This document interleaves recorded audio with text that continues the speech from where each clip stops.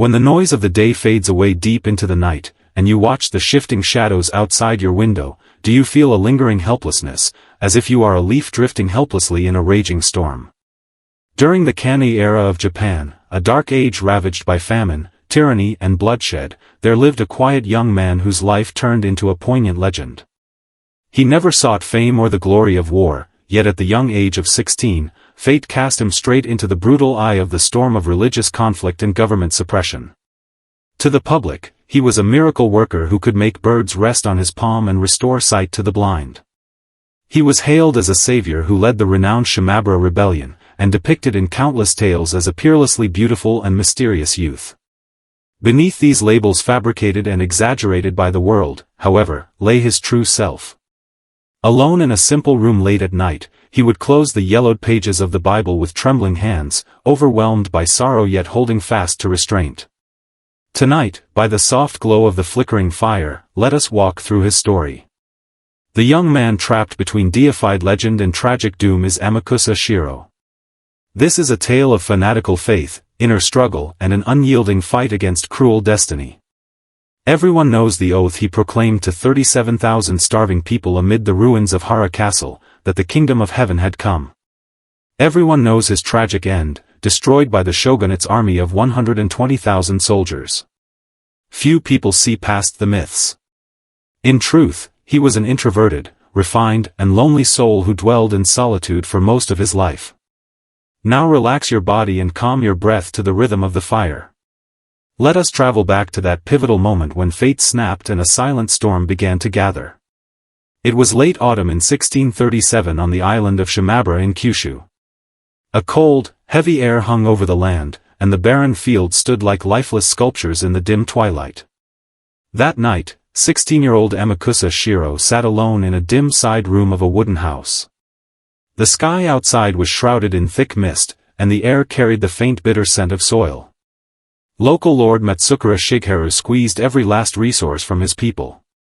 Even after successive severe droughts, he imposed unbearably harsh taxes. Just days before, innocent women who could not pay were stripped and drowned in the icy river. A man of principle who cherished literature and morality deeply, Shiro watched these tragedies unfold, his heart filled with boundless compassion and despair.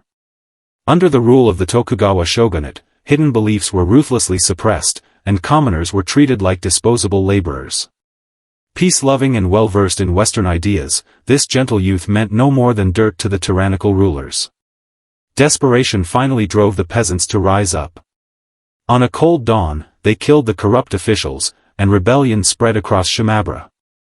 The cries of villagers whose homes were burned, the cold stares of warriors, and the constant threat of execution weighed heavily on his slender shoulders. He faced a bitter choice: to perish in humiliation as a victim of tyranny, or to find spiritual independence through unwavering faith.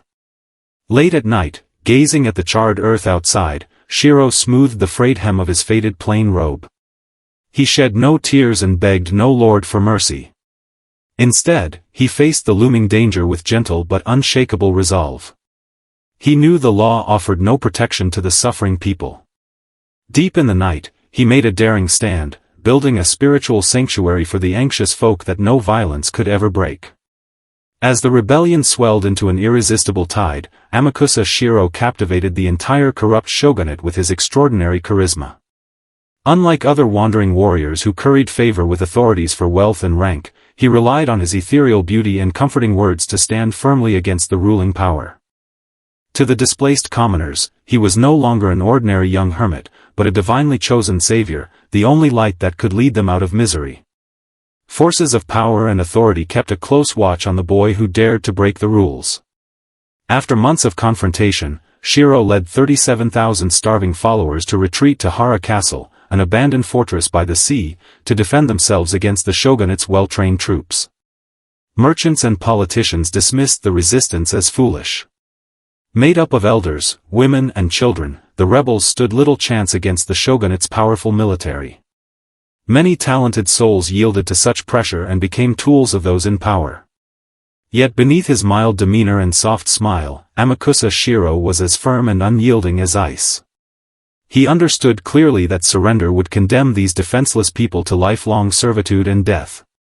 Staking his reputation and the fate of the entire castle, he held his ground against worldly greed and power. On cold nights, wrapped in a cloak against the wind, he would stand on the grey stone ramparts, listening to the waves crash against the rocks. Returning indoors, he wrote down his timeless words, "Here lies the kingdom of heaven.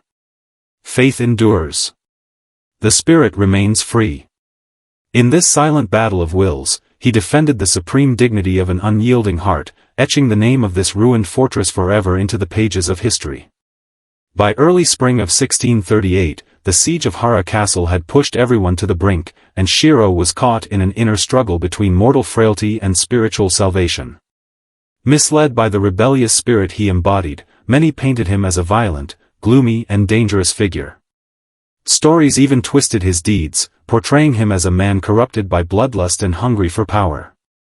The real Amakusa Shiro, however, was pure and solitary, like a hermit from a bygone age.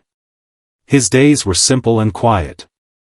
Beyond comforting and protecting the refugees inside the castle, he took no part in trivial public affairs.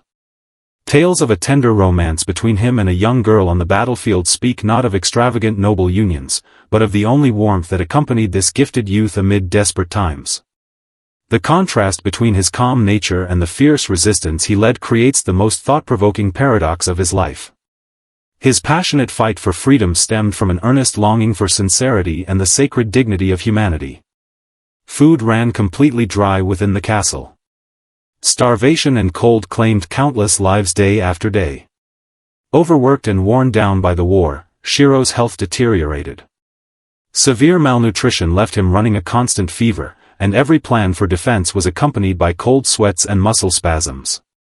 Still, he stood like a lonely stone statue, keeping on with his humble yet noble work with paper and brush. He did not merely endure solitude. Within it, he built an eternal haven of peace for all the wounded souls trapped in the fortress. On the night of April 12, 1638, the sky above Hara Castle was clear. A faint warmth of early summer lingered in the air, yet this strange beauty marked the final act of his fate. After months of failed assaults, the shogunate's 120,000 troops unleashed heavy artillery, including cannons from western ships, reducing the fortress that held all his spiritual hopes to complete ruins. Faced with enemy soldiers pouring through the breaches, outnumbering his people dozens of times over, Shiro showed no anger or despair. He knew well the darkness of this world. What the age lacked was not more chaos and destruction, but respect for order and reflection on how power twists the soul. The castle lay in ashes, and he knew his last line of defense had fallen.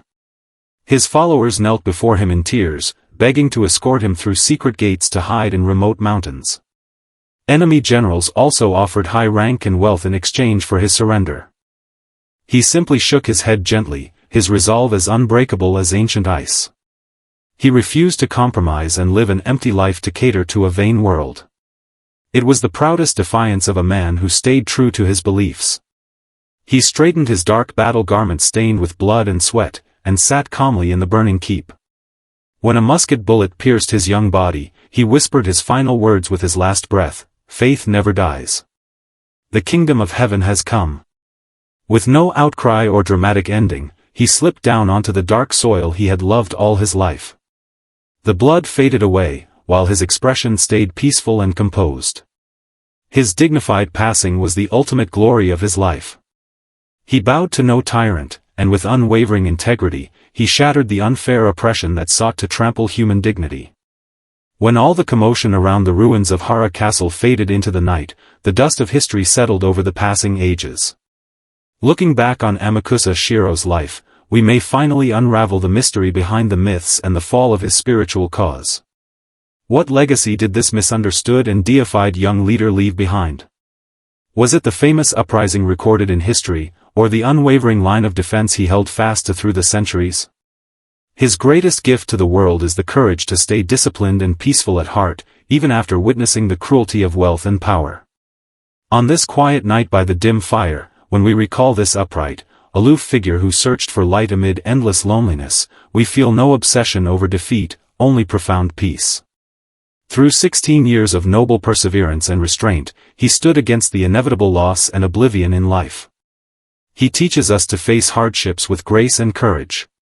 The mystery of the cross that has endured for hundreds of years holds a different meaning for everyone. As long as you keep purity and tenderness in your heart through the darkest days, you will never be defeated by fate. Night has fallen deep, and the noise of the city has faded away. After hearing this story, release the tension of the day and let your tired body sink into warm bedding. Let go of worries about the future and regrets of the past, and let them turn into gentle dreams tonight. Close your eyes, and drift off to peaceful sleep as the firelight fades away. Good night.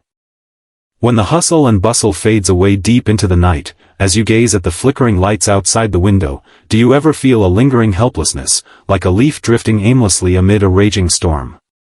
In the Heian period of ancient Japan, an empire woven with waka poems, elegant robes and cruel power, stood a talented woman who became an eternal legend.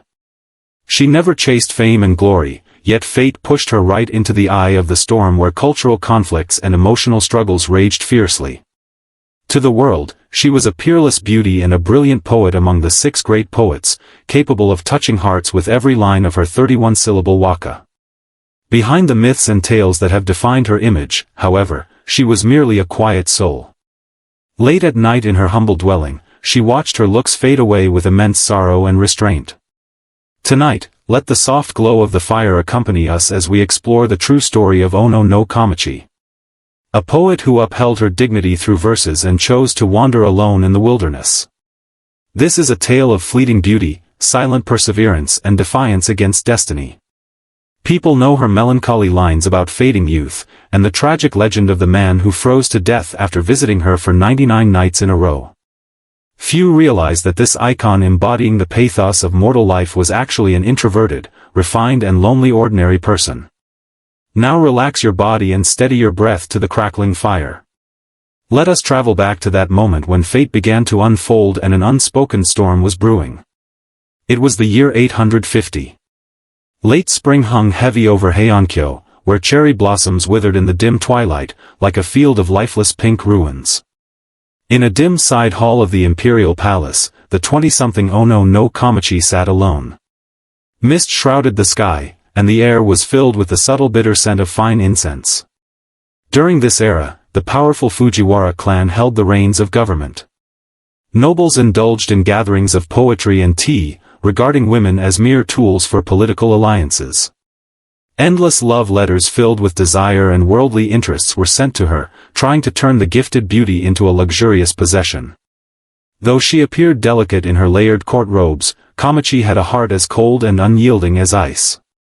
She saw through all the hypocrisy and refused to trade herself for status, nor would she become a pawn in endless political games. Her life took a sharp turn when Emperor Ninmyo, her protector, passed away suddenly. Stripped of imperial favor, she faced cold stares and threats from those in power. She stood at a crossroads, yield to the worldly regime, or guard her spiritual freedom within the lines of poetry. Watching the cherry petals drift down in the cold rain, she stroked her well-worn writing brush. She never begged for mercy from the nobles. Instead, she accepted the uncertain future with gentle yet unshakable resolve. She knew the secular world would never cherish pure art, so she resolved to build an unbreakable sanctuary for her soul with her waka poems in the long quiet years ahead. Leaving the palace behind, Kamachi did not fade into obscurity as people expected. She retreated to a dilapidated thatched hut on the outskirts of Kyoto, embarking on decades of self-reflection and spiritual cultivation. In the eyes of the aristocracy, a woman losing her youth and protection ought to live out a mediocre life. But Kamachi created timeless masterpieces with her extraordinary talent in seclusion. It was here, accompanied only by wind, fallen leaves and 2 loyal maids, that she composed her famous verse lamenting the fading of beauty and the endless passage of time. Every character reflected her lonely life and inner pursuit of the divine, crafted into a work of art with exquisite precision. Rumors soon spread among the public. The legend of the 100 Nights visit distorted her image, painting her as a cold and arrogant woman. Yet Kamachi never defended herself. She understood that the public craved dramatic stories rather than the truth of who she really was. Amid prejudice and misunderstanding, she chose silence to defend the sanctity of her poetry, securing her place forever in literary history. As her old age drew near, her life remained simple and disciplined. Her attendants passed away one after another, and the weight of the times pressed down hard on her. Eventually, she made an unexpected decision. Taking up a weathered bamboo cane, she set off to wander alone across the vast plains far away from Kyoto. To the worldly minded, such a life without fame and fortune was foolish. But for Kamachi, wandering was the longest poem she wrote upon the earth. She cast aside her ornate court garments and dressed in plain coarse cloth. The public whispered endlessly about the dramatic contrast between her glorious youth and her withered old age, eager to dig up sensational secrets. On her solitary journey, however, she healed the wounds inflicted by fame and pressure over the past decades. Her rational outlook stood in stark contrast to the sorrowful beauty of her works, forming a profound paradox. She understood love deeply, yet chose to remain a sober observer standing apart from mortal affections. While the world chased instant gains and shallow praise, she kept writing with traditional brushes and paper in her travels. She did not merely endure loneliness, she embraced it, building a haven of comfort for all fragile souls. When night falls completely, all the lights and bustle of Heiankyo die away, and the dust of centuries settles down. Looking back on Kamachi's life, we may finally understand her legacy. What she left behind is not only the timeless poems preserved in classics, but also the noble spirit of staying calm and self-disciplined even after seeing through the greed for money and power. As we recall this slender yet resolute figure tonight, we are freed from the anxiety brought by fleeting youth. Her perseverance and restraint teach us to face the inevitable loss in life with grace and dignity. The summer of falling cherry blossoms lives on in everyone's heart. As long as we keep purity and tenderness in our darkest hours, we will never be defeated by fate. The night is now deep, and the noise of the world has faded into slumber. Let go of your tiredness and lay down to rest. Release your worries and regrets, and let them turn into gentle dreams tonight. Close your eyes, drift off amid the fading glow, and have a peaceful good night. In an ancient era long before human footsteps trod the earth, there lived a creature that became a walking mountain. Close your eyes and picture the greatest wonder this planet has ever known. A vision slowly unfolds beneath the dark night sky. A colossal beast stands on the horizon of the late Cretaceous. Its head towers high above the land, and every breath it takes stirs a gentle wind through the woods. Tonight, let us sit by the softly flickering fire and lose ourselves in this tale, one meant to be savored rather than memorized. This is the life of the Argentinosaurus. In paleontological records, it is hailed as the ultimate titan, a symbol marking the physical limit of land-dwelling creatures. Tonight, we set aside cold fossil data and debates over its exact weight, whether 90 tons or 100. In this quiet hour, guided by faint light, we journey back to the ancient wilderness lost to time. Witness how this unimaginably giant creature moved at an almost eternal pace through the ages, leaving behind a lonely yet noble legacy across the earth. Its presence shook the ground, and it embodied the purest tranquility of all life. The story begins not with thunderous roars, but with utter stillness. Only the soft rustle of ferns can be heard as damp ancient breezes sweep through the air. On the edge of a forest woven with towering cedar and ginkgo trees, thick fallen leaves and soil hide a secluded nest. It is hard to believe that a creature destined to grow over 30 meters long, a true force of nature, started life in such a tiny space. The birth of the Argentinosaurus was a quiet ritual unfolding in complete darkness. Resting among its kin was an oval dinosaur egg, its shell rough, hard and earthy brown. Nestled in a bed of soil and humus, the tiny life inside felt the warmth of geothermal heat and the steady rhythm of the earth itself. The planet was sweltering in those days, the air thick with carbon dioxide and the faint sweet scent of decaying plants. Inside the shell, the embryo drew nourishment slowly, keeping time with the breath of the world outside. To this unhatched youngling, the outer world was an abyss filled with unseen dangers and distant echoes. From time to time, small predators snapped dry branches, and giant pterosaurs soared above the treetops. Yet inside the fragile egg, all was peaceful and carefree darkness. This long period of slumber helped it gather the strength needed to sustain a body weighing hundreds of tons in the future. Then one early morning, a faint crack broke the months-long silence. Crack. The brittle shell split open. A newborn Argentinosaurus, no bigger than a human palm and covered in sticky fluid, timidly poked its head out. Sunlight filtered through mist and fell on its damp skin, bringing warmth and light for the very first time. Fate was cruel for this future ruler of the land. Small carnivorous dinosaurs, even tiny tree-dwelling hunters, could easily end its life. The hatchling sensed threats all around. Sauropods were far too large to care for their young without crushing the nests, so loneliness and the need to fend for themselves were etched into every newborn's bones from the start. On wobbly weak legs, it sought shelter amid dense ferns. Predators lurked in the grass, watchful and greedy. The young dinosaur softened its breath to blend in with the plants, feeding on the tender lowest leaves and hiding in the shadows. Night after night became a quiet trial. Crouched at the roots of giant trees, it listened to the deep thud of full-grown giants walking far away. The vibrations traveled through the ground and resonated in its small chest, offering a faint sense of safety amid fear and despair. It chewed leaves steadily in the dark, its cells dividing at an astonishing speed, its only weapon against the harsh world. Days and seasons passed in the rhythm of sunlight and moonlight. The fragile little creature had survived its most vulnerable years and grown rapidly like a hill thriving after spring rains. Now a sub-adult weighing more than 10 tons, it no longer hid among ferns and ventured deeper into the forest. This was a dangerous stage of growth, for Mappusaurus roamed these lands. These pack-hunting carnivores, armed with razor-sharp teeth, specialized in preying on large sauropods. Dusk after dusk, the young Argentinosaurus spotted their lurking figures in the woods, their greedy eyes fixed on its thickening hide. It was a race for survival. It had to grow big enough to be invincible before the hunters closed in. It spent nearly all its time eating. Its long neck reached the tops of tall conifers, and its spoon-like teeth stripped branches and leaves in huge mouthfuls. The food was swallowed whole, to be digested slowly with the help of gastroliths deep in its massive stomach. Its steps grew heavier, pressing down the soil to form puddles after rain. Though danger still lingered, the unhurried pace of a titan had taken root within it.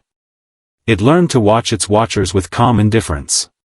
When the last traces of youth faded from its bones, this masterpiece of nature reached its prime.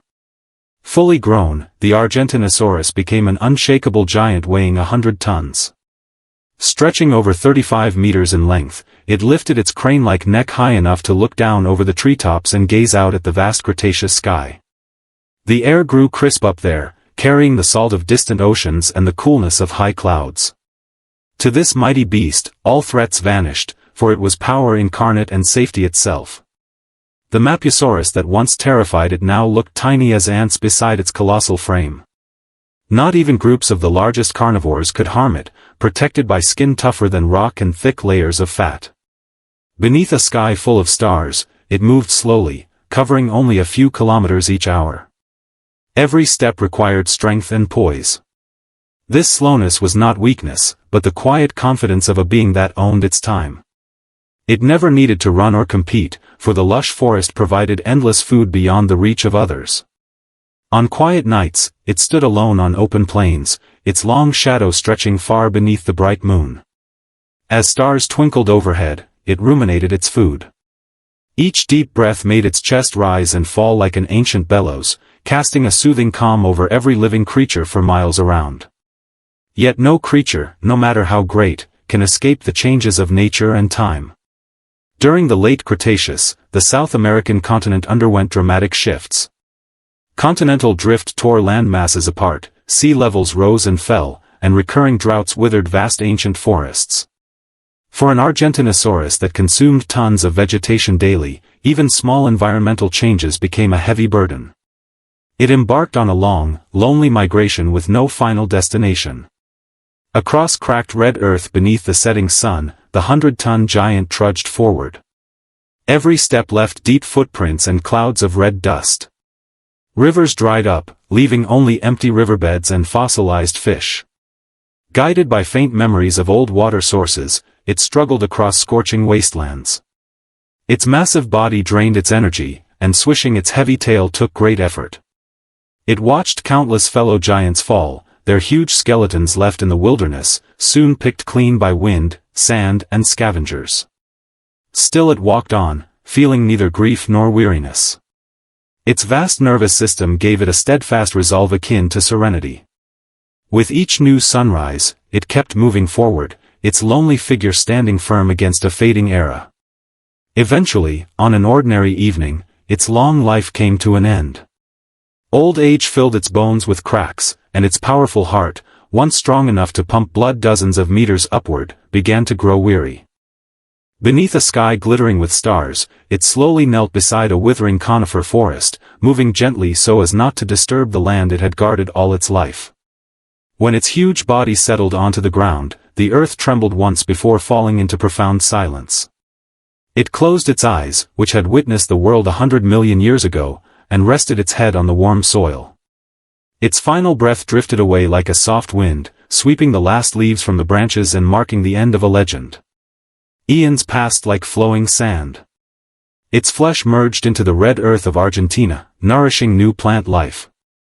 Its enormous bones turned to stone, becoming eternal fossils. As we follow its journey tonight, we understand true greatness lies not in conquest, but in existing gently and majestically. The Cretaceous sky is long gone, yet this once walking mountain still seems to wander silently in the depths of time.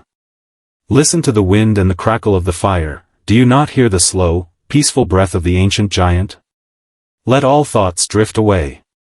Close your eyes, and sleep soundly, just as this great beast sleeps beneath the stars. Imagine a sauropod giant that once stood tall and weighed dozens of tons. What would it be like if it shrank to the size of a horse? We usually picture dinosaurs as colossal creatures with overwhelming strength and an intimidating presence. Yet in the late Jurassic period, fate composed a delicate and tender tale on the lands of modern Europe, defying all common knowledge. Tonight, sit by the flickering fire and let us wander through this gentle story. This is the life of Europasaurus. It is one of the most astonishing discoveries in paleontology, a life form carrying the genes of mighty giants, confined to a tiny island. When we study rock layers dating back 150 million years, we find no brutal fights or desperate struggles for survival. Instead, we see an ancient paradise embraced by calm waters. Let us follow this gentle giant, who has lost its massive build, and see how it spent its days at a leisurely pace on this forgotten island, finding peace and comfort. This is the kindness evolution granted to life, a fairy tale from the Cretaceous that soothes the soul deep into the night. The story begins with the gradual separation of lands. The ancestors of Europasaurus were true titans. Back then, the vast continent they inhabited slowly split apart. As sea levels rose, endless plains were divided and swallowed by the ocean, turning into a chain of green isles scattered across the blue waters. These are the islands of the Lower Saxony Basin, a peaceful yet inescapable home chosen by destiny for Europasaurus. Cut off from the mainland by the sea, the giants, once used to roaming for miles and grazing across entire forests, faced an unprecedented crisis. The islands were far too small to sustain creatures of such immense size, and fresh water grew scarce. It was a critical moment, a choice that would shape their future. If they kept their gigantic bodies, their species would eventually die out due to resource depletion. Faced with the changes of nature, these isolated creatures showed remarkable wisdom and adaptability. They did not fight fiercely over limited food, nor did they descend into destruction like predators. Deep within their bodies, ancient growth genes slowed down. This phenomenon, known as island dwarfism, became the unique survival wisdom of Europasaurus, born out of scarcity. Tens of thousands of years passed with the constant ebb and flow of the tides. The magic of nature finally showed its gentle result. When new generations opened their eyes in the island's coniferous forests, they were no longer the towering giants of their ancestors. An adult Europasaurus measures merely 6.2 meters in length. A human could even reach out and touch its back while standing on the ground. About the size of a horse and weighing roughly 1 ton, they seemed tiny among sauropods, most of which weighed dozens of tons. Yet this smaller form became their greatest advantage. They only needed dozens of kilograms of leaves and ferns each day. The island that once felt cramped to their ancestors turned into a land of abundance for them. Best of all, the surrounding ocean kept enormous carnivorous dinosaurs away. There were no lurking enemies, no terrifying roars breaking the night, no traces of blood to disturb their sleep. Europasaurus lived as carefree hermits. They drank from misty streams at dawn and wandered through soft soil under the warm sun in the afternoon. They retained the slow gait of long-necked giants, but their steps no longer shook the earth, moving with the lightness and grace of deer. Sheltered by the sea, they dwelled in utter seclusion, as if time itself had stopped on this quiet island. Free from natural enemies and survival pressure, their daily life was like a soothing pastoral poem. If you sat on the coastal rocks of the island one afternoon in the late Jurassic, you would witness a heartwarming scene. Groups of adult Europasaurus roamed among low cycads alongside their young, feeding leisurely. Their necks had shortened but remained elegant, easily reaching the tender fruits atop shrubs. The hatchlings were no bigger than cats, with large curious eyes. They tumbled playfully on piles of fallen leaves and let out soft chirps from time to time. Here, there was no life or death chase, no brutal survival of the fittest. With balanced resources and no predators, they lived in harmony, often nuzzling one another to show friendliness. Winds blew in from the Atlantic, sweeping across clean beaches and carrying salty moist air deep into the woods. The Europasaurus would pause to feel the breeze brush their gray-green skin dotted with pale yellow spots. Their eyes held no ferocity of hunters nor fear of prey, only pure tranquility nurtured by long-term safety. Having let go of the need for overwhelming power, they lived a life straight out of a fairy tale. On this remote island, these small creatures proved another way to survive, gentle, restrained and enduring. No safe haven can stay untouched by the great changes of the planet.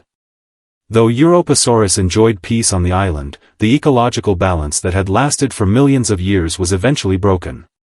As the Cretaceous period drew near, crustal movement reshaped the world once more. Sea levels dropped drastically over time.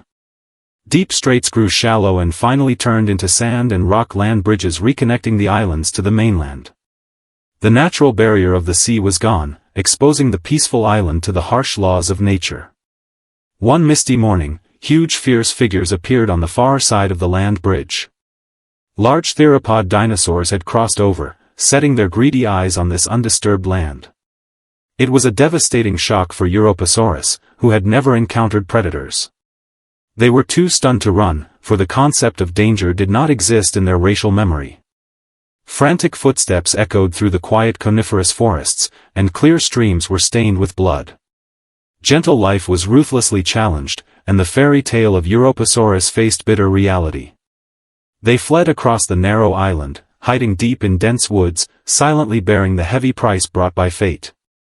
Trapped in the darkest days, Europasaurus displayed touching perseverance and sorrow.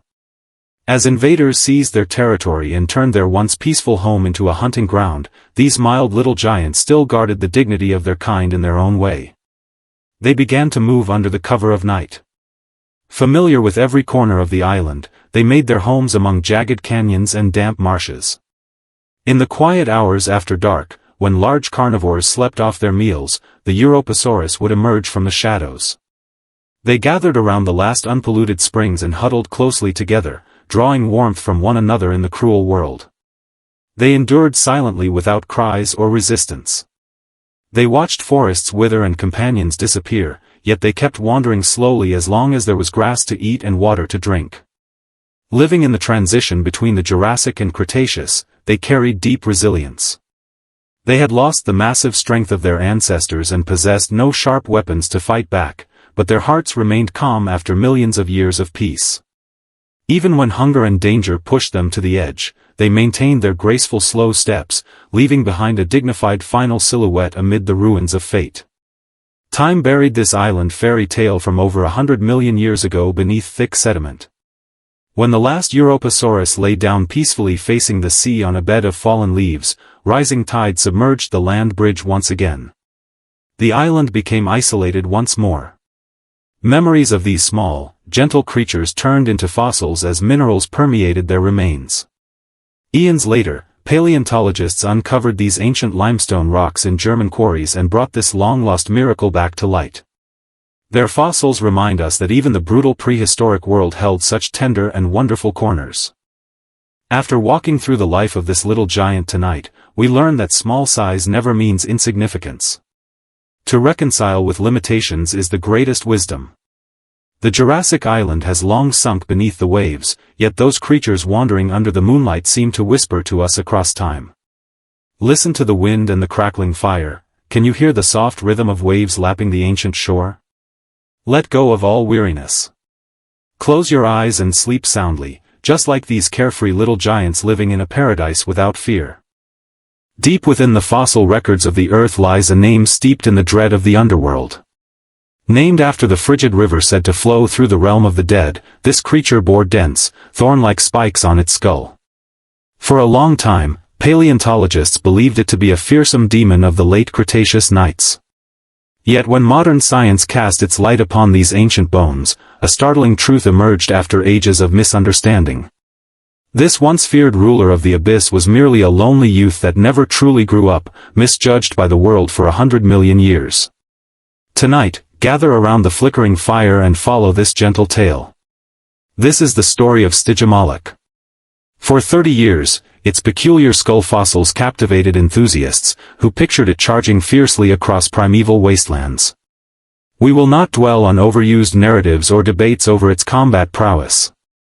Instead, in this quiet night, let us walk through scientific mysteries and travel back to the Cretaceous forests bathed in golden sunset glow. Discover how this herbivore, burdened with a terrifying name, endured tragedy, unexpected revelations, and ultimate peace amid the tides of time.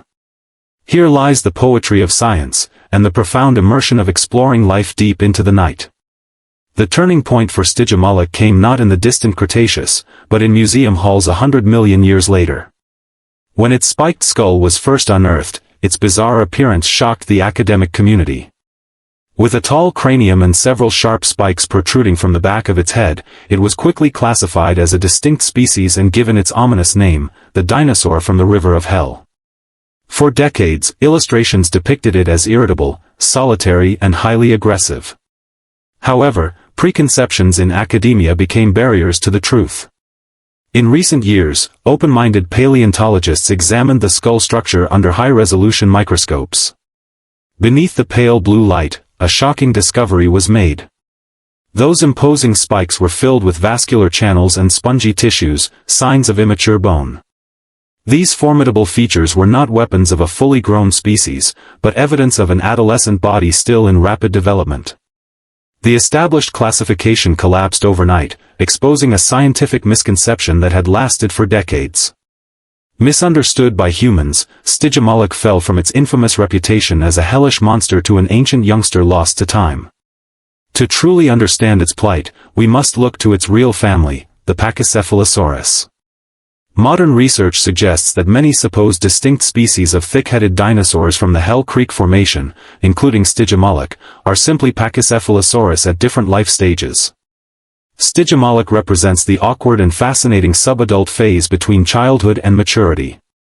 During this period, it faced pressure from both its own kind and the surrounding environment. Inside its skull, dramatic changes took place. Bone cells absorbed minerals relentlessly, striving to reabsorb the rear spikes and form the massive, solid dome typical of adults. This painful transformation left it confused and alert amid drastic physical changes. Only about 2 meters long, it remained low in the food chain, vulnerable to large carnivores roaming the land. Each dawn, before morning mist lifted from ancient trees, it would emerge from piles of rocks. Its large eyes watched every movement warily. The faintest scent of Tyrannosaurus would set its nerves on edge. It moved cautiously through dense ferns to feed on tender leaves and berries hidden among stones. In a society that valued strength and thick skulls, this undeveloped subadult was destined to stay on the margins, a lonely wanderer enduring the pains of transformation through the night. Contrary to its menacing name, Stygimoloch led a restrained and gentle life throughout the late Cretaceous. Imagine the quiet scenes at dusk, when the sky turned deep purple. The climate of Hell Creek shifted periodically. Monsoons brought moisture from distant oceans, covering riverbanks with thick moss. Stygimoloch would pause by flowing streams and gaze at its spiked reflection in the water. No greed or ferocity gleamed in its eyes, only the calm serenity of a peaceful herbivore. Its tiny, Finely serrated teeth were suited only for soft plants and succulent moss on tree bark. It often stayed with peers of the same age. Unlike adult thick-headed dinosaurs that clashed violently, they rubbed their scaled necks against one another and communicated with low, soothing rumbles beyond human comprehension. Wind rustled through towering sequoias and plane trees, stirring fallen leaves. Bathed in the last rays of the sun, they closed their eyes, letting the natural sounds ease the fears and weariness of the day. Yet cruelty of fate is that it never spares gentle lives. As Stygimoloch struggled through adolescence toward adulthood, the entire ecosystem of the late Cretaceous edged toward collapse. Worsening environmental conditions reduced plant diversity, and nutritious berries grew scarce. For a young dinosaur whose bones craved abundant nutrients to complete transformation, this was catastrophic. Growth was stunted by drought. Deprived of nutrition, the spikes meant to be reabsorbed became weak and deformed. Plagued by hunger, it wandered across cracked, scorching earth in search of water. Fully grown Pachycephalosaurus, guarding the remaining resources, drove it away time and again with their hard domes. Standing on the wilderness edge, it watched its kind disappear into dust. It had no means to fight back or change the dying world. It endured silently, leaving sad footprints across the desolate land. The final moments of life often bring profound reconciliation and tranquility. On the coldest winter night Hell Creek had ever known, the exhausted Stygimoloch came to rest beside the tangled roots of an ancient plane tree. Its energy was completely depleted. It never managed to grow the magnificent skull dome that symbolized maturity and honor. Retaining its adolescent form with fearsome spikes, it knelt upon the cold soil. Slowly and softly, it laid its scarred, spiked head on a bed of withered ferns. Its breathing grew shallow, and its last warm breath faded into the ancient earth.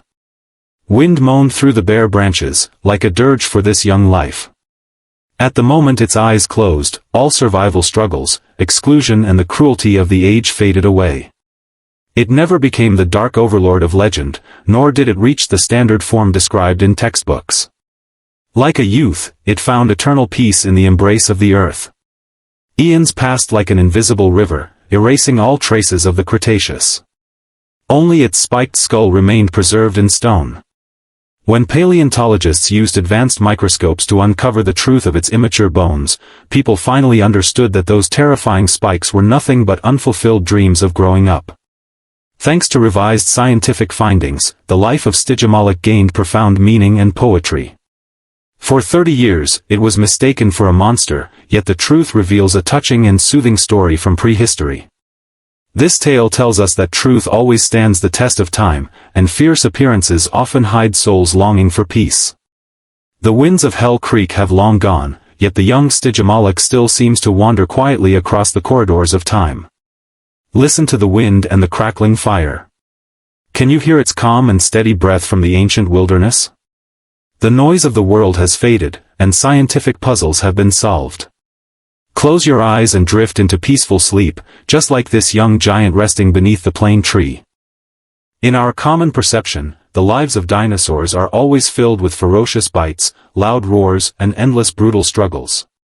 Yet have you ever paused to imagine that 100 million years ago, during the warm and humid Cretaceous period, on the most mysterious and remote edge of this planet, there lay a tranquil paradise wrapped in ice, snow, auroras, and endless nights. When the months-long polar night swallowed the last glow of the sunset, the entire polar forest sank into profound slumber. Here lived a creature clad in heavy armor, breathing slowly amid the bitter cold beneath a sky full of stars. Tonight, gather around the flickering fire and follow this gentle story. This is the life of Antarctopelta. It is one of the most poetic and mysterious discoveries in paleontology, an ancient symbol linked to frigid zones, hibernation and the vast starry sky. When we unveil the fossils that have lain dormant in Antarctic ice for 100 million years, what unfolds is not a bleak scene of destruction. Instead, it tells a long tale of how life reconciles with darkness and lives calmly and peacefully in a sunless silent world. Come and see this gentle giant in tough armor wandering slowly beneath dancing colorful auroras. With its steady breath like an old bellows, it hums the most soothing lullaby for the ancient cold nights. It embodies the tolerance of time, bringing you peace to ease your weariness and drift into sound sleep tonight. The long polar night that descends regularly each year marked a turning point for Antarctopelta. Though the Antarctic region was much warmer in the late Cretaceous than it is today, its geographical location doomed the land to months of total darkness with no sunrise. As the last pale red glow of late autumn faded over the icy blue horizon, the polar forests of ancient Araucaria trees and ferns were gradually shrouded in deep indigo shadows. It was a severe trial for all living beings, and the ultimate test of solitude. Temperatures dropped steadily. Ice crystals formed on the needles of conifers, while cold winds carried fine snowflakes through the empty woods, making a sound like waves rolling ashore. Most ornithopods, accustomed to sunlight, fled in panic toward the warmer north, leaving scattered footprints on the frozen ground. Antarctopelta, however, chose to stay, becoming the night watcher of this dark realm. Its body was perfectly adapted to such harsh conditions. Thick plates of bone covered its skin, and rows of sharp spines ran from its neck all the way to its tail, like a coat carved from solid rock to ward off the cold. Standing quietly on a mound of rocks, it watched the last hint of red sunset vanish into the night. There was no fear of the unknown, nor sorrow for departing companions in its calm eyes. It simply lowered its heavy head and let the first frost settle on its tough forehead, embracing the long night with quiet resolve. When darkness fully took hold, Antarctopelta fell into an extraordinarily slow rhythm of life. Throughout the 3-month polar night, it learned to live in harmony with nature amid the lack of sunlight and scarce resources. Without sunshine, plants stopped growing. Tall trees shed their leaves, and ferns withered in the bitter cold. As a massive herbivore weighing several tons, surviving under such harsh conditions was a great physical and mental challenge. To cope, Antarctopelta adopted a wise strategy. It slowed its body down to a near standstill. Its metabolism dropped sharply, and its heartbeat fell to 1/3 of its usual rate. Each long, heavy breath was followed by a several-second pause. It no longer roamed far to search for food, but cut down all unnecessary movement, becoming like a living mountain upon the earth. In the deepest hours of the polar night, it took shelter among the massive roots of ancient cedar trees, pressing its huge belly firmly against the frozen soil. Silence reigned all around, broken only occasionally by dry branches snapping under the weight of snow. In this profound loneliness, Antarctopelta slipped into a drowsy state. With its eyes closed, it slowly converted stored fat into faint warmth to sustain life. Memories of its early days might drift through its dreams, from a fragile egg trembling in the cold wind to the armored lord it had become. Every step of its life had been a quiet lesson in endurance amid the cold. Yet the Antarctic world in polar nights was far more than cold and cruelty. Deep within the darkness lay some of the most breathtaking and comforting sights on Earth. When midnight gales swept away the clouds, countless stars sparkled across the sky like scattered diamonds, forming a pure cosmic vista unseen by modern humans. Even more stunning were the vast auroras, flowing and shifting across the heavens like silky ribbons in shades of emerald and lavender. Nature lit up the sky for this lonely guardian. Antarctopelta opened its eyes slowly, stepped out from its shelter and wandered toward a frozen lake. The shimmering lights of the aurora fell upon its frost-covered armor, turning the bony plates and spines into ornate divine regalia. It lowered its head and gently touched the thin, cracking ice with its snout, drinking the fresh water beneath the surface. In these moments, threats from large predators vanished. No carnivore could sustain the energy to hunt in such extreme cold and endless night. Here, Antarctopelta dwelt in complete safety, protected not by violence, but by its unique ability to endure the winter. Standing beneath the glowing sky, it let the auroral hues drift across its scales. Every slow exhalation formed a white mist that faded gently in the wind, creating scenes full of poetic calm. This isolated polar kingdom was not entirely without companions. Near small wetlands warmed by geothermal springs deep in the forest lived a few tiny ornithopods and small furry prehistoric mammals that had stayed behind instead of migrating north. Divisions between species blurred and softened during the long cold nights. Antarctopelta's enormous body became the sturdiest and warmest refuge for these small creatures. When fierce snowstorms raged and icy winds cut through the forest like blades, Antarctopelta turned its broad back toward the oncoming gale and lay down, acting as an unyielding shield of flesh and stone. Snow piled thick upon its armor. Beneath its pillar-like legs and in the warm shadow of its belly, dozens of tiny creatures huddled together, drawing warmth from its body to survive the storm. Antarctopelta could feel their slight movements against its skin, yet it never grew restless or irritable. It endured the biting wind across its back with quiet compassion. A silent bond was forged between all living things in this harsh land. Its heavy shield granted peaceful nights to the weak, writing one of the gentlest chapters in the story of evolution. After months of waiting, the long winter finally came to an end, bringing gentle and hopeful change. One early morning, the permanent indigo of the horizon gave way to faint rose-colored light. The air remained chilly, but carried the subtle scent of thaw and approaching spring, the sacred sign that the sun would soon return to the polar lands. Antarctopelta roused from its long hibernation. It shook off the thick snow covering its body and let out a low, soothing rumble. Snow slid from its spiked armor, revealing its weathered yet resolute grayish-brown skin. Stepping across the softening frozen earth, it walked slowly but steadily toward the highest hill in the forest. Behind it, the small creatures that had survived the winter poked their heads out from dens and crevices, chirping joyfully to greet the end of the cold. When the first golden rays of sunlight broke through the mist and fell softly on Antarctopelta's scaled cheeks, the whole world awoke at last. It had endured an endless winter, paying a great price in physical strength, yet securing survival for itself and its kind. With quiet perseverance, this guardian of the polar region stood tall to welcome the dawn. Eons passed like endless snowfalls, burying the once vibrant polar forests deep beneath the Antarctic continent. Generations later, braving bitter polar winds, paleontologists discovered its fossils on James Ross Island. After 100 million years, the bones adorned with delicate plates and spines of Antarctopelta once again saw the light of day. The world finally learned that during the age of dinosaurs, there existed a creature that spent its whole life amid darkness, auroras, and freezing cold. Antarctopelta's story is filled with profound meaning and comforting beauty. It never sought fame through ferocity, but became a reassuring prehistoric symbol with its tough armor and patient waiting.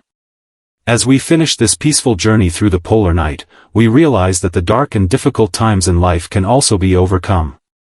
We only need to build inner strength and wait calmly for the dawn. The Cretaceous auroras are long gone, yet the image of Antarctopelta breathing quietly beneath conifer trees still lingers across time. Listen to the wind and the crackling fire. Can you hear its deep, peaceful breath from the ancient Antarctic night? Let all your thoughts drift away. Close your eyes and fall asleep peacefully, just like this armored giant resting contentedly under the returning sunlight. In the conventional records of paleontology, dinosaurs are often stereotyped as gigantic, dull and ferocious creatures. Yet have you ever imagined that as the ancient moon rose over the late Cretaceous sky and silence fell across the vast continent, deep within the misty, mysterious forests dwelt an extraordinary creature. Small in size but remarkably intelligent, it stood in the shadow of an ancient fir tree, its body covered with fine dark gray feathers. Its huge, bright eyes glinted with profound wisdom beneath the cold moonlight, like an ancient philosopher contemplating the universe alone in the darkness. Tonight, let us sit by the flickering fire and explore its life through this gentle tale. This creature is Troodon. It is one of the most fascinating and puzzling mysteries unearthed from prehistoric strata. For decades, its remarkably large brain cavity and fossils revealing excellent stereoscopic vision have captivated scientists and science fiction enthusiasts alike. Many once speculated that if this creature, possessing some of the greatest intelligence of the Cretaceous era, had survived the catastrophe 66 million years ago, it might have evolved into an upright, large-eyed intelligent species known as the Dinosauroid, and built a civilization of its own. Tonight, we set aside fanciful sci-fi tales and rigid anatomical data. In this quiet night, let us walk through decades of evolving scientific theories and discover the true life of this nocturnal hunter. Endowed with great intelligence yet burdened with profound loneliness, it lived a noble and restrained life amid the ruins of an era. This is the poetic calm brought by rational science, a soothing journey to quiet your mind and lull you to sleep beneath the stars. The turning point for Truden began not with volcanic eruptions in the prehistoric wilderness, but with wild fantasies conceived by modern humans obsessed with power. When fossils showcasing its large brain cavity and finely serrated teeth were first excavated from the Hell Creek Formation in Canada, the paleontological community was swept into an unprecedented wave of excitement. Examining the skull specimen, a renowned paleontologist put forward a startling hypothesis in his academic report. People wondered if Truden, blessed with extraordinary intellect, could have evolved into upright, highly intelligent beings had they escaped the mass extinction. This imaginative theory quickly went viral across media platforms. Truden was repeatedly sensationalized online, portrayed as an almighty hyper-intelligent ruler of ancient times or a ruthless assassin lurking in the dark. Such hype became a heavy yoke, obscuring the true and tranquil nature of this creature. In recent years, with more well-preserved specimens and rigorous phylogenetic analysis, scientists have corrected this decades-long misconception with reason. Microscopic observation of bone textures and accurate brain reconstructions prove that while Truden was far smarter than most dinosaurs of its time, its intelligence was comparable to modern birds. Its large eyes and advanced visual nerve centers evolved not for contemplating cosmic laws, but simply to see clearly in the increasingly long and frigid nights of the late Cretaceous. With the truth revealed, Truden was finally freed from exaggerated myths. Its false reputation for ferocity faded away, and it reclaimed its true identity as a quiet, solitary wanderer of the night. To truly understand the struggles and inner world hidden behind Truden's intelligence, we must travel back 68 million years to the fading world of the late Cretaceous. The North American continent was undergoing slow yet brutal climate change. Cold currents from polar regions drifted south frequently, causing vast subtropical rainforests to wither away. They were gradually replaced by deciduous woodlands and coniferous forests shrouded in endless mist and chilly drizzle. Amid such drastic environmental shifts, resources became severely unevenly distributed. During the day, giant predators like Tyrannosaurus rex dominated hunting grounds with sheer strength. Their heavy footsteps shook the frozen earth and echoed through the woods, forming an oppressive hierarchy. Weighing only about 50 kilograms and measuring roughly 2 meters in length, Truden was constantly suppressed and marginalized in the daytime jungle. Sensitive by nature, it was wary of overwhelming brute force. Its sharp intellect allowed it to sense earlier than any other creature that the era was heading for inevitable collapse. Though its long hind legs granted it impressive speed, its eyes, adapted for darkness, could not focus accurately under harsh daylight. It struggled to catch small mammals and faced constant threats from large theropod dinosaurs. Driven by this mismatch between its physical traits and the harsh daytime environment, Truden made a lonely yet dignified choice for its kind. When the last rays of the sun vanished into rolling white mist and mighty beasts grew sluggish and drowsy as temperatures dropped, Truden emerged cautiously from hidden rock crevices. It fully opened its large, clear eyes that caught faint moonlight, learning to live with darkness and cold. The night became its most cherished sanctuary, a peaceful realm where it wandered freely among the misty woods. Deep inside the misty forests after nightfall, Truden lived like a serene philosopher of the ancient world. Bright moonlight filtered through dense drifting mist, casting dappled silver glimmers on the mossy ground, painting a deeply comforting and poetic scene. Nearly 1/3 of its face was occupied by its large eyes, which shimmered with pale golden light under the moon. Its pupils dilated and contracted gently with changing light, embodying the profound tranquility of the universe. It wandered through the woods on long limbs, its body covered with soft gray feathers moving silently. Every step was light and cautious, blending seamlessly with the rustle of leaves.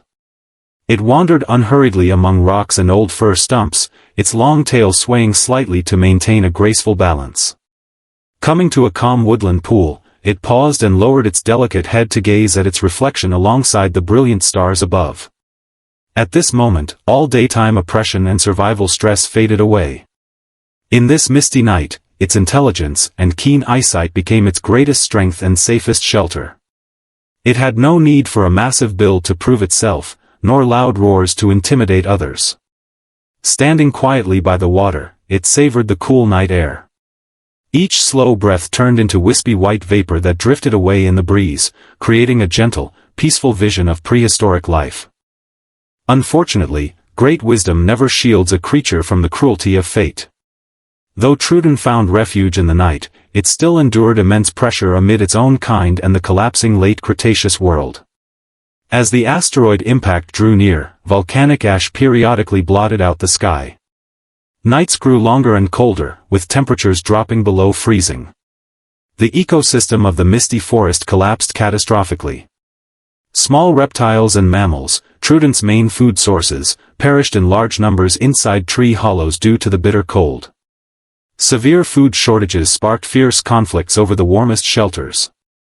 Stronger individuals, losing their gentle nature in the fight for survival, drove weaker companions away from the few remaining geothermal hot springs.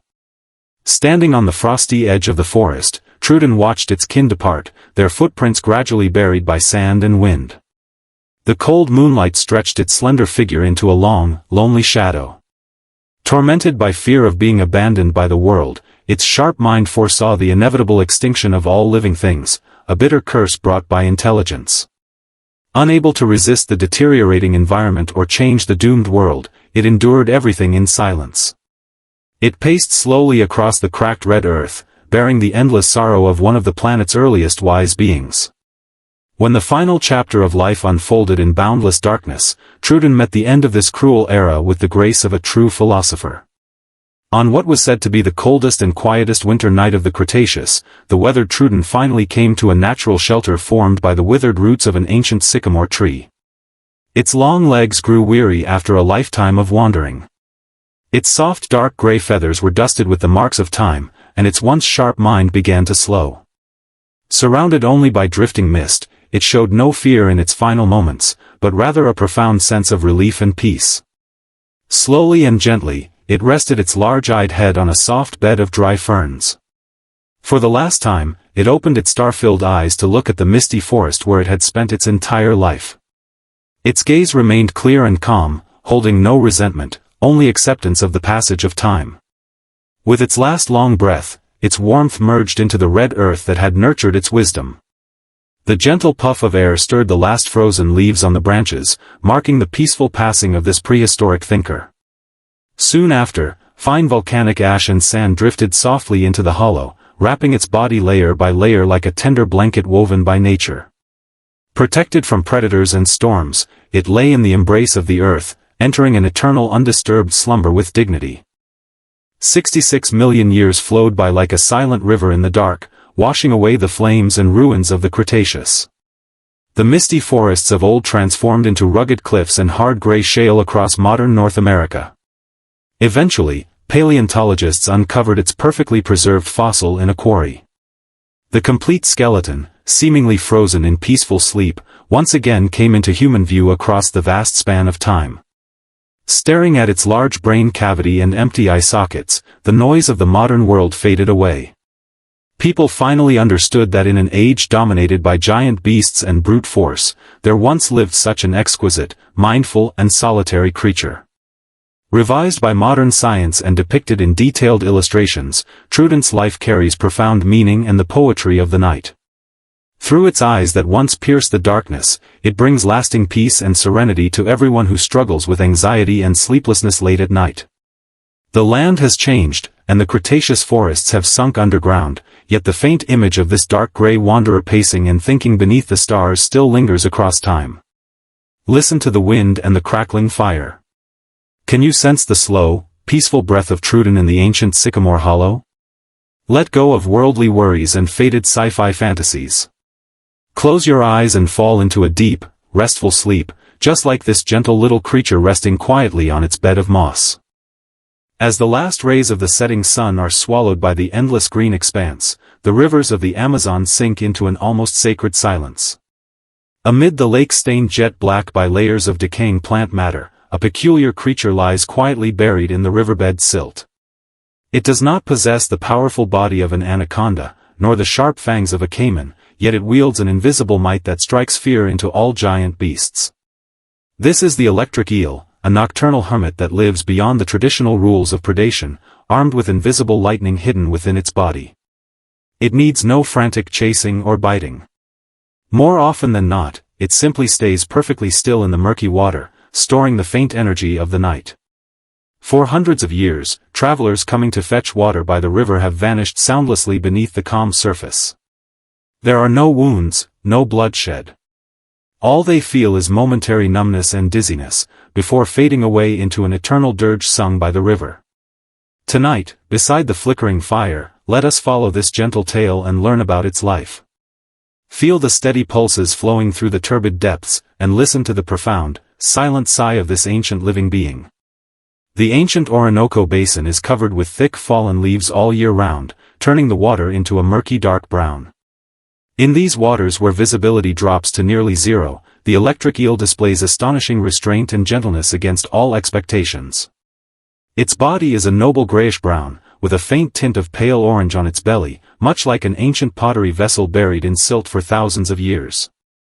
Most parts of a 2-meter-long electric eel have evolved into highly sophisticated natural electric organs. Composed of tens of thousands of electrocytes, its body acts as an ultrasensitive detection radar in daily life. Its eyesight has deteriorated to the point of near blindness over long evolution. In this dark underwater world, it relies solely on faint electric pulses to perceive its surroundings. Every few centimeters it swims, it emits a low-voltage current, like an invisible hand touching the mangrove roots, drifting deadwood and schools of fish in the darkness. For the electric eel, life is rarely a brutal hunt. Instead, it follows a slow, steady rhythm, a long resonance between faint electric currents and turbid currents. It likes to rest its thick, supple body on the warm mud, letting its faint electric field form an invisible shield around itself. If you could see the flow of energy, you would find it wrapped in a soft, steady blue glow, casting a hypnotic mechanical rhythm all around. In the early 19th century, an era filled with wild imagination and passion for natural history, European scholars ventured deep into this unknown green wilderness at the risk of their lives. The renowned explorer Alexander von Humboldt recorded a thrilling encounter in his journal, marking the first time humans truly witnessed this invisible threat. To capture this mysterious creature, local guides drove dozens of wild horses into a muddy pool inhabited by electric eels. The pounding hooves and violent vibrations were like a sudden war breaking out in the quiet water, instantly breaking the eel's meditation that had lasted for days. Driven by unease and instinct for self-defense, the electric eel lying in the mud stirred to life, awakening the dormant power within it. It began discharging fierce electricity of hundreds of volts, turning the entire pool into a vast, invisible electric hell in an instant. The powerful current traveled through the water and struck the horses' limbs. The strong animals trembled and collapsed in agony, overcome by severe numbness and spasms. Throughout this silent conflict, the electric eel never surfaced. It remained hidden deep in the muddy bed, its presence revealed only by occasional faint sparks flickering above the water. When all its electricity was drained, the eel lay exhausted on the riverbed. It was utterly weakened, with every electric cell throbbing with pain. The explorer wrote down this terrifying scene with trembling hands on the bank, yet he overlooked the loneliness and hardship bordering on life sacrifice behind the creature's display of power. On quiet nights far away from the noise of human industry, after heavy rain washes over the jungle, a profound transformation unfolds in the gentlest way. The electric eel never unleashes its power out of anger or bloodlust. Its formidable ability is merely a natural instinct for survival.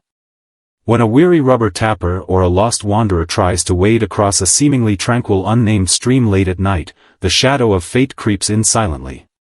The electric eel hovers quietly beneath the mangrove shadows along the bank. Its nearly blind eyes cannot see the stranger, but its highly sensitive electric field instantly detects the massive disturbance caused by human legs stepping into the water. This is not an urge to hunt, but a defensive reflex. The eel holds completely still for minutes on end, rearranging electric charges within its body in silence. It is a long, tense process of building up energy. The water lies as smooth as a dark mirror, with nothing but the rustle of leaves in the night breeze echoing around. The moment the person's foot is about to touch its body, the eel releases the power it has stored. A current of up to 600 volts spreads through the water in a split second. There is no fierce biting or gory scene. The intruder only feels every muscle losing control in an instant, and the once warm water turning unbearably heavy. An overwhelming, inescapable numbness and weakness take hold. Dazed and disoriented, the person staggers backward and sinks limply into the dark murky water. After the strike, the electric eel swims slowly toward deeper water, its long anal fin swaying gently. It never turns back to feed on the so-called prey.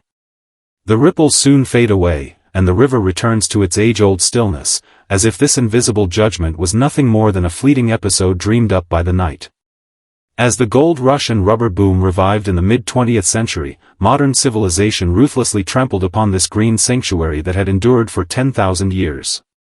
Large volumes of chemically toxic wastewater poured into the rivers, and the roar of machinery echoed endlessly through the night, severely disrupting the electric eel's delicate sensory system.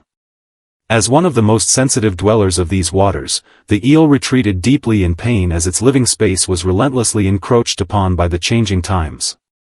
The world around it grew noisy and chaotic. The faint microvolt pulses it sent out no longer reflected familiar tree roots and fish, but cold wire fences and deadly propellers.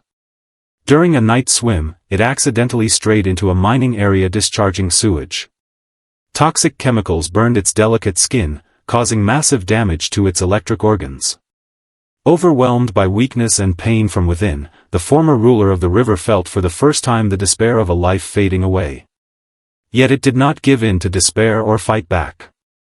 Endowed with the tenacity of cold-blooded creatures, it chose a life of greater solitude. It abandoned the fertile main waterways where it had lived for decades, migrating deeper into treacherous primeval wetlands that even the most fanatical gold miners dared not enter. It buried its large, scarred body deep in unknown mud pits reeking of hydrogen sulfide. Trapped in darkness and stagnation, it stayed motionless for months, quietly healing its damaged electric cells. Its extraordinary endurance helped it survive the craze of reckless exploitation. Deep beneath the mud, it waited calmly for human frenzy to come to an end. According to legends told by witch doctors of ancient tribes, the electric eel is a spiritual creature that bridges the gods of thunder and lightning with the Mother Earth. Throughout its lifespan of more than a decade, it spends almost all its time in endless solitude, save for brief mating seasons. In its old age, white patches appear on its body, and its once powerful electric organs gradually lose their strength worn down by the years. Nevertheless, its calm and restrained temperament grows even steadier with time. It no longer needs to discharge strong electricity to prove its existence. It spends more time hovering silently among ancient sunken redwood logs, resembling a lifeless gray branch. As day turns to night repeatedly, it only occasionally rises slowly to the surface to breathe fresh air, before sinking back down into its lightless world. On a stormy night with torrential rain and rolling thunder, the eel senses its faint life pulses gradually dissipating, a sign that its time is drawing to a close. It shows no panic or struggle. Guided by the faint energy of lightning across the sky, it glides one last time into the warmest layer of mud. There it lies peacefully, covered by piles of fallen leaves. Its electric cells emit one final gentle pulse of less than 1 volt. This soft pulse drifts forth like a quiet sigh, merging silently into every grain of soil of the Amazon, returning its energy entirely to the land that gave it life. Night is gradually fading, and the deep darkness in the distant sky softens into a pale, translucent gray. The electric eel that dwelled in the turbid depths all its life has now become one with the Amazon land. It leaves behind all its hidden power and mysterious tales, bequeathing a perfectly still dark lake to the waking world. In this long, soothing bedtime story, we followed its steady pulses and wandered through a dream of stillness, energy accumulation and the cycle of life. We come to realize that these legendary creatures, once feared by people, often lead far lonelier and more peaceful lives than imagined. Now the thick fog along the dark rivers disperses under the sunlight, and the ancient rivers flow silently toward the unknown distance. The fire indoors has burned down to warm crimson embers, spreading a reassuring gentle warmth. Dear listeners, this tale of the underwater magician has come to an end. May your breathing stay steady and calm like the quiet water, as you drift gently into the sweetest dreams. Good night. When the last stretch of blue coastline fades thousands of miles behind, warm freshwater rivers merge into an endless green labyrinth. Beneath the murky waters enclosed by dense mangrove forests on both banks, a heavy, flat gray dorsal fin cuts silently across the surface.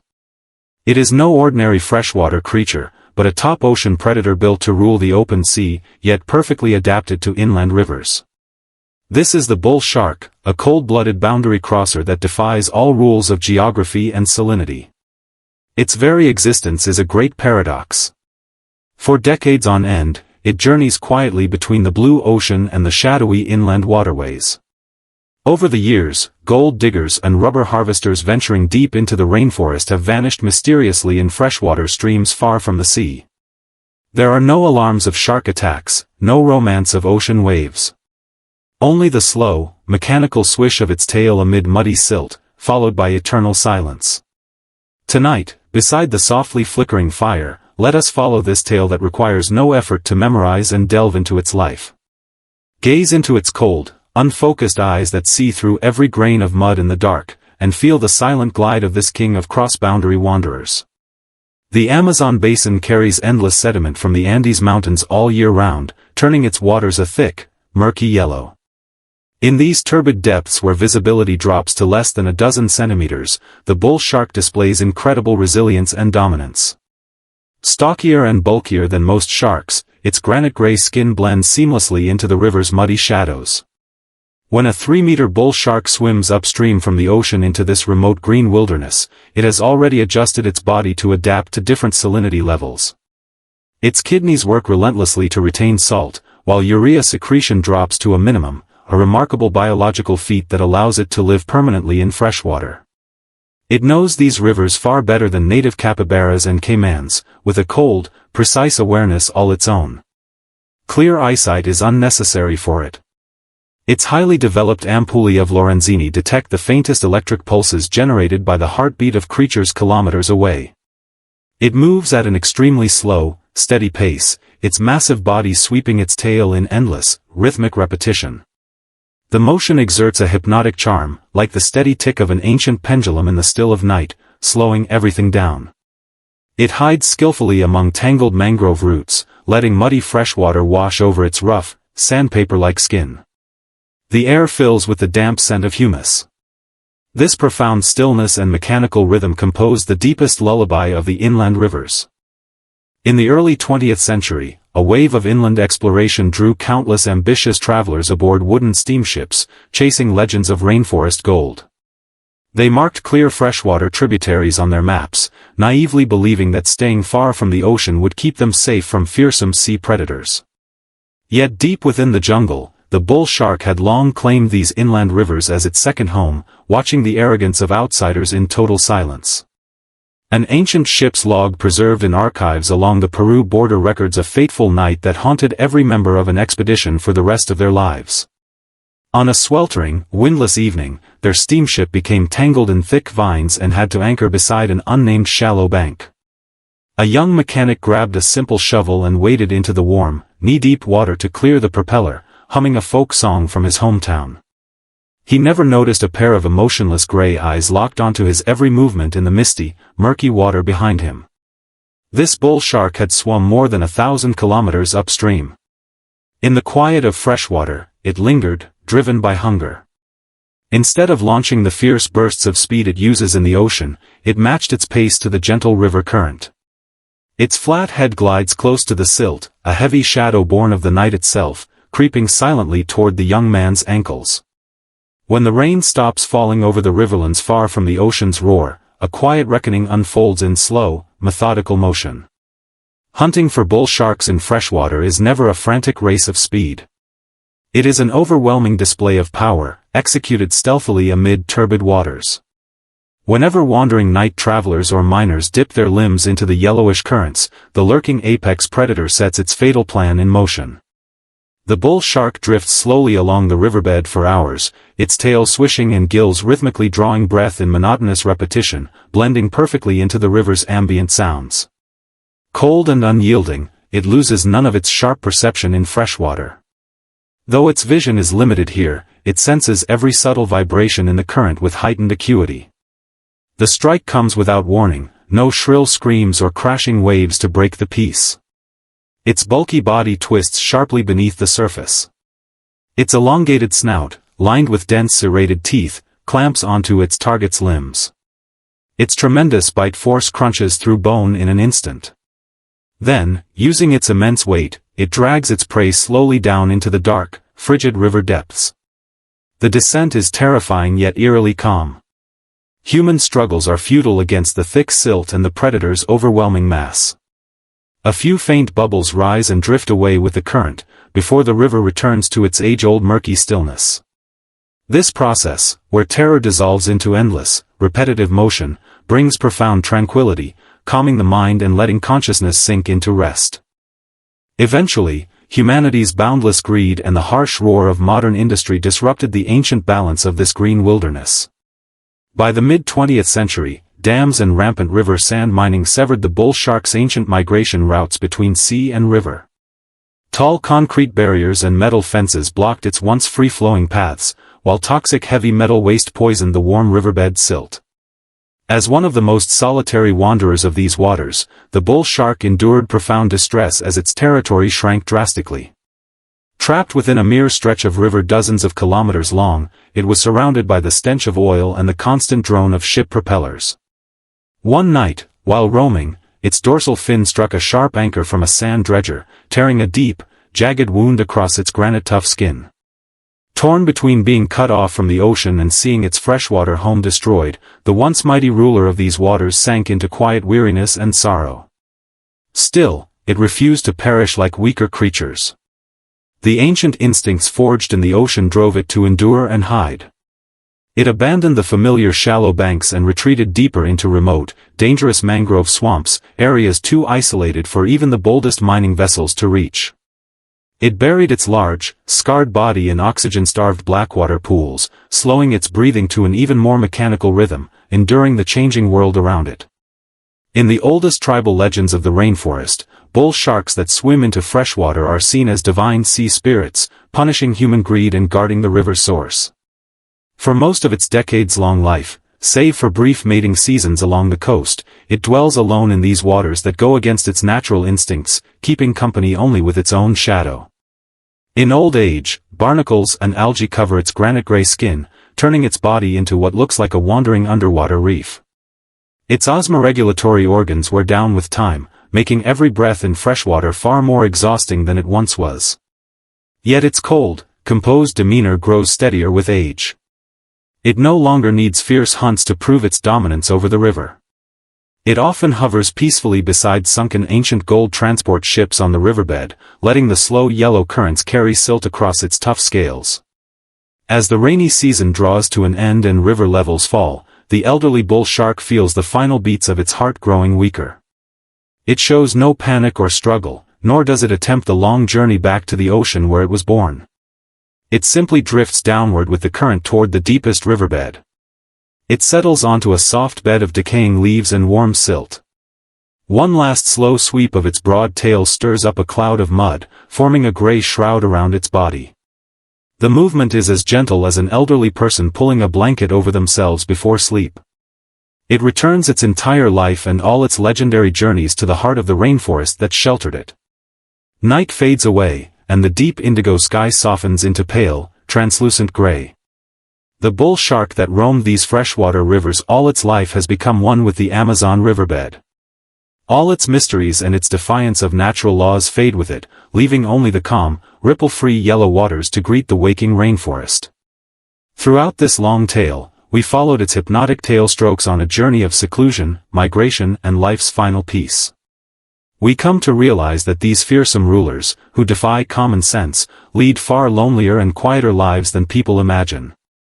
Now the thick mist clinging to mangrove roots lifts under the morning sun, and the eternal river flows silently onward. The fire indoors has dwindled to glowing embers, casting a warm, reassuring glow. Dear listeners, this story of the boundary-crossing shark comes to an end. May your breath grow as steady and calm as these quiet waters, as you drift gently into peaceful dreams. Good night. As the last rays of the setting sun are swallowed by the boundless green wilderness, the rivers of the Amazon sink into an almost sacred silence.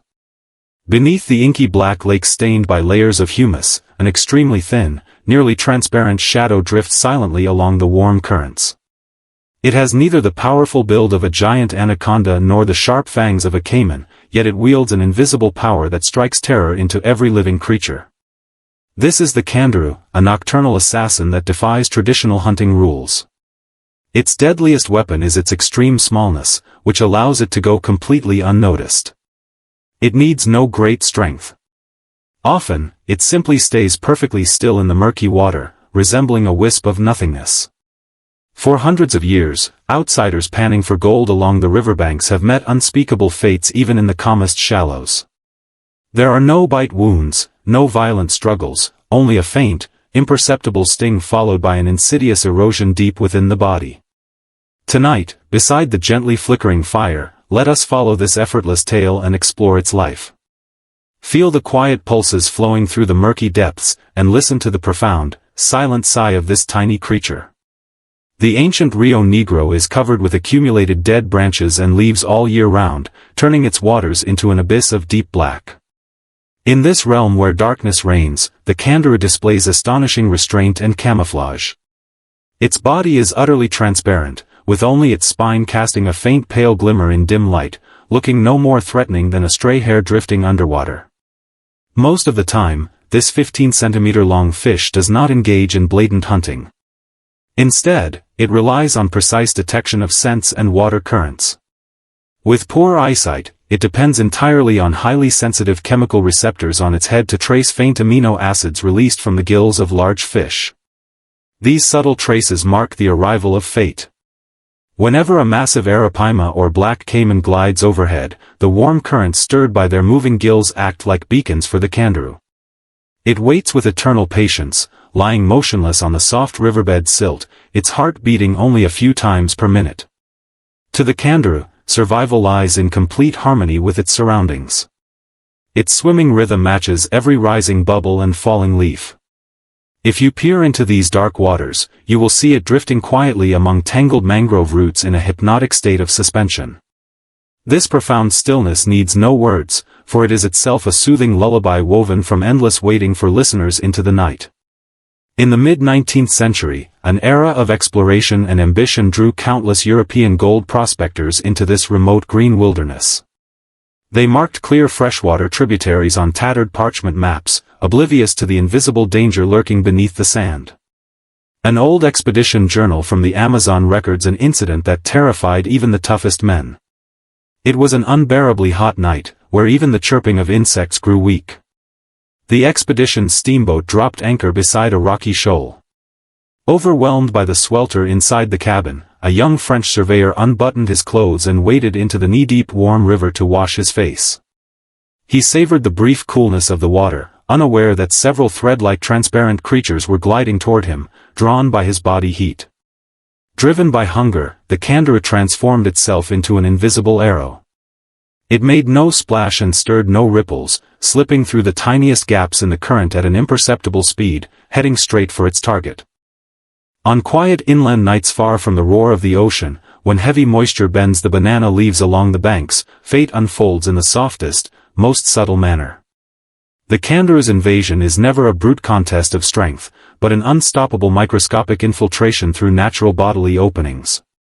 The moment the surveyor felt a faint prickling sensation in the warm water, the kangaroo, with its incredibly smooth body, had slipped past his clothes and entered his body. Once inside, it instantly extended 2 rows of sharp barbs hidden behind its gill covers, anchoring itself firmly into the soft mucous tissue. There was no way to break free. The man's frantic struggles and fear only drove the barbs deeper. Deep within the dark passage, the kangaroo acted on its primal instinct. Instead of rushing to feed, it used its tiny sharp teeth to pierce minute blood vessels and began to suck the steady stream of warm blood. From the surface, the surveyor simply paled, clutched his abdomen and let out low, muffled groans of agony. His companions rushed over and searched his body with flashlights, yet found no wounds from wild beasts. Only a thin trail of pale red blood drifted away and dissolved in the current. This unseen danger felt eerie and inevitable under the cover of night. Following its unique survival instincts, the tiny kangaroo claimed victory over a far larger human being in this microscopic hunt. The river soon returned to its eternal calm. Such silent misfortunes wrap around the mind like a gentle shroud, helping listeners let go of all defenses. By the late 20th century, large-scale expansion of rubber plantations and logging camps brought the tread of modern civilization, brutally disrupting the river's age-old balance. Toxic wastewater from mining poured ceaselessly into the waterways, while the constant roar of machinery day and night destroyed the scent-based navigation system the kangaroo relied on.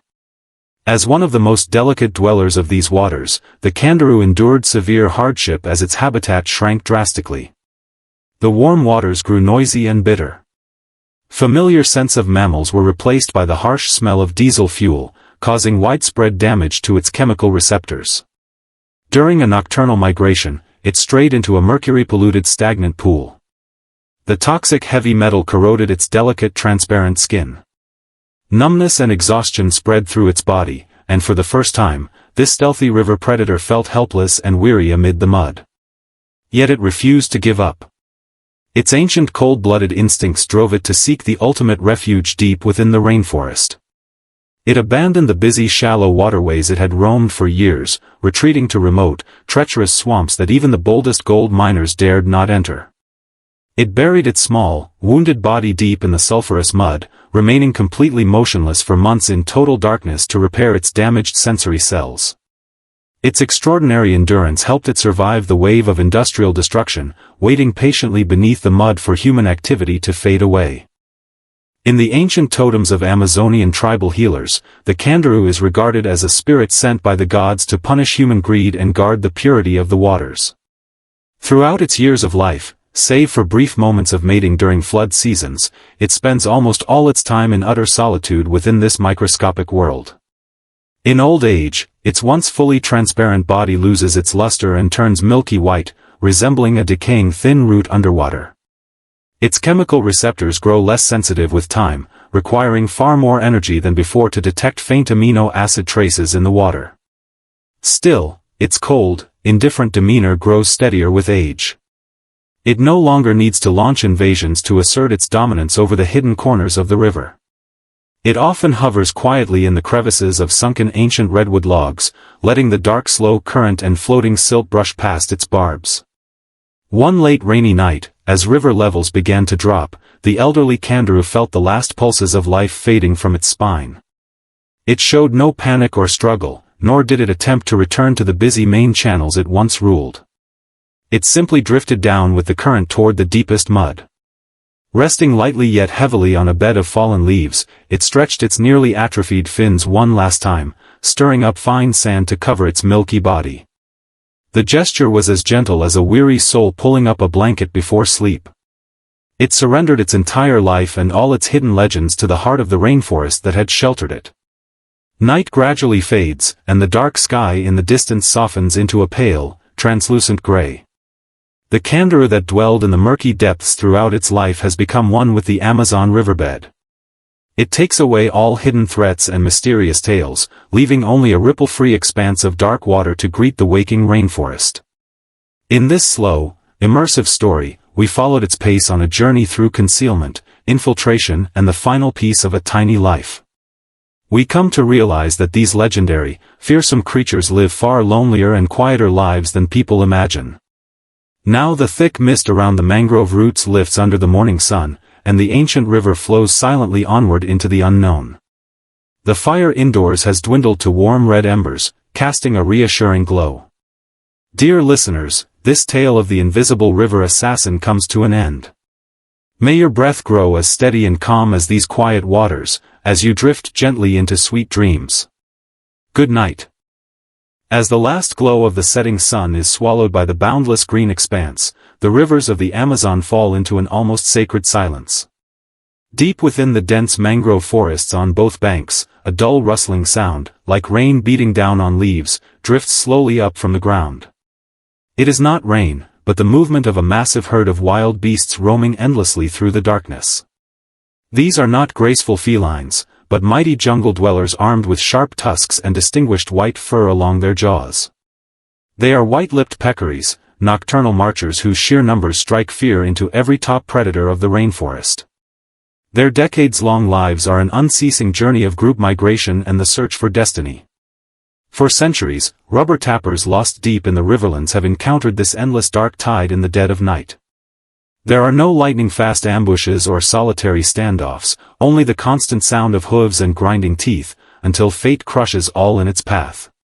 Tonight, beside the gently flickering fire, let us embark on this effortless tale and explore their world. Feel the rich natural white noise flowing through the quiet marshes, and listen to the steady, silent sigh rising from the forest floor. The nameless woodland around Manaus receives abundant rainfall all year round, its ground covered with feet upon feet of slowly decaying banana and fig leaves. Amid such thick cover where visibility extends only a few meters, white-lipped peccaries demonstrate remarkable social intelligence and collective strength. Their coats are a noble dark brownish-black, marked by a distinctive strip of pale white fur running from their mouths to their jaws, as if wearing a pale scarf in the night. Fully grown peccaries have sturdy builds and short yet powerful limbs, and they never wander alone in this perilous wilderness.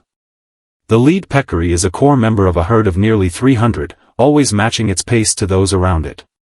As this nocturnal troop marches across the muddy marsh, the sound of their hooves crunching dead branches blends into a soothing natural hum. Deep, steady and pure, the rhythmic clip-clop resembles nature's most primitive metronome. Alongside the hoofbeats, the herd makes their characteristic tooth-grinding sounds, a unique way to maintain formation and calm one another in the dark. The clattering of hundreds of sets of canines blends together into a soft murmur like a flowing stream. This sound holds a wonderful soothing power after dark, easing restlessness and slowing racing thoughts to its gentle rhythm. In the late 19th century, an era filled with awe for the unknown, local indigenous tribes held great reverence for these herd animals. They carved patterns of pale jaws onto rough stone walls and spoke of the peccaries around evening fires, calling them the dark tide sent by Mother Earth to patrol the boundaries of the land. Legend has it that even the jaguar, the most solitary and arrogant apex predator of the rainforest, would sheath its claws and retreat to the high fig tree canopies upon hearing the herd draw near. One night beneath an ashen moon, the lead peccary followed the great herd as they foraged in a flooded palm grove. The air carried the earthy scent of damp soil and the sweet aroma of palm fruits, as the peccaries rooted through the mud with their tough snouts and let out low grunts. Suddenly, a pair of eerie green eyes glinted from the highest treetop. An elderly, hungry jaguar lay in wait atop thick mahogany branches, having watched the herd for a long time, hoping to pick off stragglers, the young or the injured to fill its empty belly. Yet the lead peccary and its companions held an unyielding tight formation, shoulders pressed firmly together with no gaps to be found. When the jaguar snapped a dry twig, letting out a faint rustle, the lead peccary lifted its head at once and let out a short, sharp warning clack of teeth. The alarm rippled through the herd in an instant. Hundreds of white-lipped peccaries across the pool stopped foraging simultaneously, raising their heads to reveal their pale facial markings. On quiet inland nights far from the noise of human industry, when mist hangs thick like a white veil over the banks, fate often arrives with overwhelming presence. The peccaries never fight with the savage strikes of solitary hunters. Instead, they advance as an unstoppable collective wave, overwhelming any foe with sheer numbers. Faced with the jaguar watching from above, the lead peccary showed no fear. It joined the other adults to form a huge, impenetrable circle. The grinding of hundreds of teeth quickened at once, echoing through the dim woodland like dozens of old looms working in unison. No longer a soft lullaby, the sound became a solemn judgment brimming with righteous anger, shaking the very air. The elderly jaguar on the branch felt the immense pressure rising from the ground.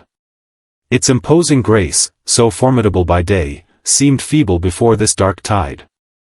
It tried to back away, but the lead peccary followed the herd leader, leading the circular formation to advance slowly toward the tree trunk. The thunderous trample of countless hooves on wet soil made the ground tremble. Overwhelmed with terror, the jaguar abandoned its hunt. With a desperate roar, it fled deep into the hills, taking cover among mangrove vines. As the predator vanished into the mist, the herd's tooth-grinding faded, returning to the gentle, comforting murmur once more. The river soon regained its tranquility, and these guardians of the land lowered their heads again to resume their long, rhythmic march through the night. Even this legendary dark tide of the forest could not escape harm brought by human greed. The expansion of settlements in the 20th century plunged the peccaries into an unprecedented survival crisis. Settlers driving rumbling tractors coveted the fertile soil, trampling the wild lands the peccaries had called home for millennia.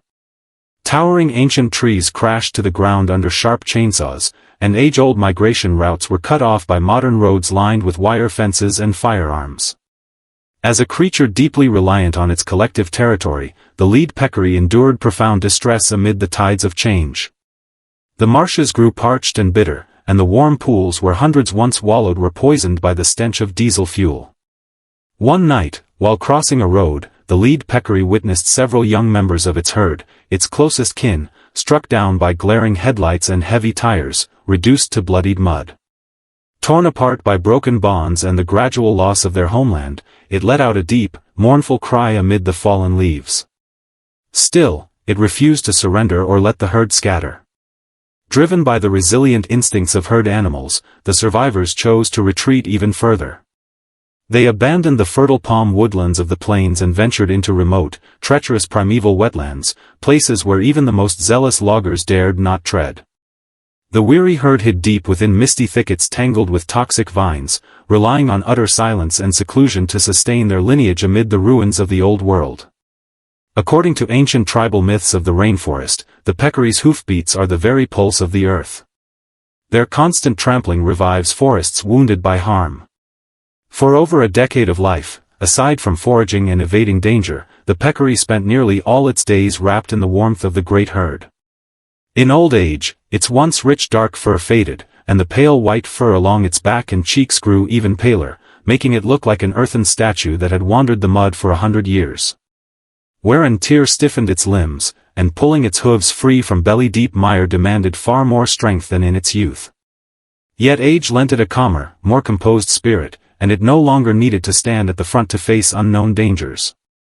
It came to prefer walking at the very heart of the herd, surrounded by strong descendants and lifelong companions, their warm bodies sheltering it in the dark.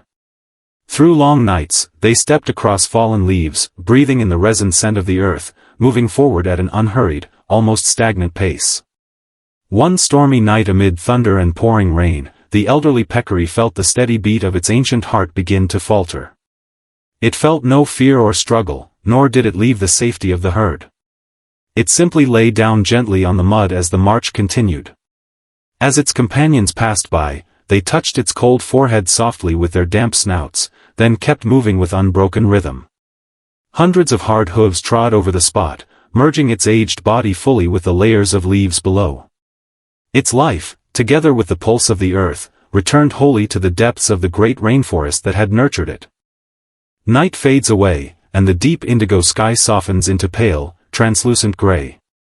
The herd that marched across the leaf-littered ground all night has vanished into the endless shadows of the woodland.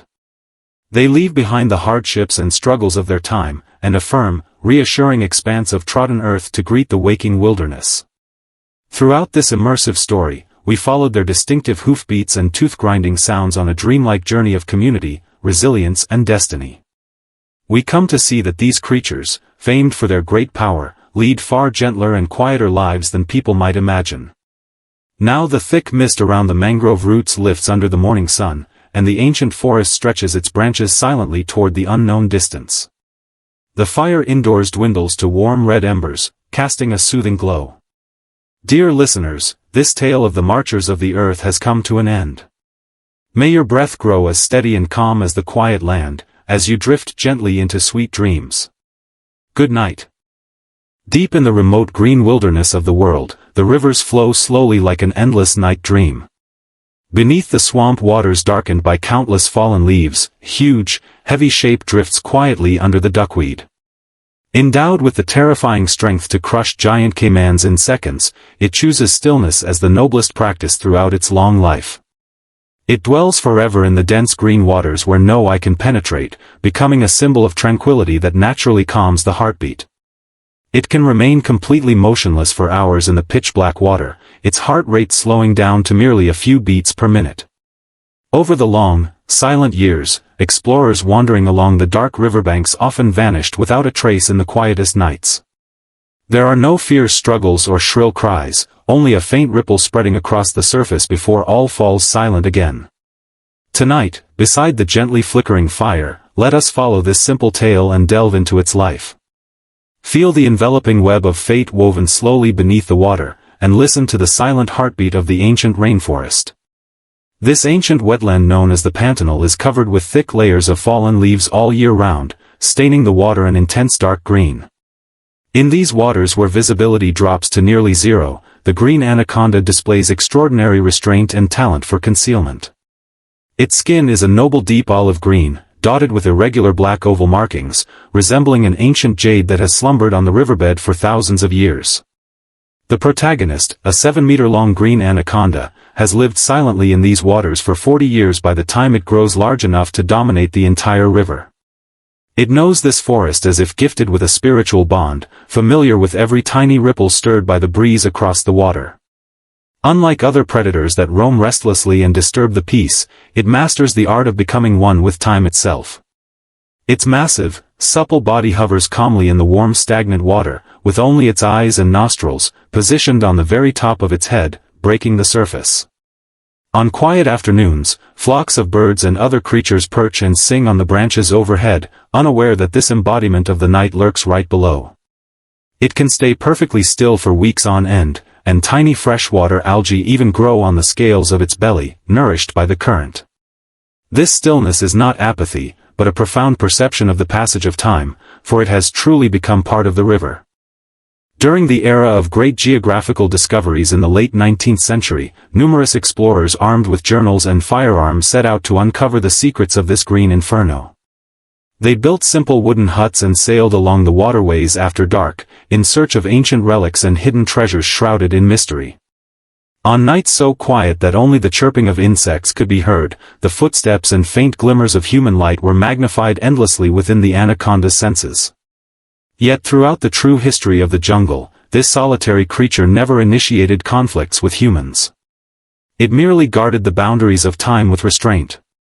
A forgotten account from historical archives tells the story of a young scholar who got lost and spent a long night beside the dark swamp.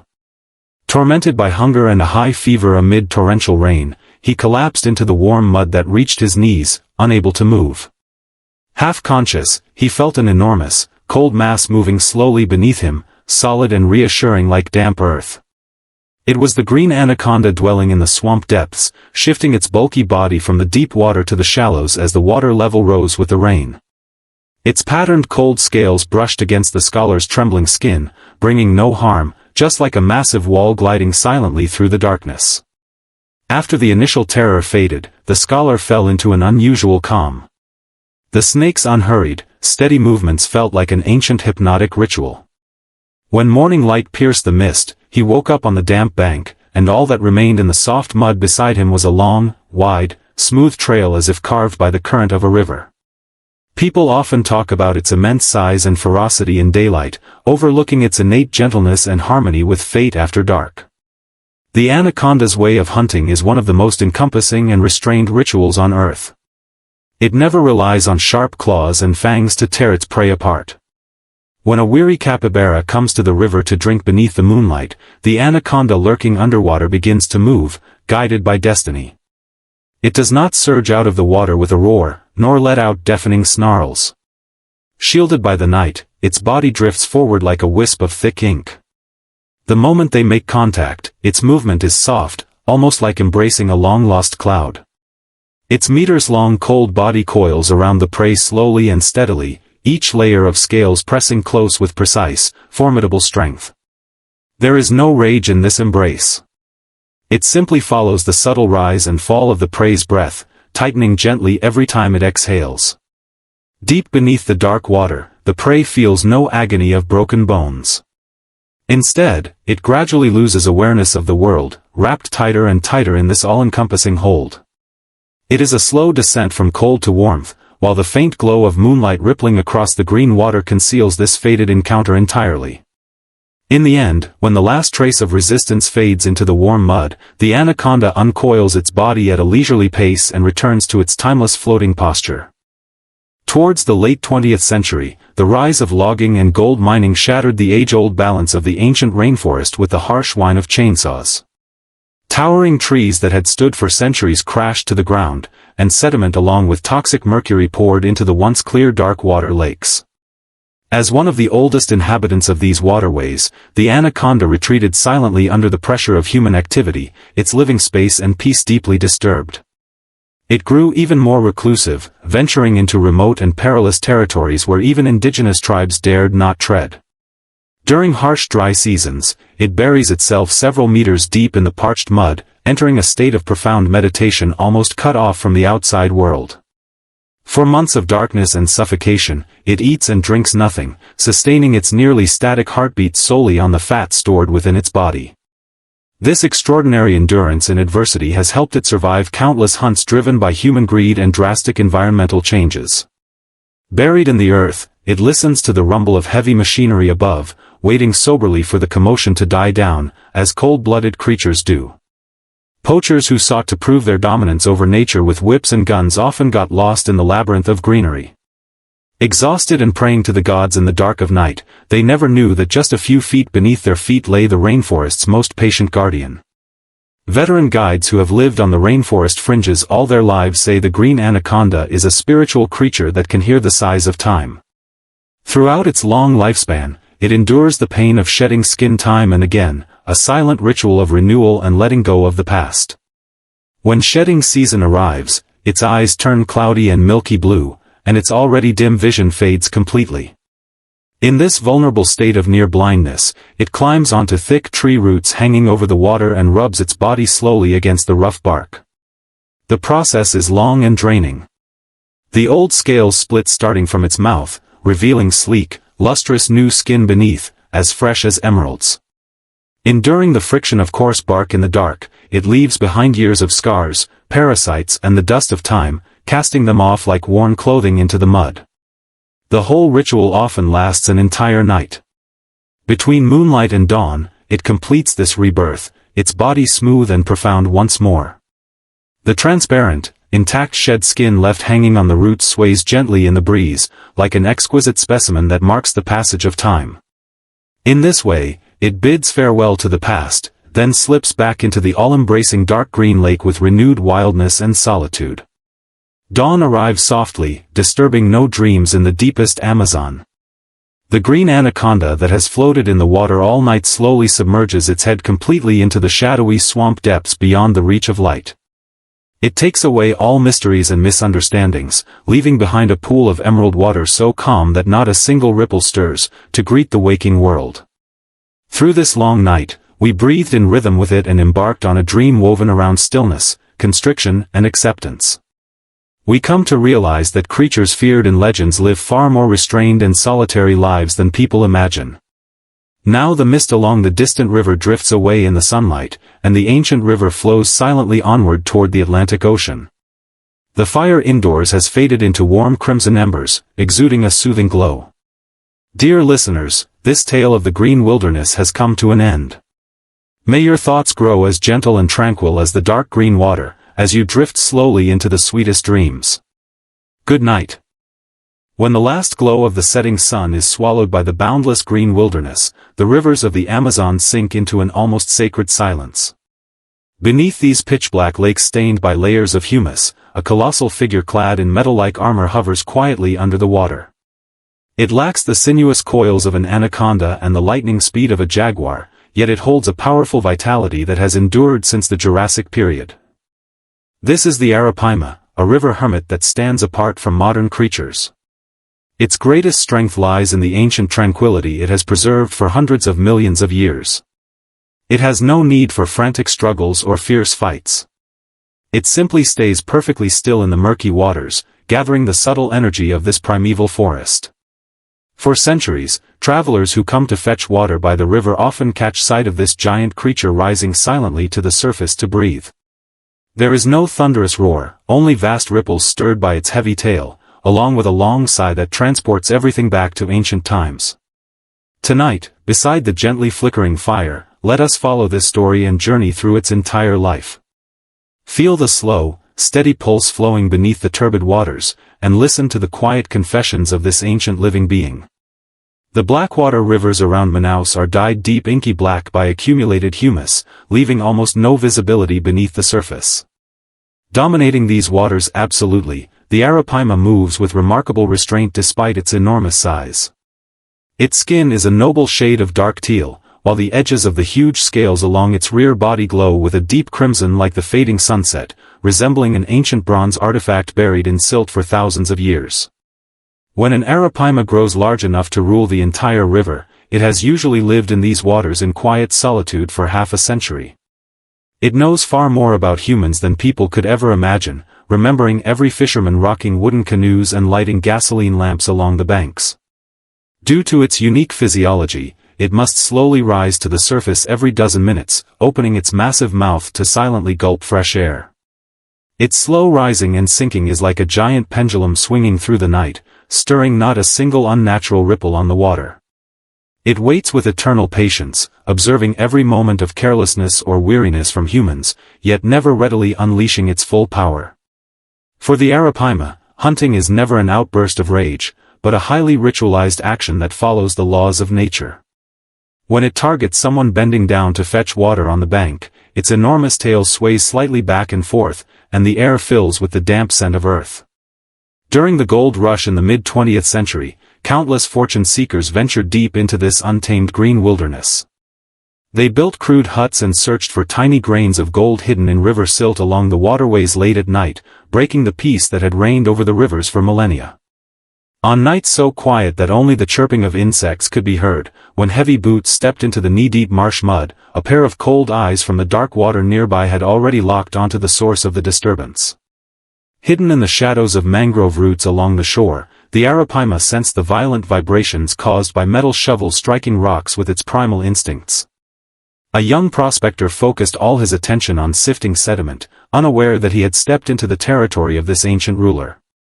The fish would wait until the hour when humans grew most exhausted, usually 3 o'clock in the early morning, when people were most vulnerable and distracted. It relaxed its streamlined, powerful body, letting the current carry its heavy frame forward slowly through the muddy waters like a submarine. Its head covered in thick bony plates peaked slightly above the surface, looking like a lifeless dark rock beneath the faint moonlight.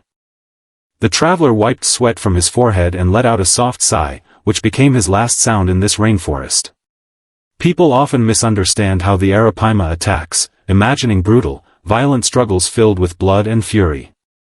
In truth, in the depths of the Blackwater, fate arrives far more calmly, carrying an overwhelming sense of gravity. Though it can strike with lightning speed, what follows is deeper silence and a slow descent into the depths. When it opens its giant jaws, it creates a powerful vacuum, silently drawing its prey into its mouth lined with hard bony teeth. Instead of lingering violently near the bank, it sinks slowly toward deeper water with its prey, pulled down by its massive weight. The struggle of its victim seems feeble against this ancient giant, unable to halt its descent in this grim yet eerily tranquil process. Its bulky tail occasionally flicks heavily underwater, churning up clouds of silt that veil all traces of what happened. From the surface, one sees nothing but clusters of bubbles rising and drifting silt that soon fades away in the current. The river quickly returns to its usual calm, flowing onward through ancient watercourses as if nothing had happened, with only time moving steadily forward. This hunting process, defined by immense weight, restraint and a sense of inevitability, holds a strangely soothing power, calming the mind and easing tension. From the late 20th century onward, large-scale commercial fishing brought the gravest crisis the ancient river ruler had ever faced in its hundreds of millions of years of existence. Prized for its delicious flesh free of fine bones, it became a luxury delicacy served in high-end restaurants in distant cities, attracting endless greed. Fishermen aboard motorized boats equipped with large wire nets and deadly spears began to invade this once sacred land. Since the Arapaima must regularly surface to breathe, the opening that sustains its life became a fatal weakness under the aim of modern hunting tools. Countless century-old giants that once ruled the rivers were struck down amid gunshots and heavy nets, their long bodies dragged away from the waters. Their habitats were destroyed, and their kin were shipped across the globe as frozen fish fillets. For the first time, this proud ruler felt helpless against human greed. Yet the Arapaima did not vanish. It demonstrated the incredible resilience and endurance forged through multiple mass extinctions across Earth's history. The surviving individuals retreated to remote, treacherous marshlands and stagnant waters unreachable by modern boats. They abandoned the fertile main waterways they had roamed for ages, dwelling in darkness to reproduce and wait, defying the chaos of the outside world with quiet persistence. In the totems of the Amazon's oldest indigenous tribes, the Arapaima is honored as the backbone of the river. Its constant rising and sinking is believed to maintain the balance of the land. Throughout its decades-long life, save for the brief sacred period of nest building during mating season, it spends nearly all its time in profound solitude. As the Arapaima grows old, the metallic luster fades from its dark teal scales, and the crimson markings on its body turn dull, like congealed dried blood. Its eyesight fades in the murky silt, yet its massive body grows even steadier and more composed, as if carved from the river itself. It lingers more often among sunken ancient tree trunks on the riverbed, letting the slow current carry silt across its tough scales. It cares little for how humans define it, whether as an endangered living fossil or a fearsome predator. These are merely different facets of its natural journey through aging. On a late rainy season night as the river water began to recede, the elderly Arapaima felt the steady beat of its ancient heart growing weak. It showed no panic or struggle. Guided by the pull of the water, it moved toward a hidden hollow deep in the jungle with the slowest, gentlest strokes of its life. It stretched its huge body out on a soft bed of moss and fallen leaves. One last slow sweep of its broad tail stirred up fine sediment, which settled gently over its massive form. The veil of night gradually lifts, and the deep indigo sky softens into pale translucent gray. The Arapaima that wandered the turbid waters all its long life has now become one with the Amazon riverbed. It takes with it all ancient legends and whispers, leaving behind a stretch of still dark green water for the waking rainforest. Over this long immersive tale, we followed its hypnotic rhythm of movement, experiencing a journey of seclusion, perseverance and the final peace of life. We come to realize that these legendary ancient creatures, feared for their strength, live far more gently and peacefully than people assume. Thick fog clinging to mangrove roots drifts away in the morning sunlight, while the ancient forest stretches its branches endlessly into the distance. The fire indoors has dwindled to warm embers, casting a reassuring glow. Dear listeners, this story of the rainforest's living fossil has come to an end. May your breath grow as steady and calm as the quiet river surface, drifting gently into the sweetest dreams. Good night. When the cold night wind sweeps through the oak forests of the Scottish Highlands, the ancient mansion that has stood silent for 100 years is once again shrouded in inky night mist. It is said that along the deepest corridor of Boleskine House, whenever moonlight streams through the stained glass windows, one can catch sight of a graceful figure clad in a dark green silk gown. She always stands quietly by the window, as if waiting for someone who will never return, leaving behind a faint scent of lavender and a soft sigh. Tonight, beside the flickering fire, let us delve into her life with this gentle tale. This woman, who left countless mysteries lingering on the fringes of history, is known to all as Elena, or by her more enigmatic title, the Lady in Green of Boleskine House. Her story holds no bitter hatred or shrill screams, only the restraint and elegance characteristic of the Victorian era, along with the thick night mist that never seems to lift. Historians have combed through parish records and noble genealogies of the time, yet her existence is like a sand painting deliberately erased, leaving nothing but fragmented personal diaries. Beneath her layered silk skirts lies an ancient riddle of waiting and farewell, which still echoes softly beneath the quiet night sky. On this peaceful night meant for rest, let these yellowed secrets flow slowly, guiding us into a Victorian midnight of hearths, black tea, and endless mist. The story begins on an unusually cold autumn morning in 1872, the first season at Boleskine House without its master. Young Elena sits alone in the study covered with thick wool carpets. The fire crackles softly in the fireplace, stretching her slender silhouette long across the room. She wears a dark green velvet gown, her favorite garment. Its hue resembles rain-soaked woods in late autumn, calm, profound, tinged with a subtle touch of sorrow. Outside the window, rain falls endlessly, trickling down the carved lattice and wrapping the entire Scottish valley in a hazy grey fog. On the table lies an unsigned letter written on exquisite parchment, its edges slightly worn, bearing traces of a long journey through time. The handwriting is delicate and scribbled, with only a single line: "When the clock tower hands meet at midnight, look upon the third pinecone carving on the mirror." Elena gazes steadily at the words. Her face remains as composed as a sculpture, yet her fingers brush involuntarily against the lace trim of her skirt. In this mansion bound by strict hierarchy and elaborate etiquette, every servant softens their footsteps.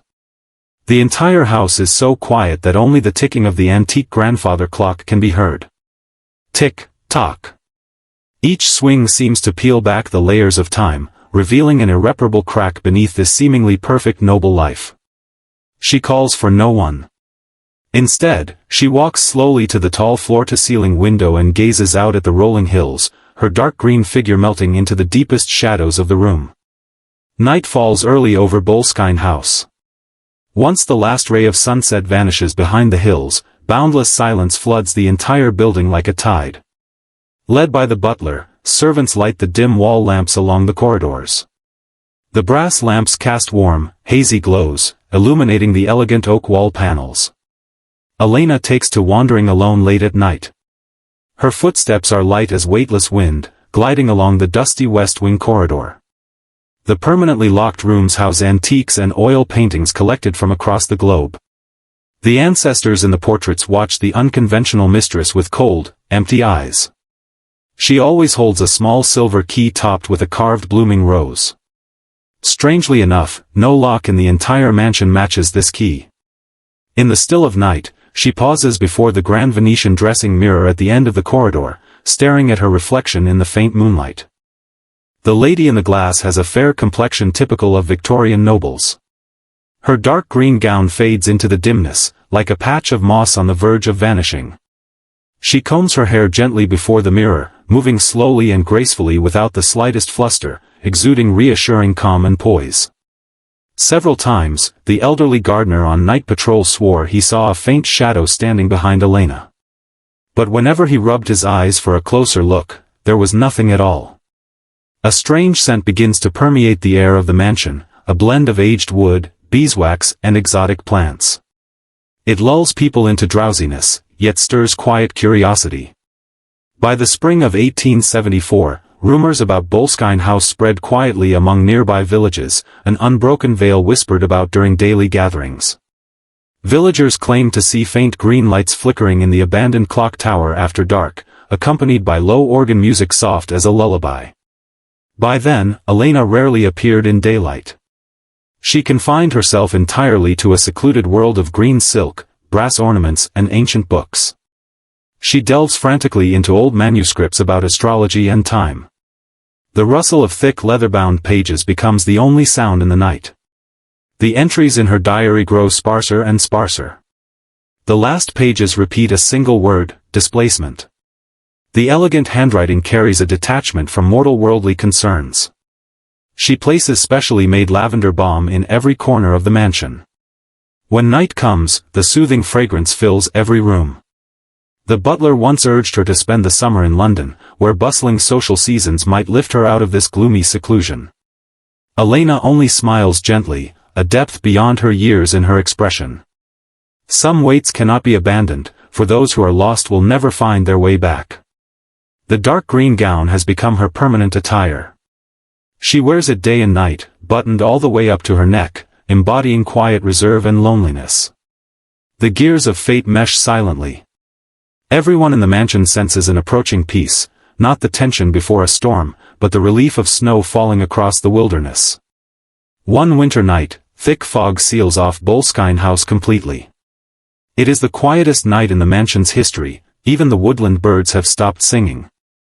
Elena writes her final words in the diary: the third pinecone on the mirror has turned. I hear the wind from another realm. She sets the rose-carved silver key on the side table beside the fireplace, next to a half-empty cup of Earl Grey tea gone cold. Then she tidies her dark green silk gown at a leisurely pace, and offers a faint, serene smile to her reflection in the mirror. According to the young maid on duty that midnight, she saw Elena walking steadily toward the abandoned clock tower for the last time. Against all odds, moonlight pierces the dense night mist, gilding the hem of her dark green gown with a holy silver glow. Her figure looks light and free, without a trace of reluctance. Yet when the butler and his men arrive at the tower the next morning as the sun breaks through the fog, the place is empty save for a dusty massive clockwork mechanism. Elena has vanished. There are no signs of struggle. She took no jewelry with her, and even her favorite soft slippers remain neatly in her bedroom. A thin crack has appeared on the grand Venetian mirror in the West Wing corridor, running straight across the third pinecone carving on its frame. Scottish police launch a large-scale search across miles of wilderness and lakes, but not a single thread of dark green silk is ever found. The case remains an eternal unsolved mystery. More than a century has passed. The old Victorian mansion is now a historic site, its stone walls covered with thick ivy that grows more mottled with the years. The Lady in Green of Boleskine House stands as one of Europe's most gentle and perplexing cold cases. There is no bloodshed or malice, only endless poetry and tranquility. Some speculate she stepped through the ancient mirror into another dimension. Others believe she left everything behind that foggy night to start a new life far away under an assumed name. Whatever the truth may be, every guest staying overnight in the mansion catches a faint scent lingering between dreams, a mix of aged timber and lavender that brings peace. It is as if the lady in dark green still uses her unique grace and restraint to calm the restlessness of lonely souls in the quiet hours. Now the night fog over Boleskine House has lifted, and the fire in the hearth has faded into warm embers. The graceful figure of the lady in green and her timeless weight have become tonight's soothing lullaby. The world beyond these walls is vast, but here in this quiet space, just slow your breathing and let these ancient tales wrap around you softly. There is no need to seek answers or dwell on endings. Let everything settle gently under the night sky, and drift into a world free of chaos. Good night. May the soft dark green glow of Boleskine House bring you a peaceful and restful sleep. As the Nordic winter night fully envelopes the valleys of Bergen, piercing cold winds let out low moans among the frozen boulders. On an afternoon in late November 1970, a traveler wandering through Istelen Valley stumbled upon an unsettling secret amid the desolate rock piles. There lay a woman who had long since passed away. Her clothes were reduced to ashes by fire, and personal belongings with all labels deliberately removed were scattered around her. Tonight, beside the gently flickering flames, let us follow this tale and learn about her life. During the turbulent and repressive years of the Cold War, people came to know her simply as the Istelen woman of Norway, a stranger with no real name. Her story holds no bitter accusations, only a long journey of wandering, elaborate disguises, and a heavy fate born alone in a cold world.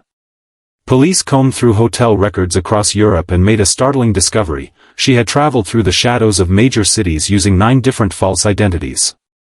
Were those cut-off clothing labels and mysterious diary entries written in code meant to evade pursuers, or to bid a final farewell to the world? On this quiet night, let these yellowed archives turn into soft evening breezes, guiding us into a Nordic midnight of railway stations, Cold War ciphers and boundless wilderness. Clues to the case were locked inside locker number 2 at Bergen railway station, the last place she stayed in this world. When police turned the brass lock with a heavy key, a faint blend of luxury perfume and aged leather drifted slowly through the damp air. 2 exquisite brown leather suitcases sat neatly inside, every garment folded with meticulous care, a testament to her fine breeding. Yet when investigators lifted an elegant black wool trench coat, they found all brand tags on the collar and lining had been cleanly sliced off with a sharp blade. This was done to every piece of her attire: silk scarves, blouses, even trademarks on the soles of her shoes were erased without a trace, as if she was desperate to wipe out all traces of her origins. At the bottom of the locker lay banknotes from various countries, several pairs of sunglasses to hide her face, and half-used tubes of French lipstick. Most eerie of all was a delicate small leather notebook, its pages filled with neat handwriting forming cryptic combinations of letters and numbers. These strange symbols belonged to no known language. They read like minute-by-minute schedules, marking an unknown covert route. Winter rain tapped silently against the windows of the investigation office. The only sound inside was the rustle of turning pages, each one heavy enough to stir a sigh. What was this poised, well-dressed woman trying so hard to hide? Why did she tread so cautiously, as if walking on thin ice with every step she took?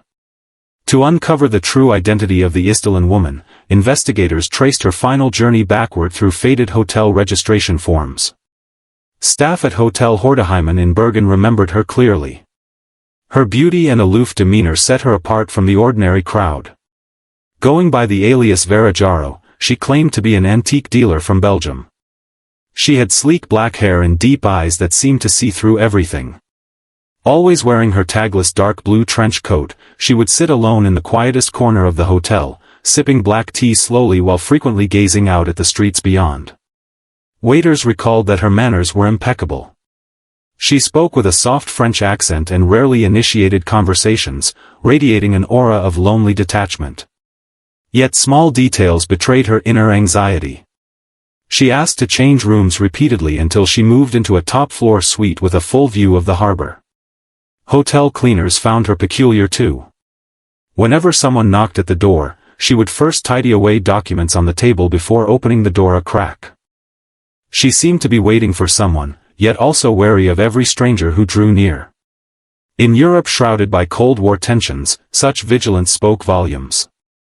Late into the night, only the howl of sea wind through cracks echoed along the hotel corridors. The dim table lamp in her room often stayed lit until dawn. No one knew what thoughts kept her awake. Was she reminiscing about the warm hearth in her distant hometown, or calculating how much further she could go in this game of fate? As the investigation deepened, intelligence agencies managed to decipher part of the cryptic codes, lifting a corner of the icy iron curtain of the Cold War era. Those seemingly random numbers turned out to be precise records of timetables and coordinates for Norway's secret missile tests along its western coast. In that extraordinary autumn of 1970, Norway's Penguin anti-ship missiles were undergoing final top-secret trials, and her tracks overlapped perfectly with every launch. Furthermore, several local fishermen later testified that they had spotted the mysterious woman in her trench coat holding high-powered binoculars near military zone reefs. Waves crashed violently against the dark rocks, sending sprays of white foam flying. She stood motionless on the edge of the storm, letting frigid seawater soak the hem of her coat. Her identity became clear, a senior spy operating between the Eastern and Western blocks, an anonymous pawn caught up in the tides of history, disposable at any moment. In that era of power struggles and universal unease, spies were like flowers blooming on ice, stunning to behold, yet never meant to thrive in the light of day. Her extensive intelligence network provided her with 9 flawless fake identities, but it could never grant her the simple sense of security enjoyed by ordinary people in her hour of greatest need. Every letter she wrote was delivered through covert channels with no fixed recipient, eventually vanishing amid the tangled postal routes across continental Europe. Wind swept quietly through Norway's military intelligence headquarters in Oslo. Thick red seals were stamped onto classified files, ruthlessly sealing off every chance she had left to survive. Her final act unfolded on a moonless, desperate winter night in Istalin Valley, a name which translates locally to the Valley of Death. This desolate place was shunned by locals, perpetually veiled in mist and lined with jagged rocks. Since the Middle Ages, it had been where countless despairing souls chose to end their lives. For reasons unknown, the Istalin woman set foot on this frigid mountain path leading to her end on a night when even wild beasts dared not roam. She walked slowly, her boots thudding against frozen soil and dry branches. Apart from her heavy breathing, only the distant roar of a waterfall lingered in the air. Pausing beside a sheltered rocky cave halfway up the slope, she lit a small campfire. Its flames cast a warm glow over her delicate face, pale from the bitter cold. She showed no sign of panic. Instead, she took a large dose of strong sleeping pills peacefully, then lay down on the cold rocks, waiting for slumber to overtake her.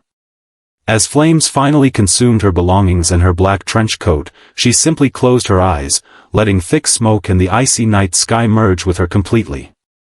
When she was discovered the next morning, her body lay in an oddly graceful pose amid charred ashes, as if she had merely fallen into a deep sleep during a journey abroad. She took all her secrets with her. After months of deliberation, Norwegian police and military tribunals ruled her death a suicide and closed the case hastily. Yet this conclusion convinced no one. The elaborate manner of self-destruction was more like a carefully staged ritual, a cold tribute to the cruelty of the Cold War age. In the spring of 1971, the parish of Bergen held a bleak funeral for the unknown woman. Not a single relative attended, and even the priest did not know which name to recite in prayer. She was laid to rest in a specially made zinc coffin, a material said to preserve the body for a long time. Perhaps locals clung to a faint hope that her family would one day come to take her home. The Isdalen woman, this enigma who vanished amid ice and snow, rests quietly beneath a low Nordic tombstone. Wild flowers bloom and fade beside her year after year. As the smoke of the Cold War gradually cleared, old classified files were declassified one by one. Still, her real name and origins remain an unfathomable mystery. Who was her family? Who was the one she loved? Whom did she weep for late at night in that turbulent time? None of these questions matter anymore. What she left to the world is an elegant legend of lonely wandering, along with the composure and dignity she upheld until the very end in the frozen wilderness. Now the cold mist over Isdalen Valley has lifted, and the bustle of Bergen railway station has long faded into history. The sorrowful tale of this nameless woman and her long journey wandering under 9 aliases has become tonight's soothing lullaby. The night is deep. Pull your covers tight.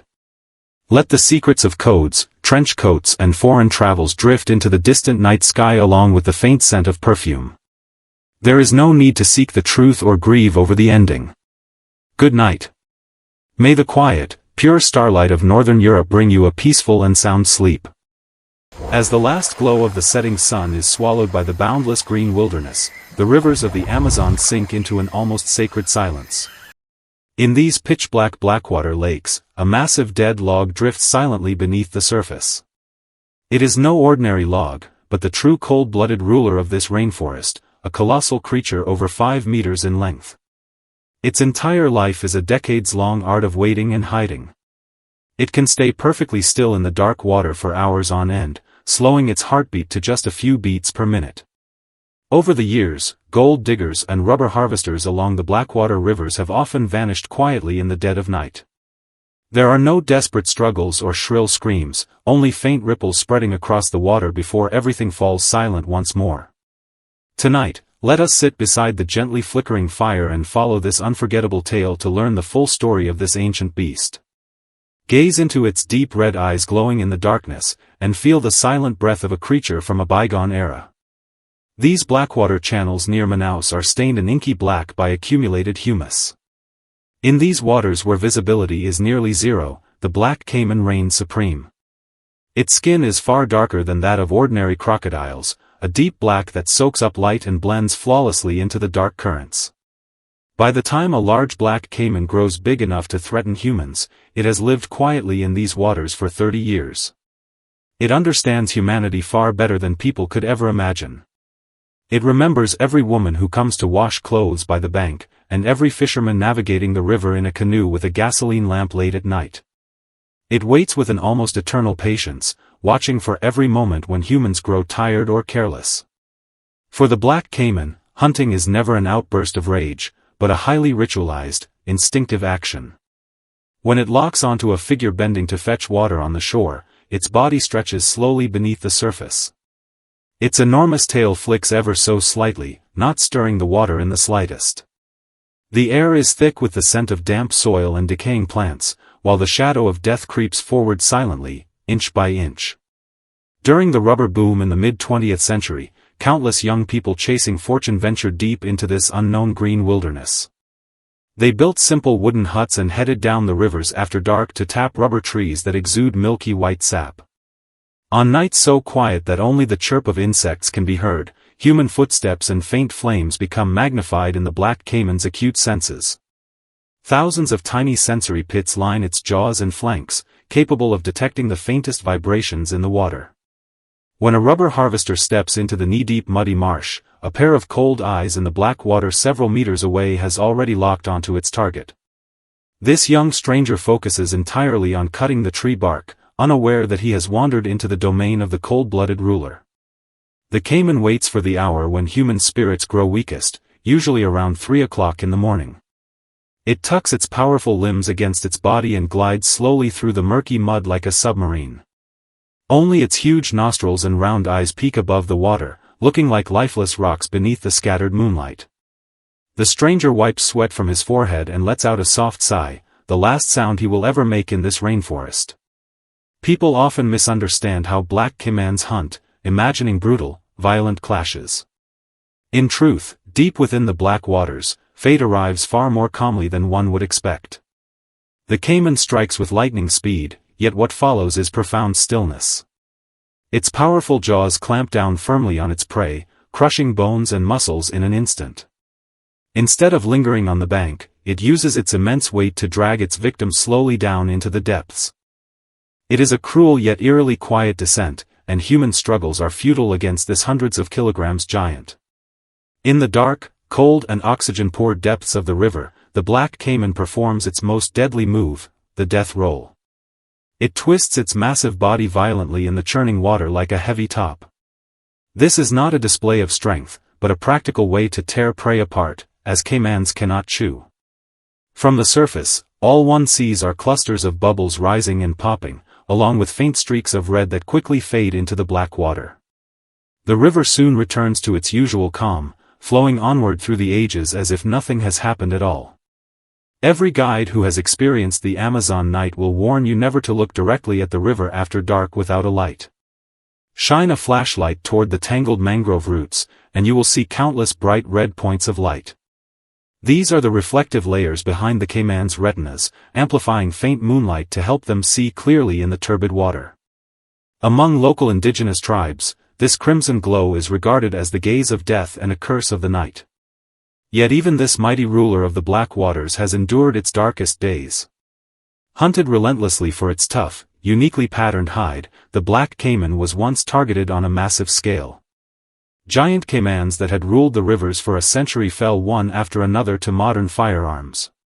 Their habitats were destroyed, and their kind were turned into leather bags and shoes displayed in shop windows in distant cities.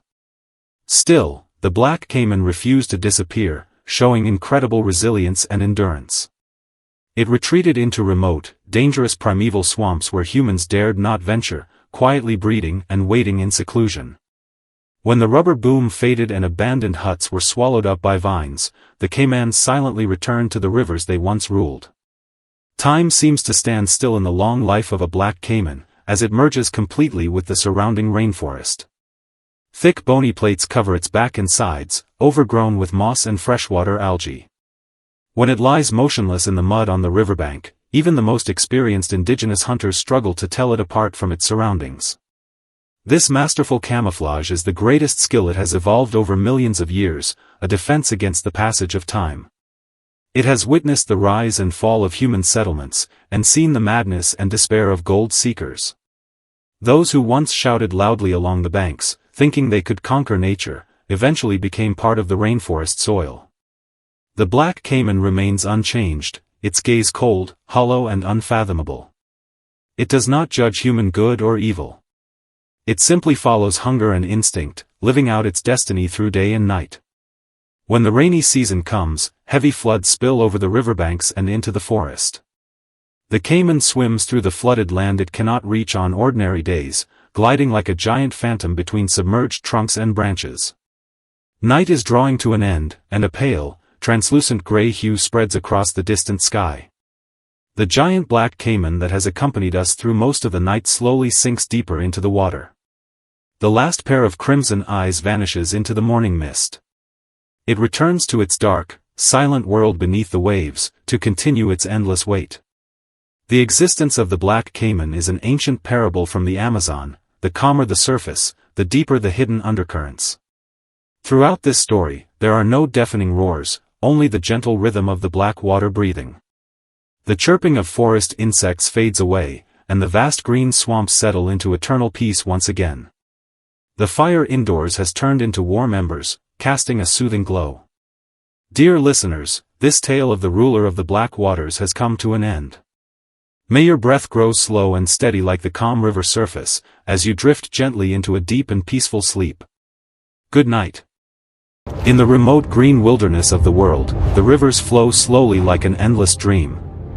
Beneath the marsh waters dyed deep green by countless fallen leaves, a huge, heavy figure hovers silently. It possesses terrifying strength powerful enough to crush giant beasts in seconds, yet for over a century, it has rarely harmed humans. It spends its entire life hidden in the dense green waters beyond sight, becoming a sacred symbol of stillness. Tonight, by the flickering fire, let us follow this gentle tale and explore its true life. Feel the fateful web it weaves slowly beneath the water, and listen to the silent heartbeat of the ancient rainforest. As the first mist drifts over the Amazon River at dawn, the green anaconda blends perfectly with the tangled mangrove roots. Its dark olive skin is dotted with scattered black oval markings, resembling an ancient jade stone slumbering at the bottom of the water for thousands of years. In this realm where light can never fully penetrate, it shows extraordinary gentleness and restraint despite its massive size. An adult green anaconda weighs hundreds of kilograms, yet when it moves in the water, not a single grain of sediment is disturbed. Unlike other predators that roam restlessly and break the peace, it is a master of waiting. It lets its large, supple body float quietly in the warm stagnant water, with only its eyes and nostrils on top of its head exposed above the surface. During the long, quiet afternoons, flocks of birds and other creatures rest and sing on the branches overhead, unaware that this dweller of the night lurks right beneath them. It can remain completely motionless for weeks on end, with tiny freshwater algae even growing on its belly scales nourished by the current. This stillness is not indifference, but a profound perception of the passage of time. It has become one with the river itself. In the late 19th century, during the age of geographical exploration, numerous explorers carrying notebooks and firearms set out to uncover the secrets of this green wilderness. In their journals, they described legendary giant serpents of immense length, portraying them as demons that devoured villages and brought destruction. Contrary to such tales, the green anaconda never took the initiative to attack these outsiders. Instead, it deliberately kept away from human commotion. A long-forgotten story from historical records tells of a young scholar who got lost and spent a long night beside the Blackwater Marsh. Heavy rain poured down that night. Weakened by hunger and fever, the scholar collapsed into the warm mud that reached his knees, unable to move an inch. Half asleep, he felt an enormous, cold yet reassuring mass sliding slowly beneath him.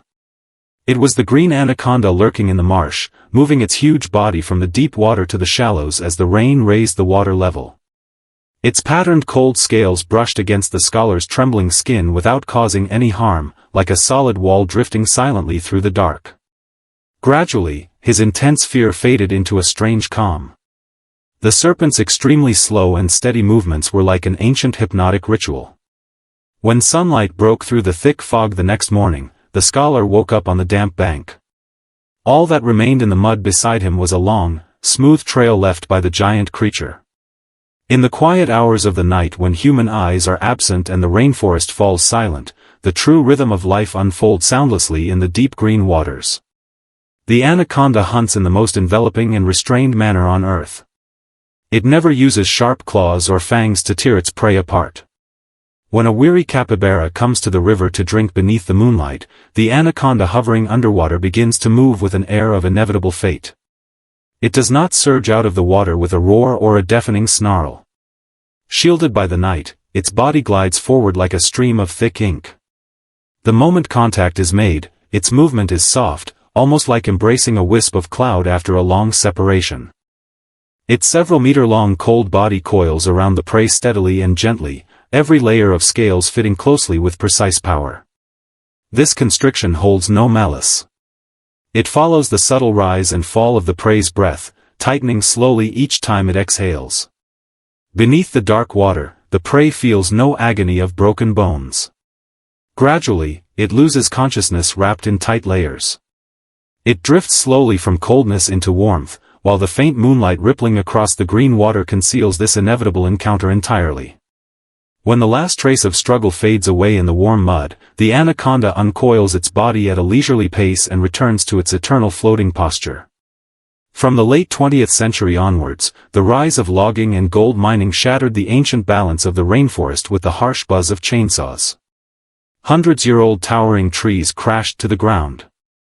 Sediment and toxic mercury poured into the once clear Blackwater lakes. As one of the oldest inhabitants of these waters, the anaconda retreated silently, driven away by human activity. It grew increasingly solitary, migrating deeper into remote and dangerous areas that even indigenous people dared not enter.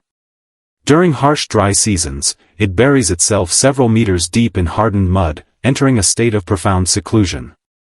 For months of darkness and confinement, it eats and drinks nothing, sustaining its nearly still heartbeat solely on stored fat. Such incredible endurance has helped it survive countless hunts by greedy humans and drastic environmental changes.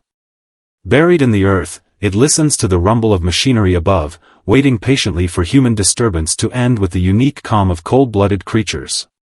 Poachers who wield whips and guns to claim dominance over nature often get lost in the intricate green labyrinth. Exhausted and praying in the dark night, they never know that the rainforest's most patient guardian lies just a few feet beneath the wet soil. Veteran guides who have lived on the edge of the rainforest all their lives say the green anaconda is a spiritual creature that seems to hear the sighs of time. Throughout its long life, it endures the pain of repeated molting, a silent ritual of letting go of the past and embracing new life. When molting season arrives, its eyes turn cloudy blue, and its already weak vision fades completely. In this vulnerable state of near blindness, it crawls onto thick tree roots hanging over the water and rubs its body against the rough bark.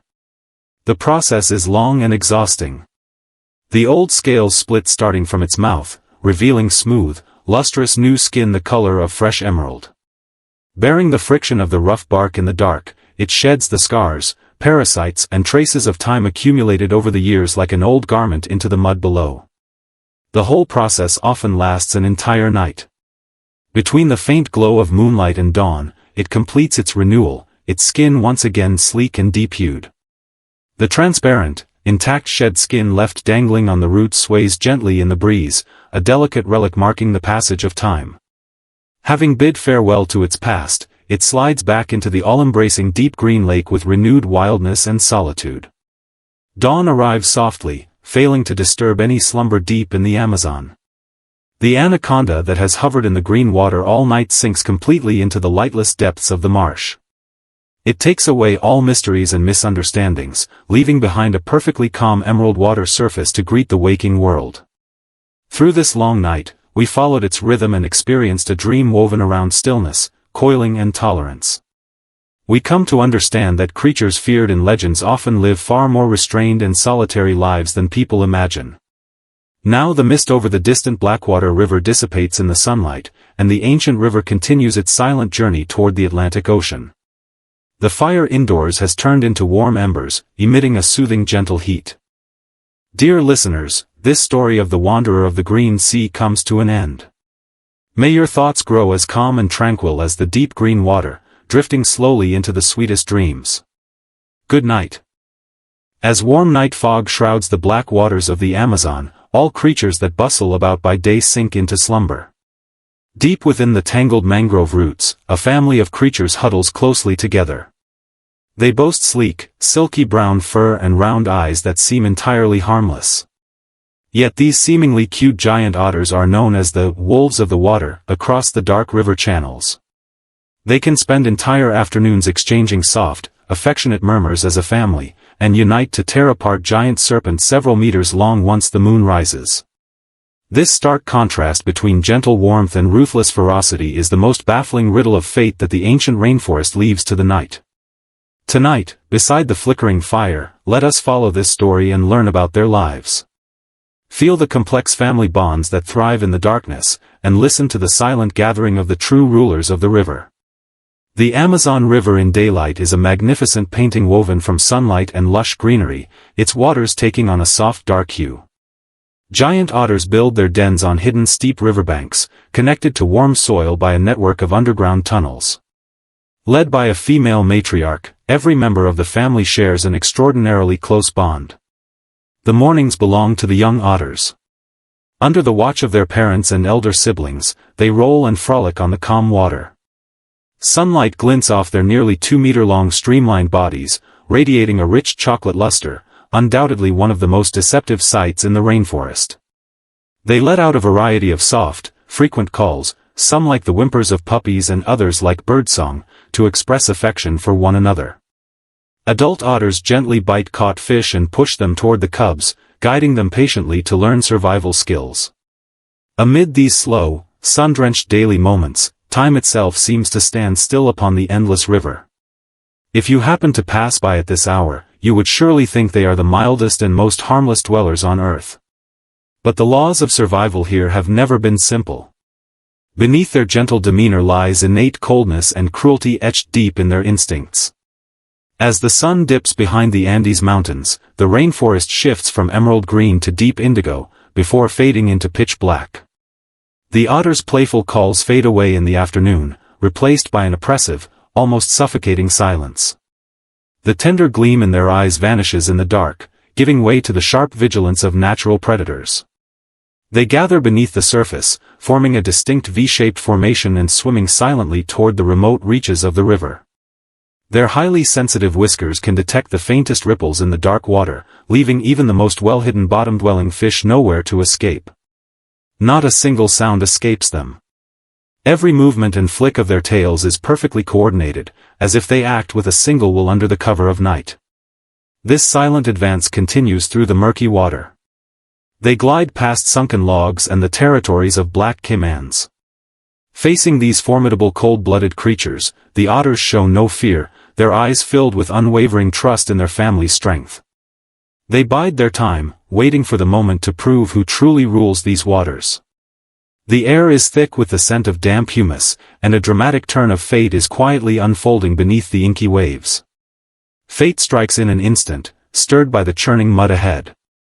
A 4-meter-long caiman lies motionless at the marsh's edge, its tough scales glinting coldly under the sparse moonlight. By day, the otters wisely steer clear of this solitary giant. But in the quiet night, driven by hunger and primal instinct, the balance of power reverses in the blink of an eye. The female leader of the pack lets out a short, low collective call, a deep rumble resembling a dog's bark. At this signal, the tranquil water erupts. Multiple adult otters charge forward simultaneously from all directions at astonishing speed. Instead of confronting the caiman head-on, they use their agile, streamlined bodies to dart and weave through the turbid water.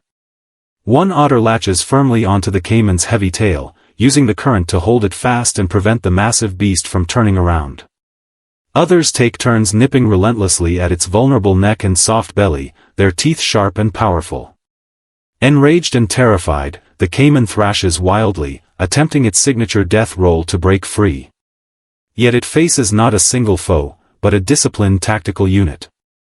Whenever the caiman targets one otter, the others launch fiercer attacks from its blind spots, forcing it to defend itself rather than strike back. It is a long, restrained yet brutal war of attrition. United by instincts honed over countless generations, the otters gradually wear down the ancient giant's strength. In the first half of the 20th century, the booming fur trade brought catastrophe to giant otters, prized for their exquisite pelts. Their dense fur, evolved to keep them warm and dry, was hailed as the king of furs in fashion salons across New York and Paris.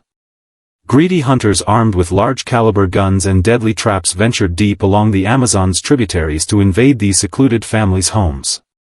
Giant otters are highly social. When a cub is caught in a trap and lets out pitiful cries, the whole family rarely flees. Instead, they swim ashore one after another to rescue their kin. This noble and rare sense of family unity in nature became a fatal weakness against human hunters. Countless once joyful otter families were wiped out in mere minutes, staining the clear river blood red. The matriarchs watched their young grow cold in their arms, their mournful cries echoing across the rainforest night after night. Driven relentlessly by human activity, the otters underwent profound and painful changes in their habits and behavior. The survivors grew extremely wary and suspicious. They learned to dive silently underwater long before humans drew near. They even abandoned their daytime play, hiding entirely in the shadows of night. It was a heavy price to pay for survival. Through solitude and concealment, they struggled to keep their bloodline alive in this green wilderness. As the chaos of the past fades away, the ruthless hunters have vanished into the tides of time, while giant otter families continue to thrive along the river. They build new dens beside abandoned mining sites, using their resilient vitality to heal the scars left by the past. In the long years undisturbed by humans, the rulers of the river have gradually returned to their natural way of life. Each dawn, they groom one another's wet fur with gentle licks. In the afternoons, they gather in circles to bask quietly on the shallows. Elderly indigenous people living along the river say the otter's eyes hold the oldest memories of the rainforest. They know when to show tenderness and when to brandish their strength. Their lives are like the Amazon itself, with calm, gentle depths as well as raging rapids. They care little for how humans label them, whether as cute creatures or fierce hunters. These are merely different sides they show to protect their families. When heavy rain drenches the banana leaves, family members huddle together on dry grass deep inside their dens to ward off the night chill. Their slow, steady breathing resonates softly beneath the earth, exuding a reassuring sense of life's steadfastness. The journey through the night draws to an end. The dark hue of the distant sky lightens to a soft, pale gray. The giant otters, who have hunted through the night in the black waters, swim slowly back to their hidden riverside dens. They shake off the water droplets and snuggle up beside their beloved family, closing their eyes once more after witnessing the darkness of the night. All the commotion, dramatic shifts, and cruelty of the times drift away with the gentle river currents. In this long bedtime story, we have seen the resilience behind their cute appearance and the warmth beneath their ruthless hunts. Now the chirping of rainforest insects has faded completely, and the mysterious river basin settles into eternal peace once again. The fire indoors has turned into glowing red embers, casting a soothing warmth all around. Dear listeners, this tale of the wolves of the water comes to an end. May your breathing grow slow and steady, just like the peaceful dens, as you drift gently into a sound sleep. Good night. When the last leaf stops rustling in the warm twilight, the boundless Amazon rainforest is fully enveloped by the night. Beneath the dense canopy where moonlight can barely penetrate, a magnificent beast moves with steps so light they seem almost ethereal. It possesses a bite force strong enough to crush the skull of ancient crocodiles, yet in legends, it is revered as the most elegant and solitary night wanderer. The life of a jaguar is a decades-long art of concealment and pride. It craves no cheers from a pack nor commotion over its territory. It excels at blending into the deepest darkness, becoming a wisp of wind or a shadow. For ages, countless bizarre tales have spread among the ancient villages along the Blackwater rivers, telling how it silently leads stray travelers away. This is not cruel slaughter, but the calm, unspoken judgment and removal of intruders by the age-old laws of the rainforest. Tonight, beside the flickering fire, let us immerse ourselves in this gentle story and discover its true life. Gaze into its eyes that glow with faint emerald light in the dark, and feel the ethereal breath of the jungle king. The ancient Pantanal wetlands exude a thick blend of earth and decaying plants after nightfall. Amid the intricate network of rivers and mangroves, the jaguar reigns supreme without dispute. Its coat is a noble deep golden hue, patterned with black rosettes shaped like rose petals, a masterpiece of natural camouflage. When an adult jaguar strolls gracefully along the water's edge, its 100-kilogram frame moves so softly that not a single dry twig snaps beneath its paws. Its broad, soft paw pads are built with highly developed shock-absorbing tissues, muffling every sound of movement. It knows this forest as intimately as if it shares a spiritual bond with it. It remembers the watermarks left by rising rivers in the rainy season, and the rhythm with which ancient fig trees drop their fruit after dark. It roams at a slow, rhythmic pace, patrolling its ethereal empire in the shadows. For the jaguar, stealth is not merely a means of hunting, but a unique way to connect with the forest. It hides perfectly among the tangled tree shadows, letting the cool night breeze brush its silky whiskers. All around, one hears only distant insect chirps and the gurgle of streams. This profound stillness weaves a soothing lullaby for the night. During the age of Spanish exploration in the 17th century, ambitious explorers sailed across the ocean, determined to conquer this unknown golden wilderness. They sketched enormous paw prints on tattered parchment and filled their journals with fearful words, demonizing the jaguar as a soul-devouring fiend. But in the true history of the jungle, this solitary wanderer never waged war on humans. It merely guards the boundaries of time with restraint. A true story passed down through indigenous tribes for centuries tells the fate of a young soldier lost deep within the green expanse. It was a night of pale, ghostly moonlight. A heavy fog hung in the air after a torrential downpour. Bitten by venomous insects, the young soldier lay helpless against the roots of a massive kapok tree, awaiting death. As his consciousness faded, the bushes parted silently, and a colossal jaguar stepped into view. Glistening dewdrops clung to its fur, which shimmered coldly under the moon like a golden robe studded with obsidian. The soldier closed his eyes in despair, but the anticipated attack never came. Instead, warm, powerful breath brushed his cheeks. The jaguar stared at the dying stranger with deep, tranquil emerald eyes, free of any urge to kill. For more than 10 minutes, time stood still, while the ambient sounds of the rainforest drifted all around. At last, the jaguar let out a low rumble like distant thunder. It turned and walked away with graceful strides, vanishing once more into the endless darkness. People often believe all felines detest water, but the jaguar defies this stereotype. It is a deadly hunter of the rivers. Its hunting style lacks the playful frivolity common among other cats, embodying the dignity of a monarch that strikes with one fatal blow. When a large black caiman climbs onto the sandy riverbank to rest on warm mud after dark, the jaguar lies completely motionless in the shadows nearby. It can hold a single posture for hours on end, its breathing rising and falling in perfect sync with the swaying banana leaves. Calm and patient, it calculates distances, tracks the shifting moonlight, and detects the slightest changes in the wind. When the moment to strike arrives, it lets out no roar. Like a flash of golden lightning, it cuts silently through the night. Instead of targeting the caiman's fleshy neck, it uses its extraordinary instinct to drive its sharp canines precisely behind the reptile's tough skull. A dull crack echoes as bone gives way. The battle of strength ends in seconds, with no frantic struggles or mournful cries. The jaguar drags its heavy prey toward the thick woods with powerful forelimbs, leaving only a smooth trail on the ground.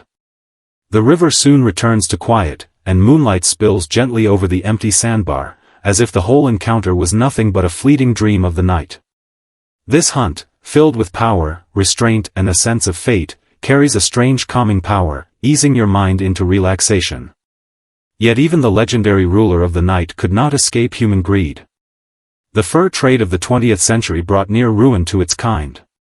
Wealthy people were captivated by its one-of-a-kind rosette patterns, regarding the fur as a symbol of status and fortune. Hordes of ruthless poachers, accompanied by hounds and modern rifles, invaded this once sacred golden domain. The jaguar's graceful steps turned frantic amid the barking of dogs and the crack of gunfire. It became a wanderer in the homeland it had ruled for 10,000 years. It watched its mate fall in pools of blood, and saw the ancient giant trees that had sheltered it for generations felled by chainsaws. It was a bitter twist of fate. For the first time, this proud monarch felt helpless as nature was brutally destroyed. Still, it refused to submit or fade into extinction.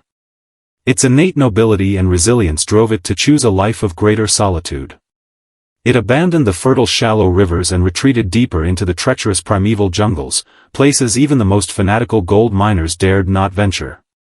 It hid itself away in misty thickets tangled with poisonous vines, using extreme seclusion to escape the chaos of the outside world.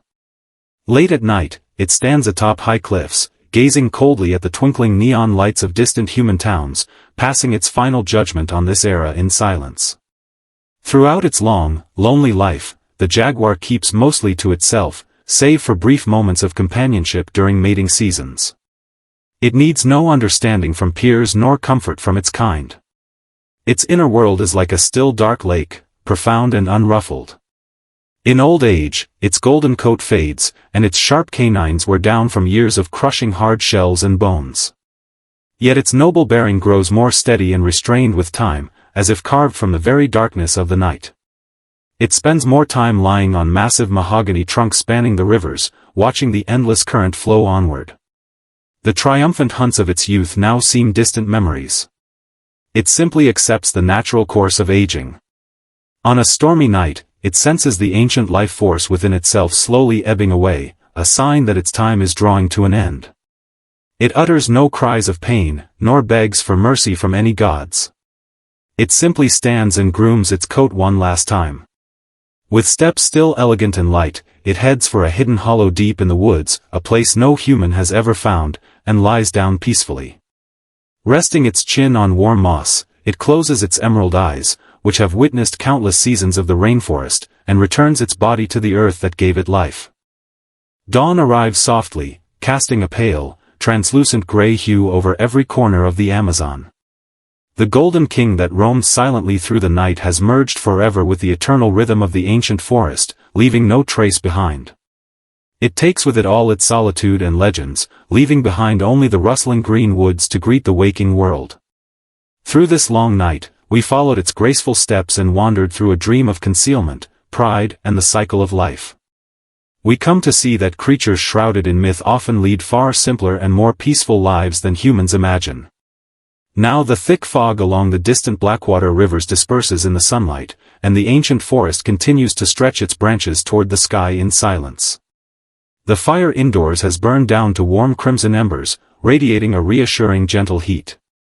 Dear listeners, this tale of the night wanderer comes to an end. May your breathing grow long and calm like the quiet woods, as you drift gently into a peaceful sleep. Good night. Beneath the heavy shadow of historical records, the name of Liu Ji is forever associated with political intrigue and cruelty. Tonight, we attempt to brush aside the deliberate demonization and reach deep into the coldest loneliness and dread that lay hidden in the heart of the founding empress of the Han Empire. She was once the devoted and uncomplaining wife standing behind Liu Bang, and also a hostage whose fate hung in the balance in the military camp of the Chu army. Tonight, accompanied by this story that requires no great effort to remember, we shall walk together through the long, forced journey of Liu Ji's life, as she transformed from a gentle and vulnerable woman into a figure of unyielding strength. The brutality in some people arises from utter despair toward the world. Liu Ji's story is the ultimate tale of repression, woven from survival, betrayal, and power. Tonight, through a somber narration, we shall see the shattered soul beneath the magnificent robes of this ruler. When people speak of her, they always recall the brutal tortures and her cold, distorted face shaped by power. Yet if you had witnessed her spending thousands of nights alone in the dark prisons of the Chu camp, guarding a single guttering lamp, you might have seen another side of her. Her name was Liu Ji, a woman who wept dry all her tears beneath the foundation of the Han Empire before she learned to wield the scepter. Tonight, by the softly flickering firelight, and with this easy-to-follow tale, we step into her real life. We will strip away the sensationalized, clickbait-style labels of horror, and touch the soul that rose from the farm fields to the deep palace, from a helpless hostage to the pinnacle of power. You will come to realize that her so-called cruelty was, in truth, the only straw a woman could clutch when betrayed by the entire world. We begin from the most unsettling end of her life, revealing how much unseen loneliness and despair lay buried beneath the maternal dignity of a dynasty. And so, the story comes to an end. Outside the window, the night has grown thick and deep, the sky draped in a blanket of darkness dotted with faint stars. The noise and commotion surrounding money, power, and fate, the very things that once consumed Shen Wansan's life, have faded into the night breeze, carried away like fleeting whispers. It is time to rest, to let go of all gains and losses, all joys and sorrows, and let them turn into the soft, faint glow of dreams.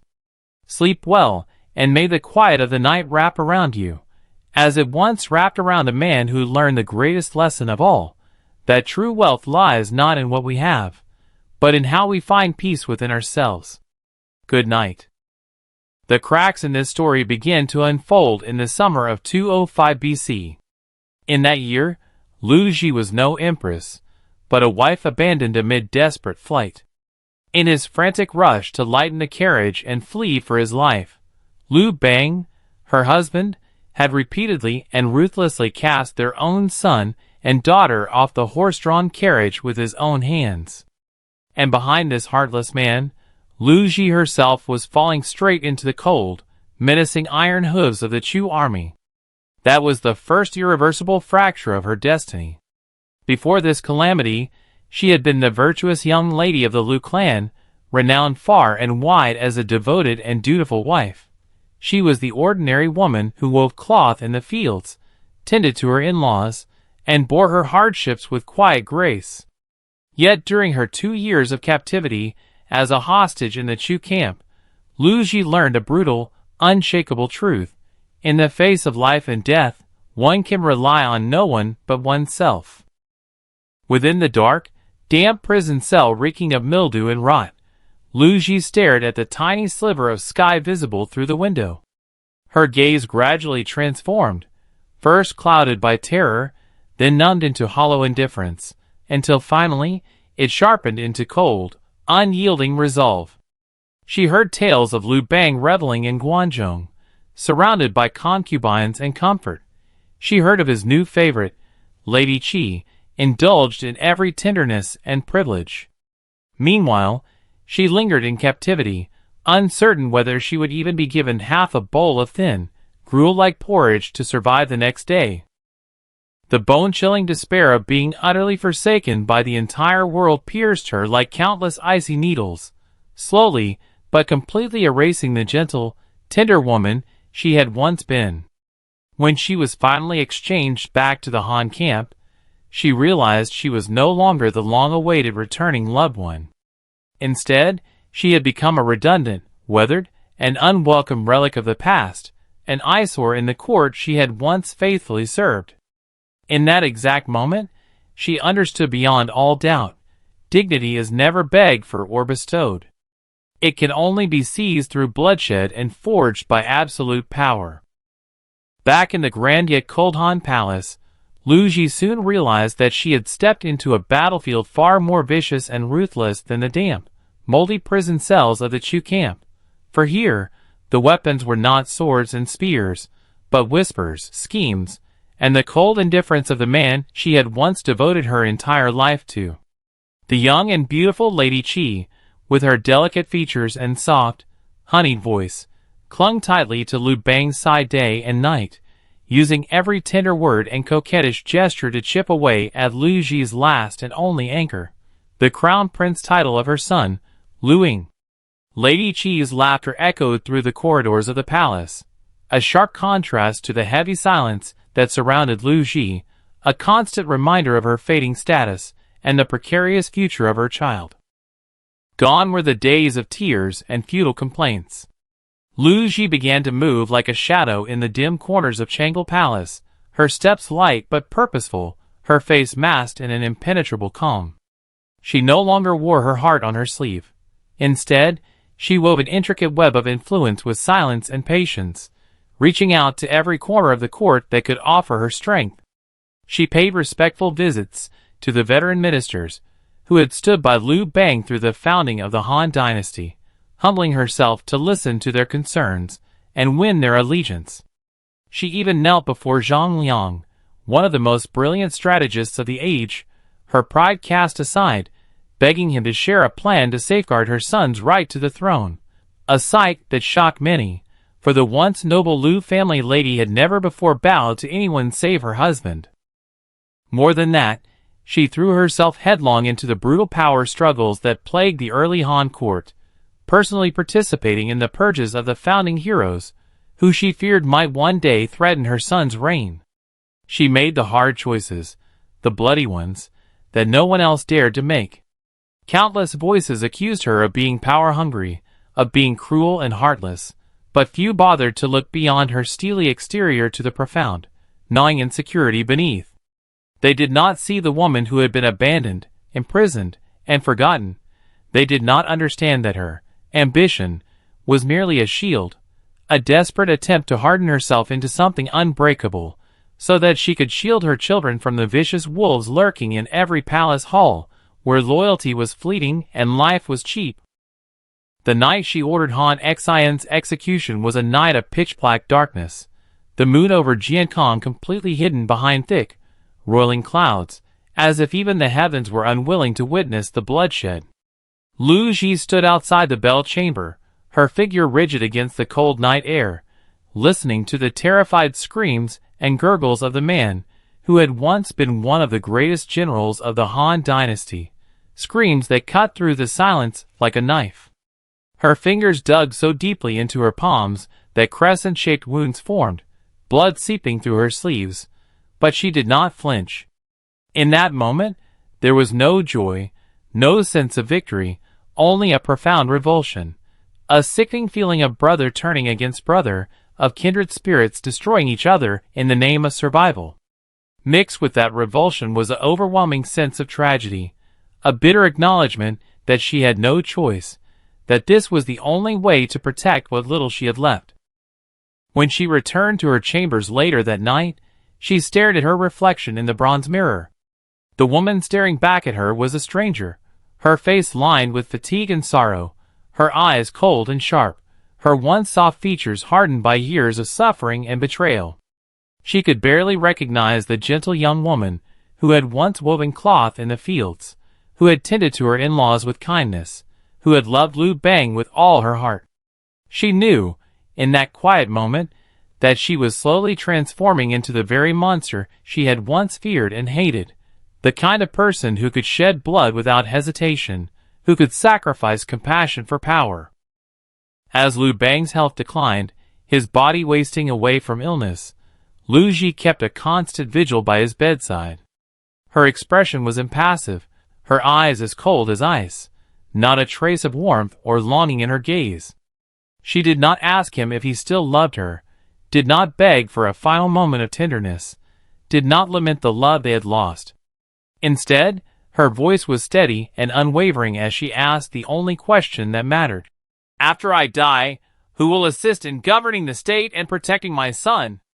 It was a question born of complete, unflinching clarity, a recognition that love, loyalty, and sentiment were meaningless in the face of power and survival.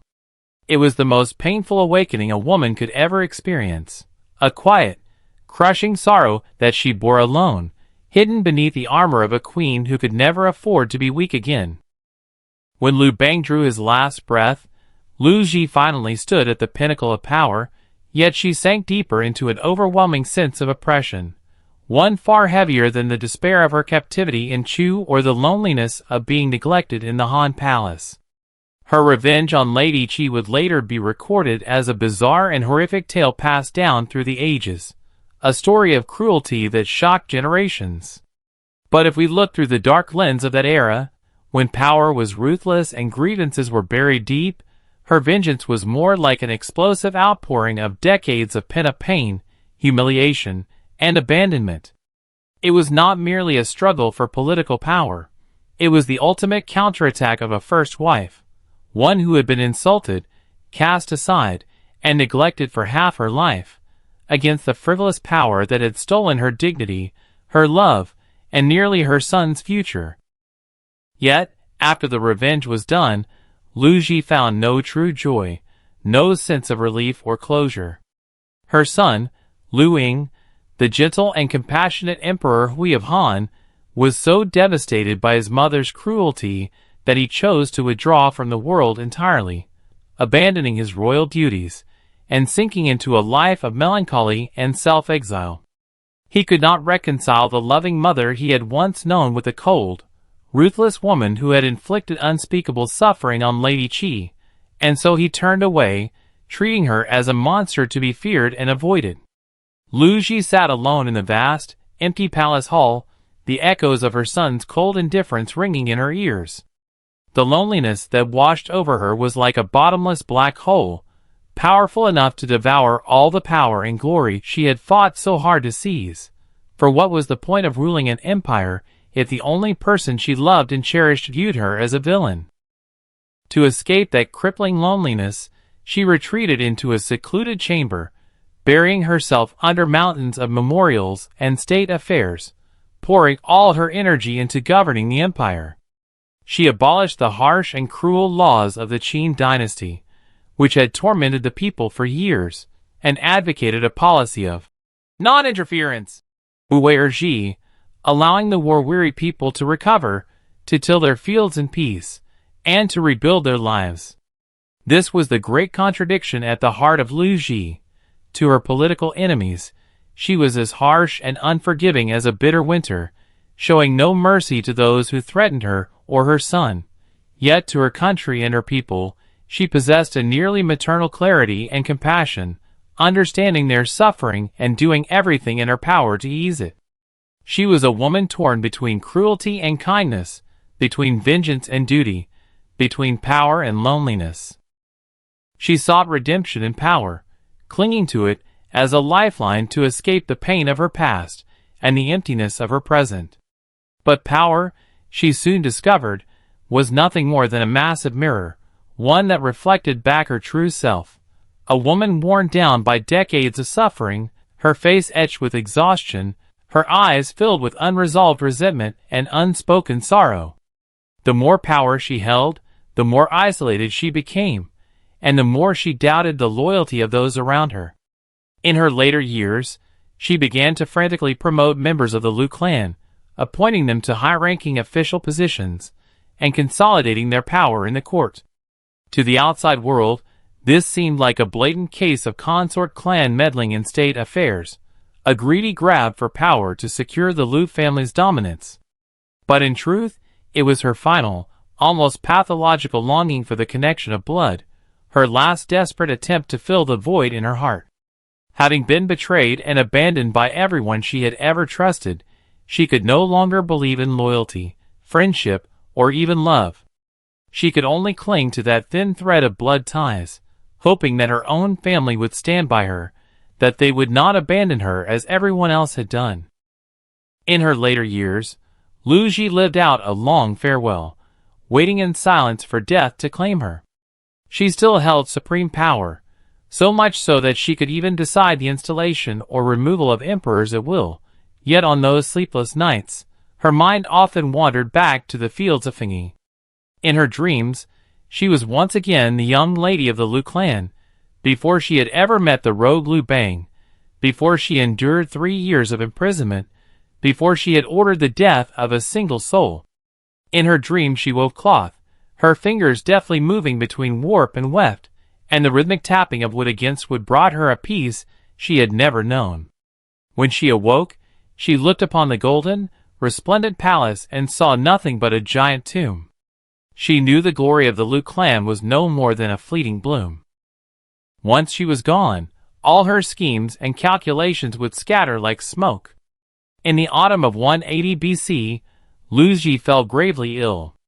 Unlike other rulers who chased immortality, she faced her end with a calm that came from seeing through all worldly struggles. She urged her Liu relatives to hold fast to military power, yet deep down she knew it would be in vain. Her entire life had been a desperate fight to never be abandoned, only to realize at last that death was the fairest parting of all. From her sickbed, she cast one final glance out the window.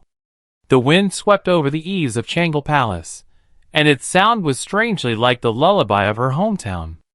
Slowly, she closed her eyes. In that moment, she was no longer the ruthless Empress Liu, nor the lonely ruler. She was simply a worn-out woman who had walked a long, rugged road and could finally rest. Liu Ji was gone. For over 2,000 years, history books have been filled with endless condemnation and criticism of her, painting her as a ruthless and cruel ruler. Yet few paused to acknowledge that it was her quiet efforts, her unyielding governance, that laid the solid foundation for the prosperity of the Wenjing era, a golden age of peace and abundance that followed. The reason we tell her story tonight is not to glorify her cruelty or justify her actions, but to look beyond that hard, impenetrable shell labeled ruthlessness, and catch a glimpse of the shattered soul beneath, the woman who was once abandoned, betrayed, and broken beyond repair. Liu Ji's life teaches us this. Even in the darkest, most oppressive fate, the human will can erupt with astonishing power. It was a power that hurt others, a power that drained her own soul dry, leaving her worn and lonely until the very end. Yet in that chaotic, unruly age, this power also did what she set out to do. It guarded the order she cherished, protected the son she loved, and stabilized an empire still reeling from years of war and unrest. Tonight, as we speak of Lu Ji, we need not dwell on the horrifying details of her revenge, nor get entangled in the victories and defeats of her power struggles. We need not judge her as a monster or a hero. All we need to remember is this: there once was a woman who walked through fire and ice, who endured abandonment, imprisonment, and endless loneliness, and in doing so, measured the very boundaries of human nature, its cruelty and its resilience, its despair and its hope. The story is over now. Perhaps, at this moment, you can already feel that quiet calm, the kind that settles slowly over a long, lonely night in the imperial palace, after the scheming, after the sorrow, after the storm has passed. Sleep now. Let all the restlessness, all the pain, all the unresolved grievances settle to the ground, like the dust of history, never to disturb you again. Good night. Beneath the sea where stars mirror the sky, Zheng He once gazed into the distance, alone, time and time again. Tonight, we set aside those grand achievements to listen to the sound of the waves echoing deep within the heart of this silent man. The greatness of some is meant to be admired. The loneliness of Zheng He, however, is meant to be felt. Tonight, let us step into his unrecorded later years, years shrouded in mist, yet filled with quiet self-redemption. He had journeyed to the ends of the earth, yet never truly escaped the forbidden city. Tonight, accompanied by this tale that needs no strenuous memorization, we shall together feel the calm and farewell that Zheng He found at the edge of the ocean. In the minds of many, he is a symbol, an icon of nations bowing to the Ming Empire, a glorious envoy of the great dynasty. Yet if you had sat beside him on those moonless nights, you might have seen nothing more than a thin, quiet, even somber figure. His name was Zheng He, a man broken and maimed amid the cracks of power, yet seeking wholeness upon the boundless sea. Tonight, by the softly flickering firelight, with this story that needs no effort to remember, let us walk into his real life. We will strip away the glittering veneer of silk, porcelain and ivory, to touch a heart that beat fiercely in the depths of the ocean, yet lay as silent as death.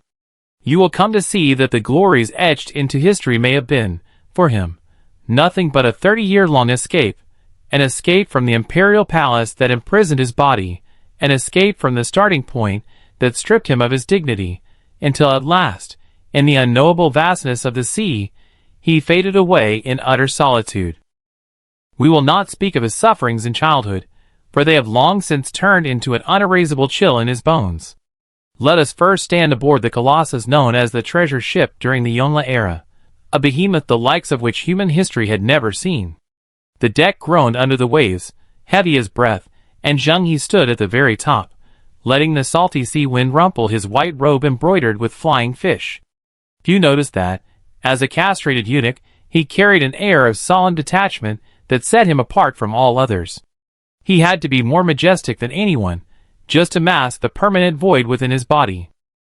In the third year of the voyage, the fleet entered an uncharted stretch of ocean where the compass seemed to lose its sensitivity, and the stars were shrouded by thick, heavy clouds.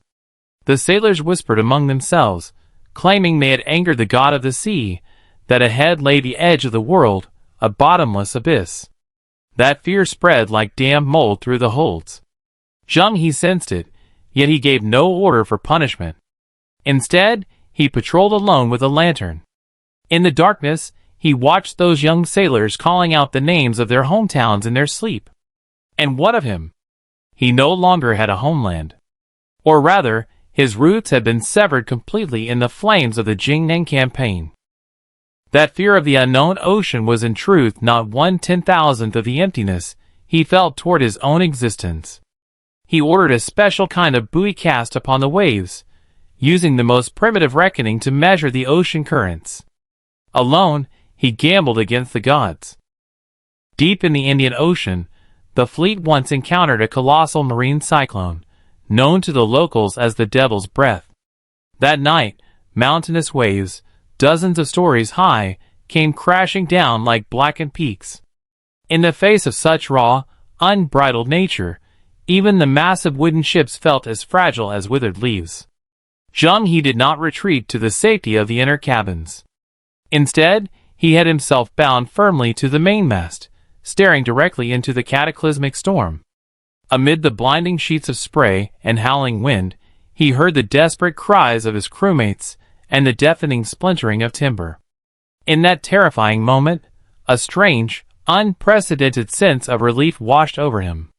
If he were to sink into the depths right then and there, would he finally be free from the suffocating imperial cord that had always weighed on him? Yet fate was not ready to release him. As if by a miracle, the storm subsided just before dawn. When the first rays of sunlight broke through the clouds and fell upon the ravaged deck, Zheng He gazed out at the water, where countless shattered crates floated adrift.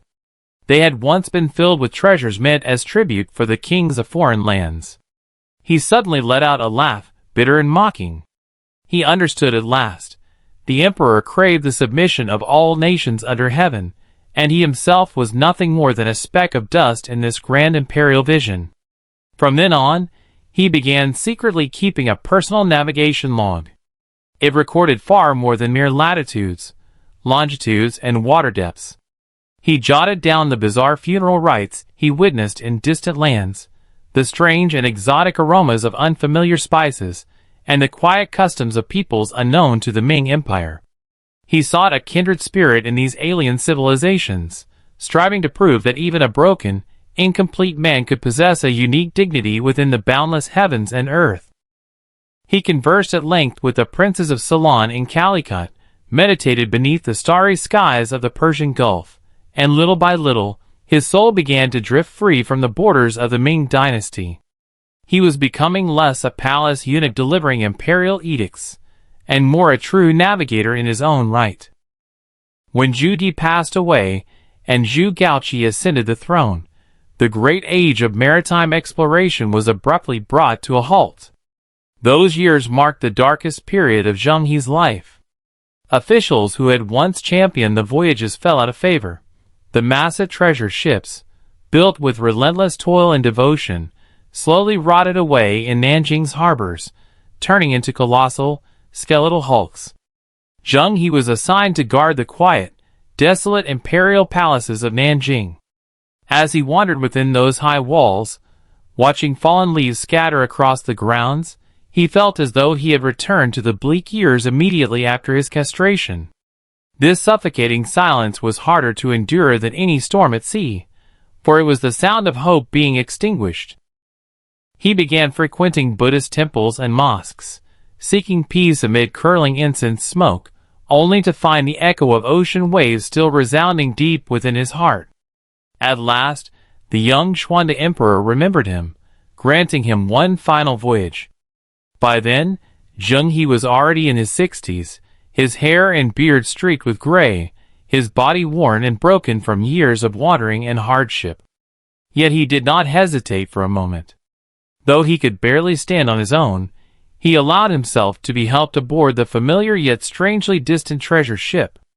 He knew this would be his last journey, not for the glory of the emperor, but to forge a worthy conclusion to his own life. When the fleet once again passed Calicut, modern-day Kozhikode in India, Zheng He fell gravely ill. He refused to be sent back to shore, and insisted that his bed be moved to a place where he could still see the sea. Half-conscious, he thought he saw his grandfather and father, waving to him from the distant deserts of the western regions.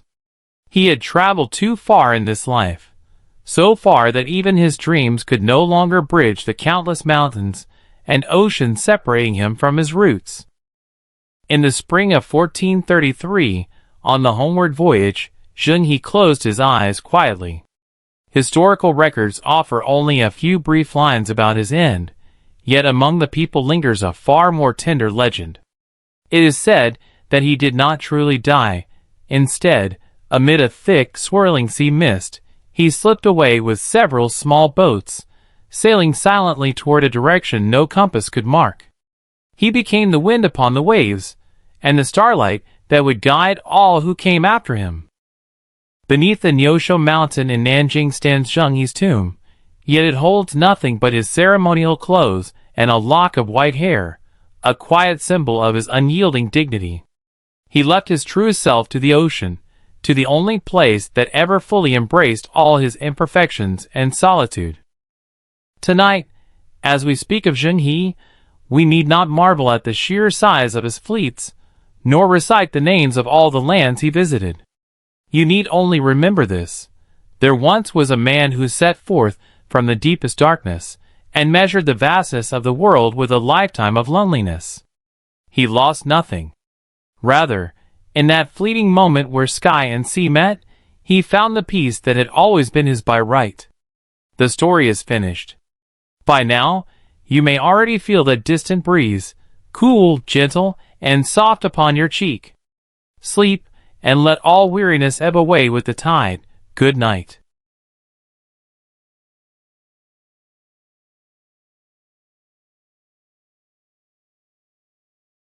During the turbulent Eastern Jin dynasty, Xia once decided the fate of this nation for the next 100 years amid the crisp sound of falling go pieces. Tonight, by the firelight, let us step into his life, calm as still water. Xian's life is the perfect embodiment of remaining unruffled in the face of upheaval. From his reclusion in Dongshan to the miracle of the Fei River, he never hurried, never lost his composure. Tonight, through quiet narration, let us feel that timeless grace that crosses the ages. Everyone thought it was a miracle, but only Xian knew it was a gamble decades in the making. Tonight, with this gentle, unburdened story, let us together experience the supreme restraint behind Xian's legendary wager. When the hooves of 800,000 northern troops shattered the peace of the south, nearly everyone believed the dynasty's days were numbered. In that moment, however, Xian, the man holding the fate of the realm, still sat in his study in Jiankong, his expression as calm as a deep, still pool. Tonight, by the softly flickering fire, with this story that needs no strenuous memorization, let us journey into his true life. He was once the carefree scholar who secluded himself in Dongshan, refusing imperial summonses, yet also the savior who reluctantly stepped into politics at 40 when the nation faced peril. We will behold a wise man who, amid treacherous political tides, could still remain composed, wielding black and white ghost stones to contend for the realm.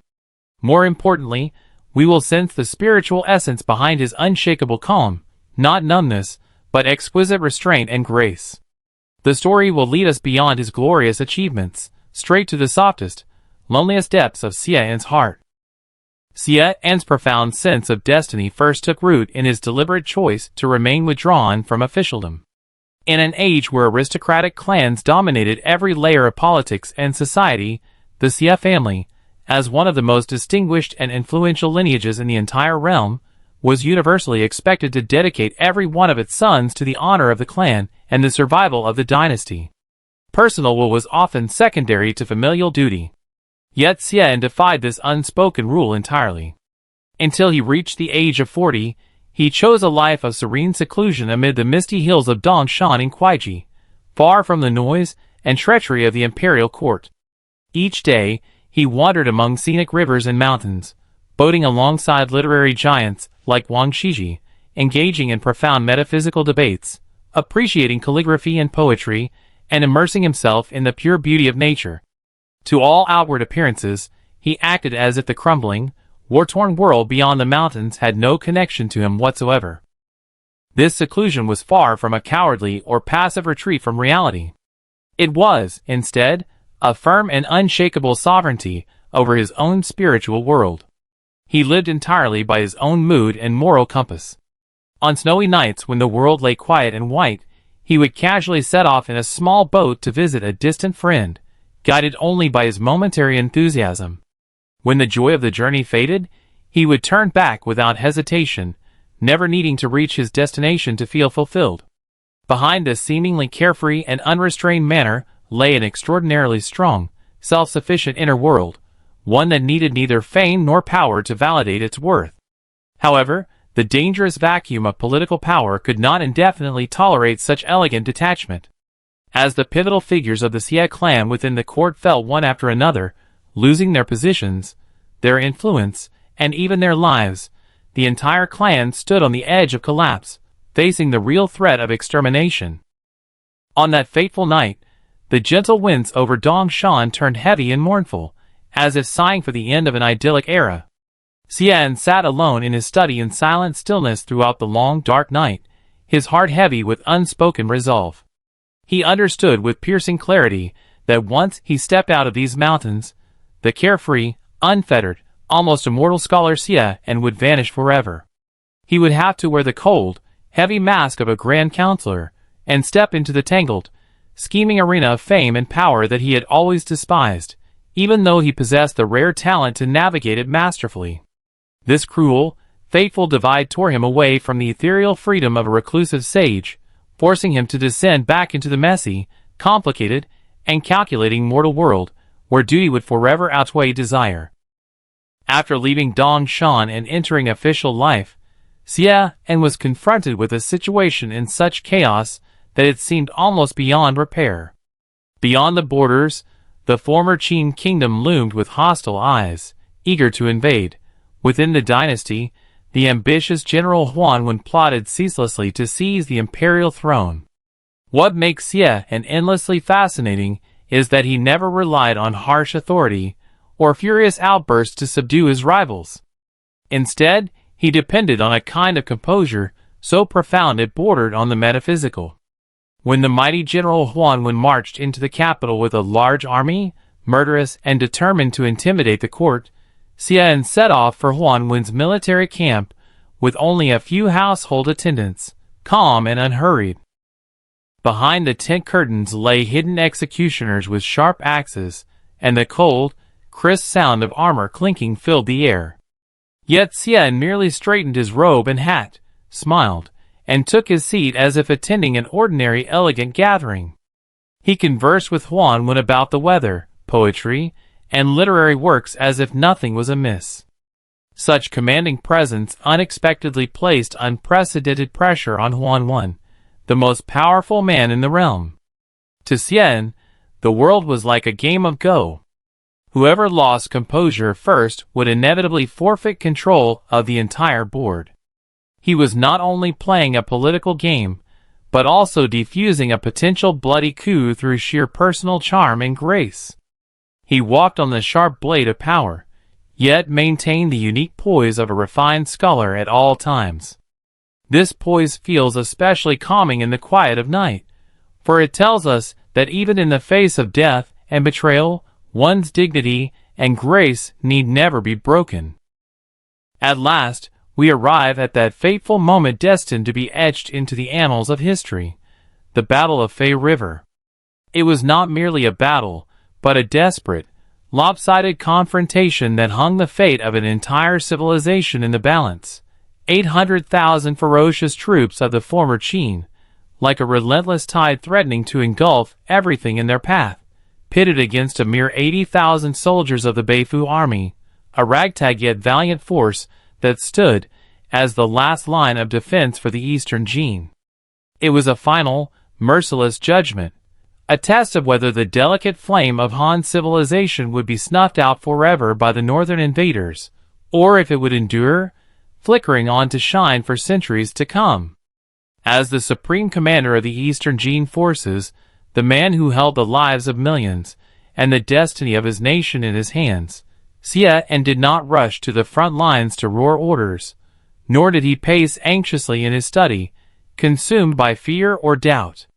Instead, he remained leisurely in the quiet seclusion of the mountains, as if the fate of the world mattered not at all, and invited a close friend to join him for a game of Go, a game of calm strategy, a stark contrast to the chaos and bloodshed unfolding miles away. Military dispatches streamed in like a flurry of snow, each one bearing news that could turn the tide of the war, each word capable of sealing the fates of hundreds of thousands of soldiers and civilians alike. Messengers rushed in, their faces pale with urgency, their voices trembling as they presented the scrolls. Yet Xian merely glanced at each dispatch with a serene expression, as if reading nothing more than a trivial letter about poetry or scenery, then set it casually aside on the table beside him, his gaze never straying from the Go board, his hand steady as a rock as he continued to place his stones. His friend, however, could not conceal his anxiety. His brow furrowed with worry, his hands trembled slightly as he moved his pieces, and his moves grew hasty and reckless, each one a clear sign of the turmoil raging in his heart. He could barely focus on the game, his mind wandering to the battlefield, to the countless lives hanging in the balance.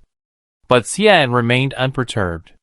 His breathing was steady, his expression calm as still water, and each stone he placed fell with a soft yet unwavering click, a quiet declaration of his unshakable resolve. This calm persisted until the final dispatch arrived, the one that would change everything. It was a scroll sealed with the mark of victory, its words confirming that the Eastern Jin army had achieved a miraculous, decisive triumph over the overwhelming former Qin forces. Xian took the scroll, unfurled it slowly, and read it through with no visible change in his demeanor. When he finished, he set it down gently, turned to his friend, and uttered a single, casual sentence, as if commenting on the weather. "The boys have soundly defeated the bandits." Only when he rose from his seat to return to his chambers, his composure finally slipping for a fleeting moment, did the world catch a glimpse of the emotions he had buried deep within. Overwhelmed by the sheer relief and joy of victory, he moved with such unconscious force that the wooden teeth of his clogs, the simple, elegant footwear of a scholar, snapped clean off as he crossed the threshold. It was in that small, unguarded instant that the mask of perfect calm fell, revealing the raw, unfiltered that he had hidden so masterfully from everyone around him. That extreme, almost inhuman restraint was not born of indifference. It came at a tremendous psychological cost. In that moment of crisis, Xian knew he had to be the anchor for his entire nation. While the rest of the world was tossed about by the storm of fear and uncertainty, he had to stand firm, a steady presence that kept the entire ship of state from capsizing amid the tsunami of war.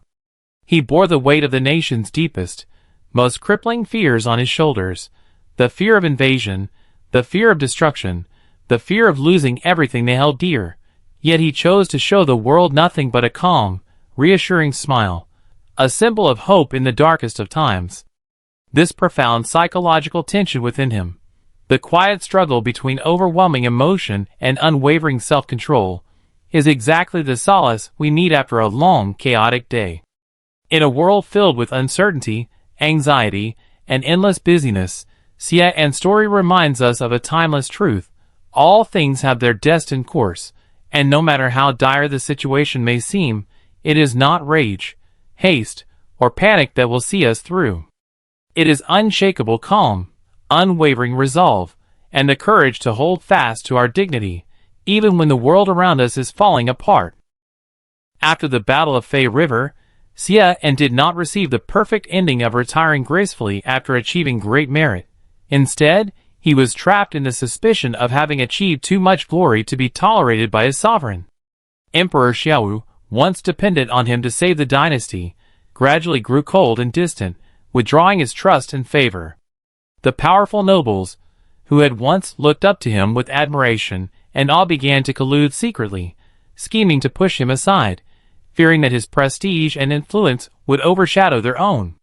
Once again, Xian felt that sense of helplessness and involuntariness he had experienced years earlier, when he was forced to leave his beloved Dongshan to save his clan and his country.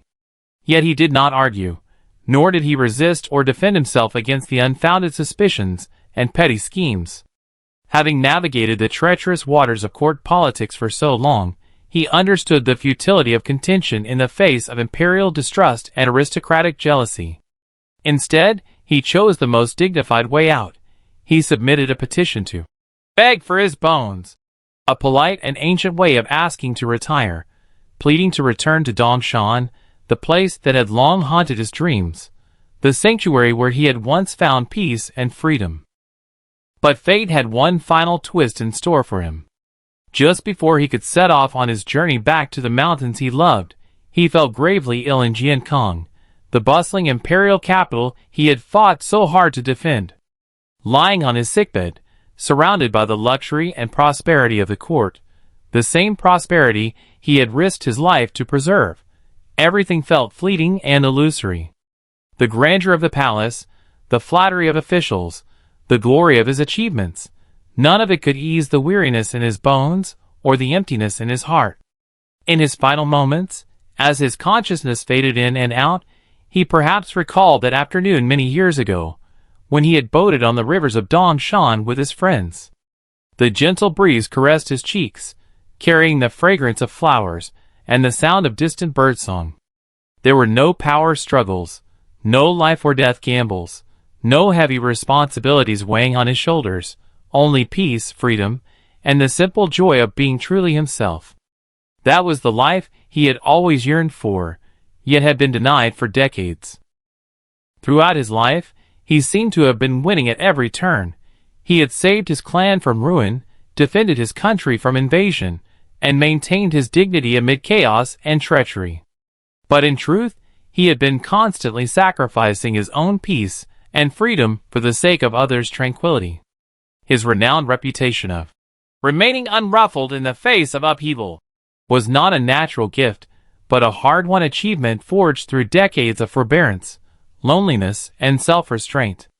He was not a god, but an ordinary man pushed onto the altar of history by fate, forced to bear burdens no one should have to carry. In his last moments, he played the final game of Go in his life, not against a powerful rival, not for the fate of a nation, but against himself. This time, there were no stakes, no strategies, no need for restraint. The outcome was complete freedom. Freedom from duty, freedom from suspicion, freedom from the weight of history.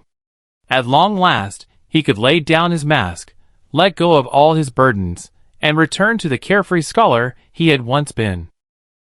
After Xian's death, the imperial court held a grand funeral in his honor, a tribute to his unparalleled contributions to the Eastern Jin dynasty.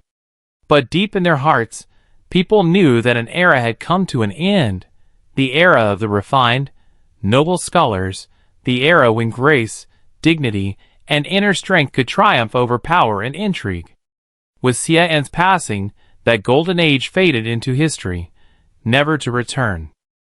Xian's life finally drew to a close amid the glow of a setting sun, a gentle, lingering finale woven into the endless nostalgia of later generations for the Wei Jin demeanor, that unique blend of grace, freedom, and inner fortitude that defined an era.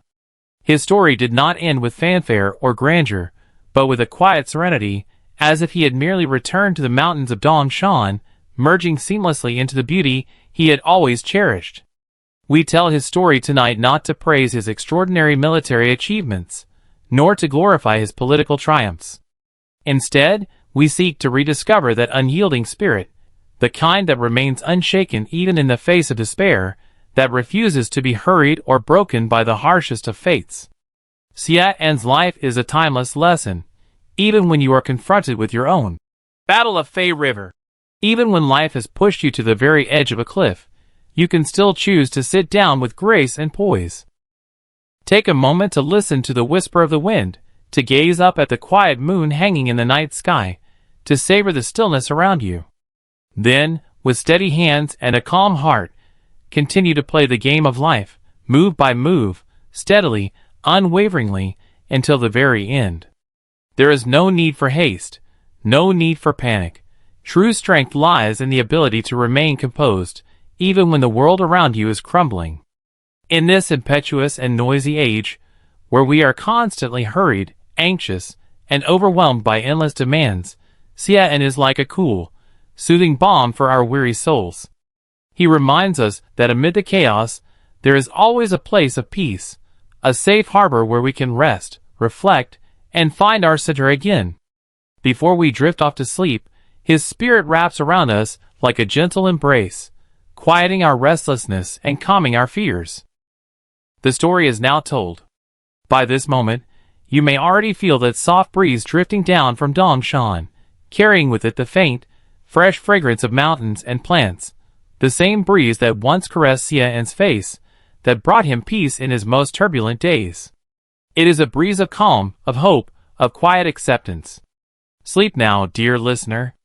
Let all your unease, all your worries, all your restlessness fade away, just as the last ghost stone falls gently on the board, bringing an end to the game and ushering in a peaceful stillness. Good night. If you have ever walked through Zhouzhuang in the Jiangnan water town, you must have heard this name, Shenhuan. In folk tales passed down from mouth to mouth, he was a semi-mythical figure who held a treasure basin that could conjure gold out of thin air. Yet beneath the shadow of real history, he was a tragic character reduced to utter insignificance before the giant wheel of the times. Tonight, by the softly flickering firelight, and with this story that requires no great effort to remember, let us step into his real life. We will strip away the absurd myths about magical artifacts, and witness how an ultimate merchant struggled to survive, and ultimately fell in this world. You will see how those fortunes enough to buy an entire city turned out to be so fragile and powerless in the face of supreme imperial power. We will begin from his most painful and humbling moment, showing you the true ending of the wealthiest man during the rise of a dynasty. In the morning and dusk of the Jiangnan water towns, Shenhuan's figure once stood at the intersection of wealth and power.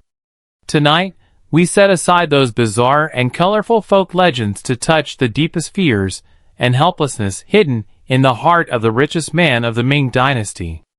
Some say he owned a treasure basin, others claim he mastered alchemy. But the moment the imperial edict from Zhu Yuanzhang arrived, all gold and silver turned to dust on the chains of his shackles. Tonight, by the firelight, let us walk into Shenhuan's turbulent and eventful road of exile. He was once as wealthy as a nation, yet vanished into the mist in his later years. Shenhuan's story is the ultimate contest between human nature, wealth, and the oppression of the times.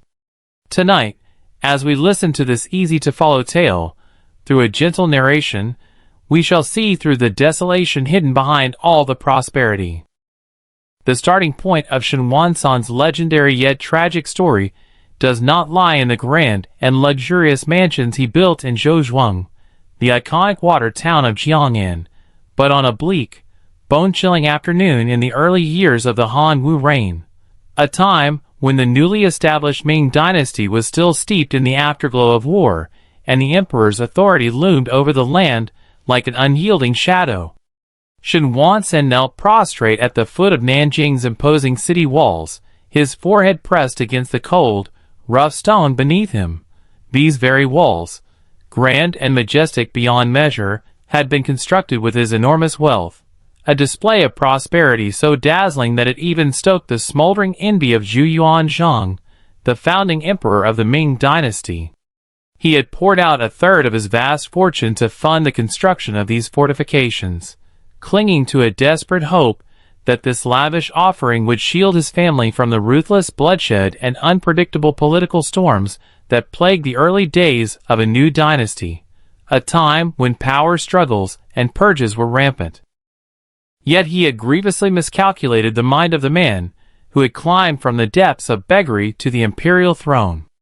Zhu Yuanzhang, who had endured a childhood of abject poverty and starvation, harbored an innate, visceral hatred and deep-seated vigilance toward anyone with extreme wealth, wealth that he saw as a potential threat to his hard-won power, a force that could rival the imperial authority he had fought so fiercely to establish. At that fateful moment, Shenhuan slowly lifted his head, his eyes stinging from the cold and the humiliation, and gazed up at the battlements above. The arrowheads perched on the walls glinted sharply in the pale afternoon sun, their cold, metallic sheen cutting through the crisp air like a silent warning. For the very first time in his life, a profound, bone-piercing cold seeped into his bones, far colder than the wintry wind that whistled through the streets of Nanjing, a cold born not of the weather, but of the stark realization that his wealth, once his greatest pride, might soon become his undoing. Shenhuan was not born a cunning speculator, nor was he destined to be a legendary tycoon from the start. In his early years, he was no more than an astute, hard-working farmer tending to his small plot of land in the fertile fields of Jiangnan, where the waterways crisscrossed like silver ribbons, and the air was filled with the scent of rice and lotus. It was the unrelenting upheaval of the times, The chaos of the late Yuan dynasty, the ruthless wars that tore the country apart, and the turbulent commercial tide that surged as the Ming dynasty emerged from the ashes, that swept him up and carried him onto the grand ships of overseas trade, a risky yet lucrative path that few dared to tread. Amid the cargo holds filled with glossy blue and white porcelain, delicate silk fabrics that shimmered like flowing water, and rare spices from distant lands, he honed his skills. He learned to navigate the treacherous, storm-tossed ocean waves, to outwit ruthless pirates and unpredictable sea currents, and to dance a dangerous dance with corrupt, greedy officials, men who lusted after his wealth, and would stop at nothing to siphon off his fortune. For years, he clung tightly to his wealth, believing it to be an invincible talisman, a shield that would protect him and his family from all harm, a guarantee of safety in an era of chaos. He never stopped to realize that this so-called talisman was slowly transforming into a gleaming lightning rod, drawing the wrath of the imperial throne and sealing his fate. As the cold wind of Nanjing howled around him, carrying the distant echoes of the city's bustling streets and the faint clatter of soldiers' armor, Sun Wanson heard it, the first faint, eerie crack that signaled the collapse of his once unassailable fate. It was a sound softer than a whisper, yet it reverberated in his ears like a thunderclap, a haunting reminder that no amount of gold or silver could stand against the unbridled power of an emperor scorned. Let us return to the secret behind what was known as the Treasure Basin, a legend that masked Sun Wanson's extraordinarily forward-thinking business acumen. Far beyond hoarding fertile farmland in Zhouzhuang, he cast his gaze across the distant seas to overseas lands, where his merchant caravans once sailed across the South China Sea, braving treacherous waves and unknown dangers to bring back priceless pearls, rare rhinoceros horns, and countless exotic spices that filled his warehouses and dazzled the people of his time. That unprecedented prosperity, however, turned his life into a delicate kind of torment. The golden abacus he kept in his mansion, each click of its beads echoing through the halls, was a blatant provocation to the impoverished and conservative world around him, a silent declaration of wealth that clashed sharply with the era's prevailing frugality and humility. Desperate to avoid drawing too much attention, he even tried to keep a low profile. He went so far as to spend a fortune rewarding the soldiers guarding the city, calling it a gesture of gratitude to the army.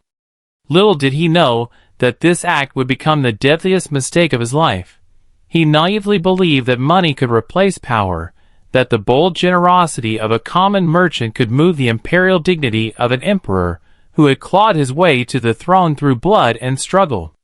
Zhu Yuanzhang's icy words, "A commoner rewarding the entire army is a rebel," cut through the air like a rusted but sharp blade, slow yet cruelly precise, slashing open the illusion of prosperity that the Shen family had built over decades. That night, the melodious music from the Shen mansion came to an abrupt halt, as if silenced by an invisible hand. Sun Wanson sat alone in his backyard garden, his figure silhouetted against the soft moonlight, watching the lotus flowers sway gently on the surface of the pond, their petals glistening like silver under the moon's glow. In that quiet, poignant moment, a sudden realization dawned on him. Everything he owned, every piece of gold, every plot of land, every valuable treasure, was not truly his. It was merely a debt temporarily entrusted to him by the emperor, and now, the creditor had come to collect. He did not resist, nor did he wail in despair. Instead, he remained eerily calm, putting on a tattered coarse cloth robe that was washed pale with age, a stark contrast to the silk and brocade he had worn for most of his life. Quietly, he began to dismiss his servants one by one, secretly sending them away with small sums of money to ensure their safety in the turbulent days ahead. Then, he gathered all the contracts and deeds that he had once cherished like his own life, documents that represented his wealth, his power, his entire legacy, and threw them one by one into the blazing fire basin. The flickering firelight danced across his face, illuminating the deep wrinkles of hardship the traces of sorrow, and a faint, vacant numbness that had settled in his eyes, as if he had already accepted the tragic fate that awaited him. The tranquility of the water town was utterly shattered the moment imperial soldiers stormed into Zhouzhuang to seize his family property and assets. Contrary to folk legends, Shen Huansan was not sentenced to death, a mercy perhaps granted solely by Empress Ma. Instead, he was condemned to exile in Yunnan, a land so remote and desolate that it barely existed in the common imagination of the Central Plains. In those days, Yunnan was synonymous with miasmatic swamps, venomous mists, and roving wild beasts. For an elderly man who had lived a life of luxury, accustomed to the soft silk brocades and gentle comforts of Jiangnan, this journey across half of China was little more than a death sentence. Along the Escort Road, he passed through the very cities where he had once spent gold like flowing water, yet now residents lingered in the shadows, pointing and whispering in judgment. Those merchants and traders who had once begged for a position under his patronage would not even dare to meet his gaze. The bitter betrayal that came with the sudden loss of power and status weighed far more heavily upon his soul than the cold iron shackles around his wrists. Yet even in the depths of such utter despair, he revealed the tough, unyielding resilience inherent in the farmer he once was. He began to study the soil by the roadside, observing the exotic and peculiar vegetation of the southwestern borderlands. His innate commercial instinct still stirred faintly within him. Even in this barbaric, untamed land, he searched for hidden salt wells and forgotten traces of the ancient Tea-Horse Road. It was through this agonizing, endless journey that he finally achieved a kind of spiritual purification. Wealth was no longer his prison. Instead, it became a lens through which he viewed the world more clearly. He traversed the jagged, fantastical peaks of Guizhou, sailed through the mist-shrouded waves of Dianqi Lake, his white hair whipping wildly in the mountain wind like a tattered, battle-worn flag. For years on end, Shen Huansan clung tightly to his colossal wealth as if it were the very breath of his existence, a sacred and invincible talisman that he believed would wrap around him and his clan like an impenetrable shield, warding off the sword of political strife, the cruelty of greedy rivals, and all the unseen harms that lurked in the chaotic, blood-stained era of the early Ming dynasty. It was his anchor in a world of constant upheaval, his unshakable guarantee of safety in a time when life was as fragile as a withered leaf in the wind. Blinded by the glitter of gold and the power it had bestowed upon him, he never once paused to reflect, never stopped to realize that this so-called talisman, this fortune he had spent a lifetime accumulating, this symbol of his success, was slowly, insidiously transforming into a gleaming, unignorable lightning rod. It glinted under the imperial gaze, drawing the simmering wrath of the throne, luring the emperor's suspicion like a moth to a flame, and quietly sealing his fate with every passing day. As the bitter cold wind of Nanjing howled relentlessly around him, cutting through his silk robes and stinging his cheeks, it carried with it the distant, muffled echoes of the city's bustling streets, merchants hawking their wares, rickshaws creaking, children laughing, and the faint, menacing clatter of soldiers' armor, a constant reminder of the imperial power that loomed over every corner of the city. In that moment of eerie stillness amid the chaos, Shen Huansan heard it, a faint, almost imperceptible crack, eerie and hollow, like the sound of ice splitting beneath one's feet. That crack was the first chink in the armor of his once unassailable fate, the first sign that the empire he had tried to appease, the wealth he had relied on, would soon crumble around him. It was a sound softer than a whisper, so faint that it might have been mistaken for the rustle of leaves or the sigh of the wind, yet it reverberated in his ears like a deafening thunderclap, shaking him to his very core. It was a haunting, relentless reminder, one that seeped into his bones and chilled his soul, that no amount of gold, no hoard of silver, no accumulation of wealth could ever stand against the unbridled, absolute power of an emperor scorned. All his fortune, All his cleverness, all his attempts to buy safety, were as fragile as dust in the face of Zhu Yuanzhang's wrath. And in that moment, he felt the weight of that truth press down on him like a mountain, unyielding and cruel. Shen Wansan vanished without a trace on a mist-shrouded morning, when the dense fog of Yunnan clung to the land like a veil of mystery, blurring the mountains, the rivers, and all traces of his existence. There was no grand funeral to honor his life, no stone stele to mark his resting place, not even a precise date to remember his passing.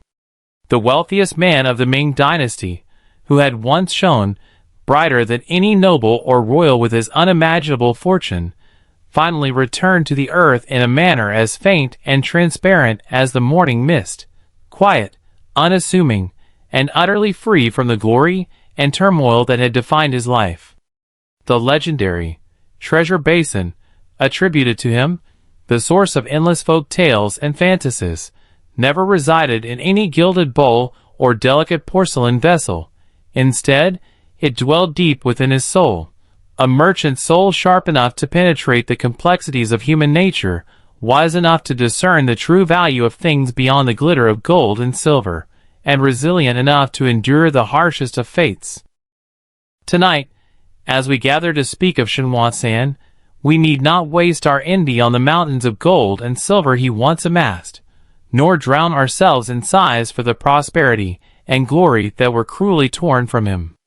We need only remember this. There once lived a man who rose to the pinnacle of wealth in one of the most turbulent and ruthless eras in history, who earned more than any mortal could fathom. He had lost everything at the hands of unforgiving imperial power, power that cared not for his generosity, his wisdom, or his humanity. What truly mattered, what made him more than just a wealthy merchant, was the profound peace he found after all his prosperity had faded away, the calm that settled in his heart when he let go of greed, let go of pride, and let go of the illusion that wealth could ever bring true security. That peace, quiet and unshakable, is the most precious legacy he left to the world, far more valuable than all the gold he ever owned. And so, the story comes to an end. Outside the window, the night has grown thick and deep, the sky draped in a blanket of darkness dotted with faint stars. The noise and commotion surrounding money, power, and fate, the very things that once consumed Shen Wansan's life, have faded into the night breeze, carried away like fleeting whispers. It is time to rest, to let go of all gains and losses, all joys and sorrows, and let them turn into the soft, faint glow of dreams. Sleep well, and may the quiet of the night wrap around you, as it once wrapped around a man who learned the greatest lesson of all, that true wealth lies not in what we have, but in how we find peace within ourselves. Good night.